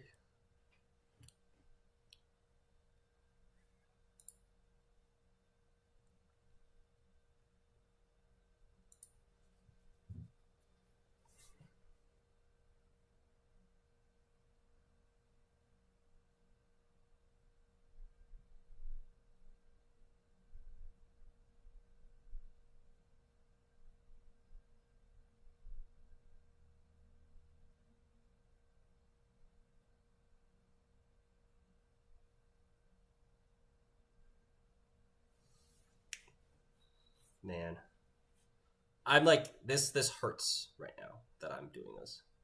Hurts a lot. Are we like not even shuffling the Maryland? We're gonna like shuffle back Beal and Spin Doctor, and then we just like don't even shuffle back the Maryland because we want to find an agenda. Maybe we just shuffle back Beal because we don't even want to draw the Spin Doctor. I think that's the case. We're gonna go boom, say done, and no Maryland shuffle, and we didn't get it, so that's sad. Mest is good though. So now we install this on server 10. We install this in server 10, and we advance it. And then next turn we score the Bologna in our hand with the Lady Liberty, and then we have the Bologna in the remote. Or we could score the Bologna in the remote and get an Amani trigger, which seems hugely unnecessary at the moment.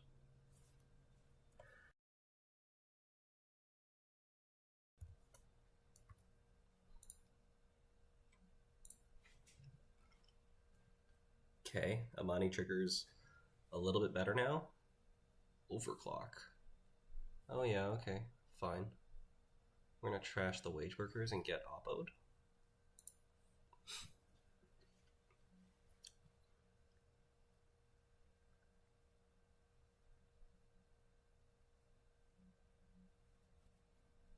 I could also trigger the working prototype if I draw something. If I need to draw 2 things to trigger the working prototype. But we're probably just scoring Bologna. But then we like kind of give them a bunch of time. It's a little bit tricky.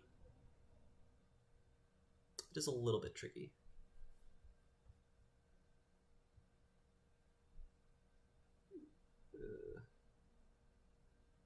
Sure.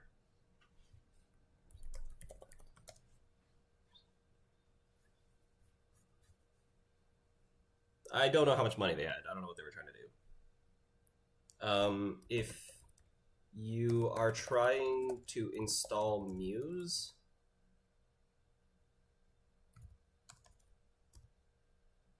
that does trigger the NV testing before the Muse program.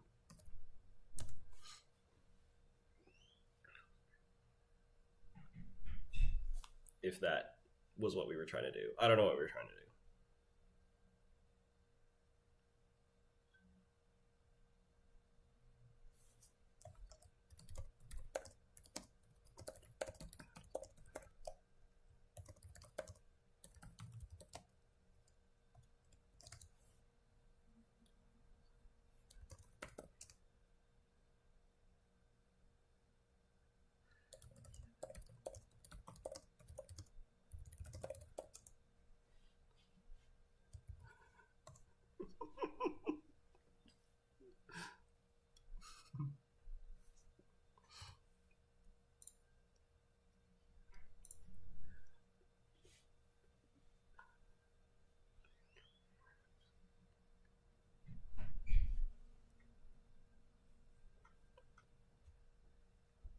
This is like a bit of a heartbreak for Amaram too, because like Amaram has had like what's the deal here?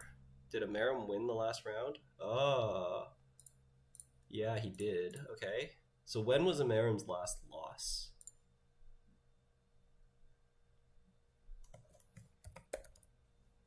Beat Ruben Peters. Lost to Real. And won in the first round. So Amaram lost in the second round and has won the next 4 games. The next 3 games to get so close to the cut. The game's not over though. The game is not over. We'll see what we're doing here. We're installing World Tree. Sure. Sure.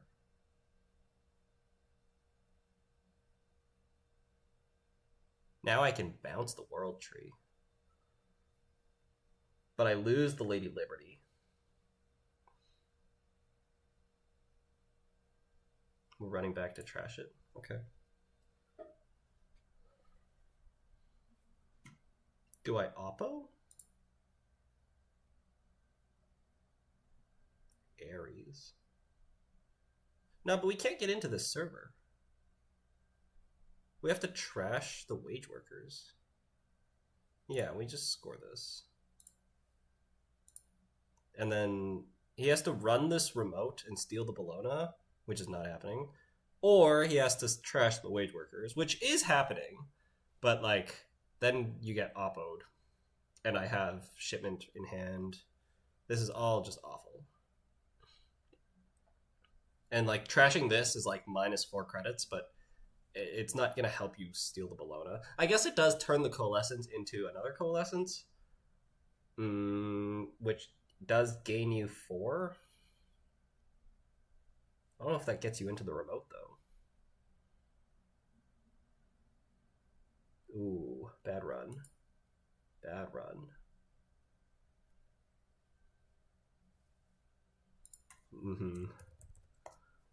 Yeah, that is a whoops. That's true.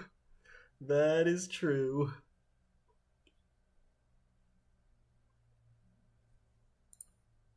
Oh.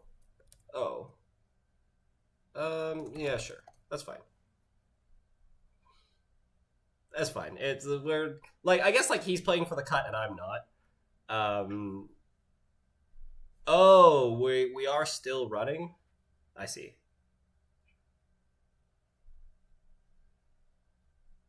What's happening here? Oh, sure. Yeah, all right. This seems really good for me.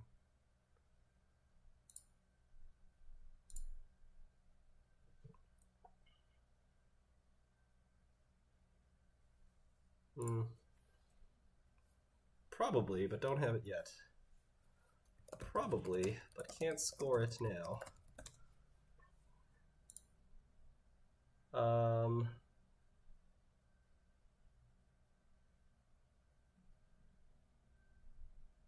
Install res, click this. We just gotta like trash.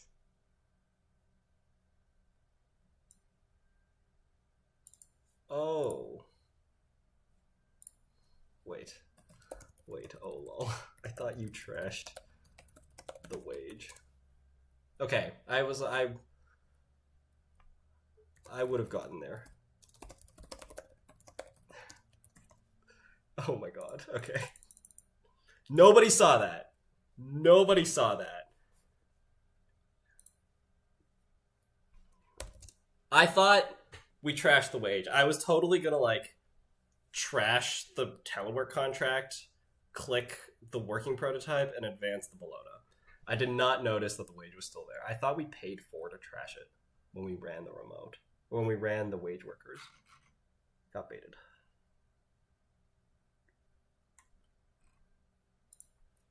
Alright. Okay. Well.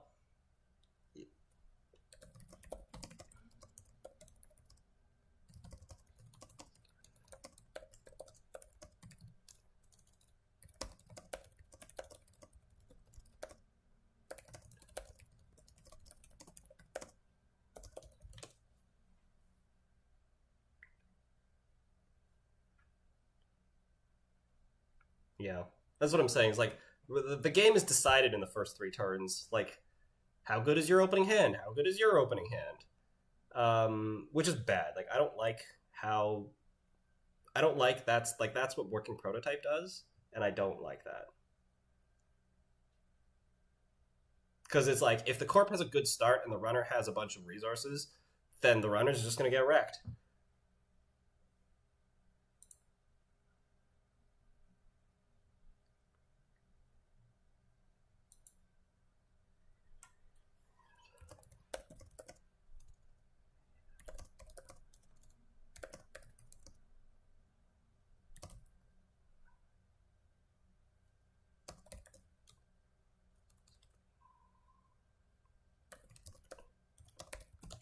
Prototype's a blast. Yeah, I hate it, but yeah, it's good.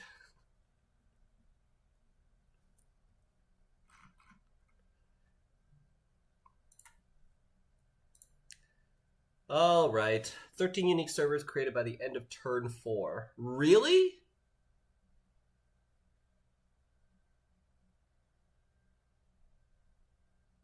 Really? Huh.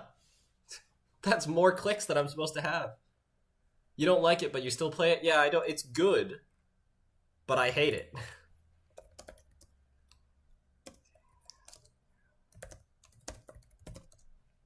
It's a really good card, but I don't like the design of the card.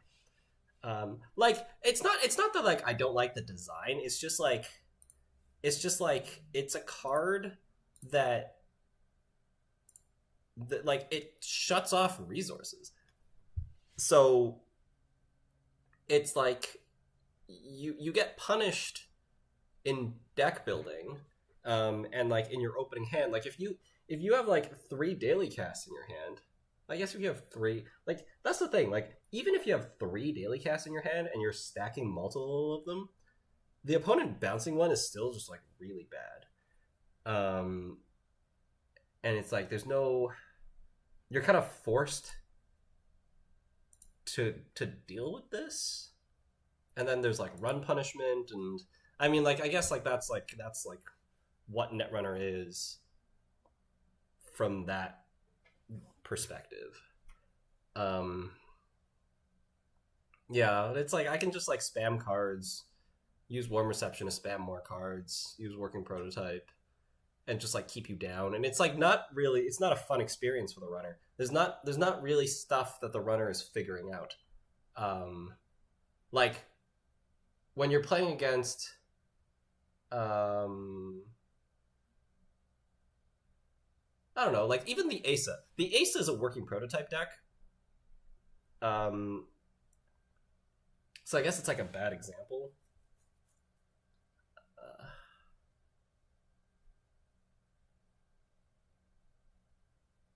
I don't know. I don't know what I'm complaining about. We're just kind of complaining. Somebody else is, usually other people are like better at putting it into words, but I don't like this card.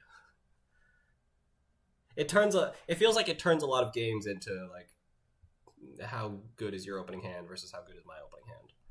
And there's like too much emphasis on the opening.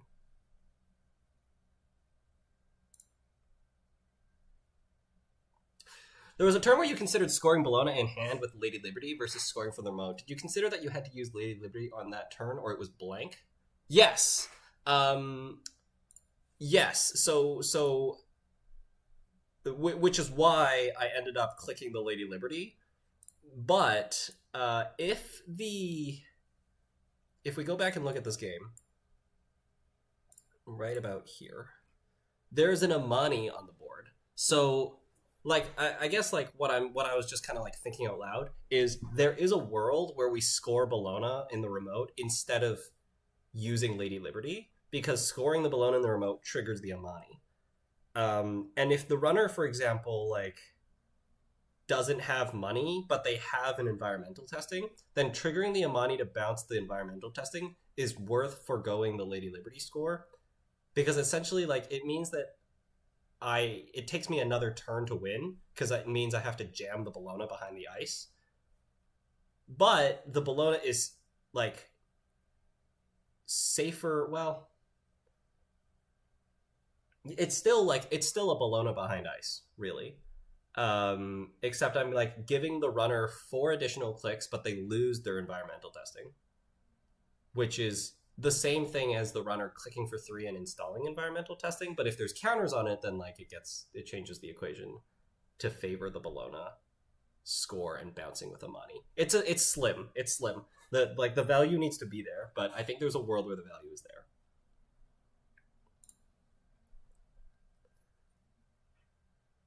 Working Prototype is often click for a 9 credit and 2 click swing in your favor. Yeah. Just kind of immediately blows out the game. Exactly. And there's like, sometimes your opponent just like has like 3 face down cards on the board, and then they have 2 face down cards on the board even, and you like install daily cast, and then they go like res Working Prototype, res Warm Reception to de-res both those cards, re-res both of them, install 1 card, click the Working Prototype, and bounce your daily cast back to hand. So now it's like, okay, every time your opponent has 2 face down cards on the board, you can't install daily casts. Like, that's not good, right? That can't be the case.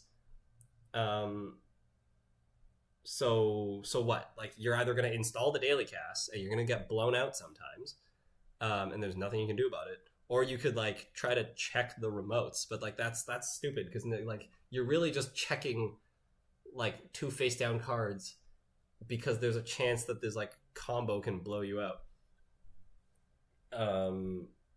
Just because you're installing your econ resource, like that's not good for the game, I think.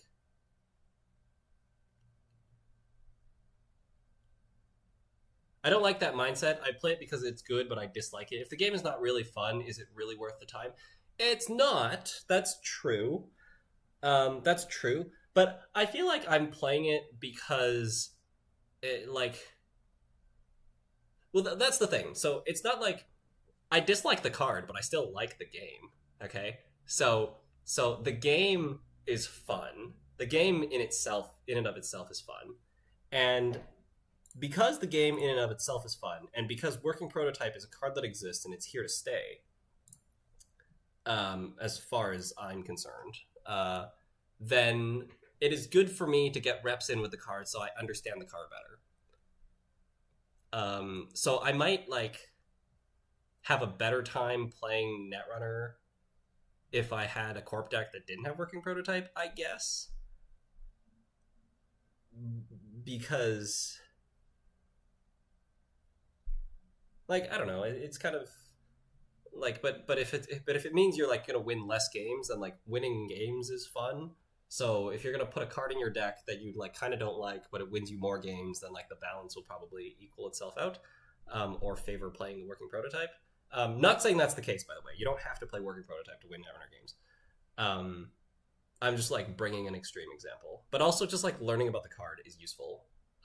Like sometimes you don't like a card, but other people are playing it, and if you're like coming at this from the competitive mindset that like I want to win games and I want to like be able to beat the things that other people are playing, you have to understand the things that other people are playing. The best way to do that is to play it yourself. Yeah, we were looking at a replay. We just finished round 6.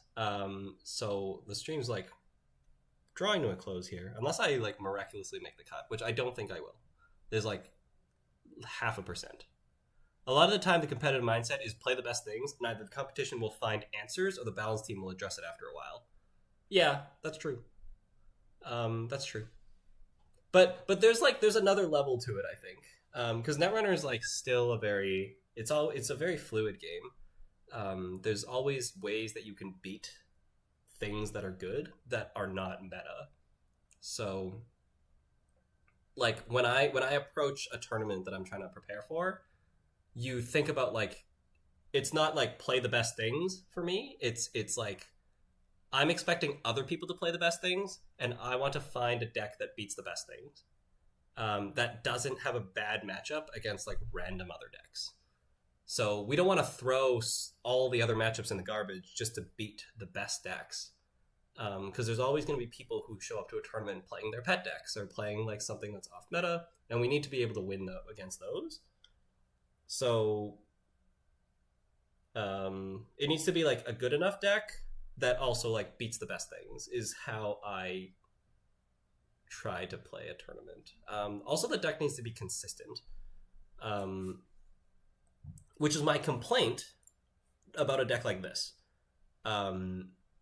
This deck, although I will say this is a very early take, and I haven't given this deck as much time and testing as it deserves and as I would like to. But my initial thoughts of this deck, if you compare it to my Euros Asa, is like what cards are good in our opening hand here? Rashida, the one Nico campaign, and like, is Working Prototype good? Like, it is good, but like it is like it's kind of slow-ish, but it's like fine. Right? But we need to like find other things to res. So like what? We're gonna like res Working Prototype and then like pay 2 to res Skunk, 3 to res Mavericks, 2 to res Hollow Man, and 1 to res Vovo. That's fine. It's like underwhelming, right? So really this deck is like, if I find Rashida, we're popping off, and if we don't find Rashida, we're hella sad. Because like we have a Blade of Barrier, which is like a 2-1 end the run. We have like Lishan Multi-Munition is fine. Powers That Be is a dead card. Fully Operational requires you to draw things to install. And then we have a bunch of upgrades, which don't do anything unless it combos with other stuff, and like you're actually like have money and cards to get yourself off the ground. So this deck, like I feel like the ability of this deck to get off the ground is inconsistent. Yeah.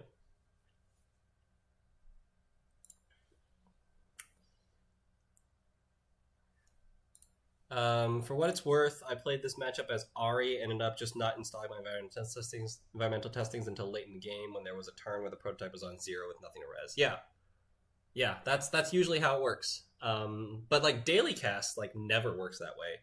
Like there's been so many games where I've been playing daily cast against environmental testing, and it's like, oh, there's no counters on it. I'll install daily cast, and then it triggers. The daily cast does trigger next turn. Sometimes it doesn't.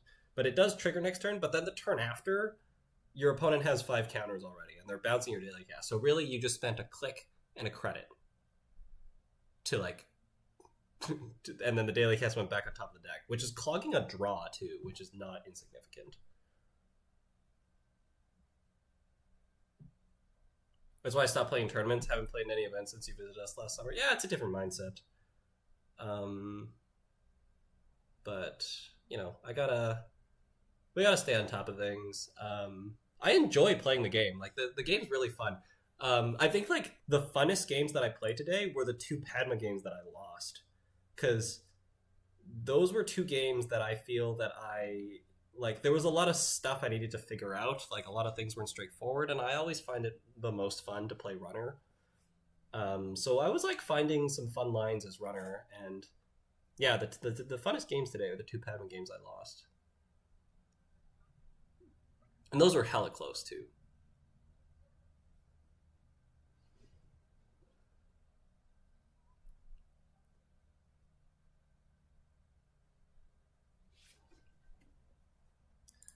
Okay. What are we missing?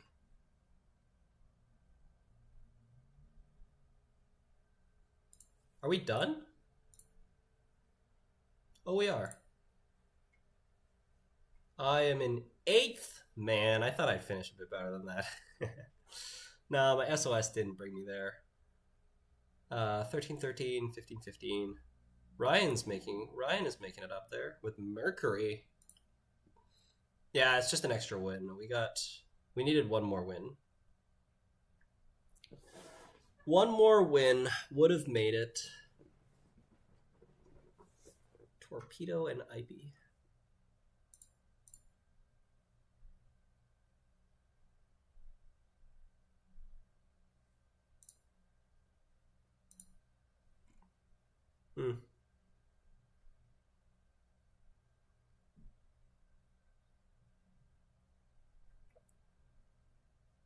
Fair enough.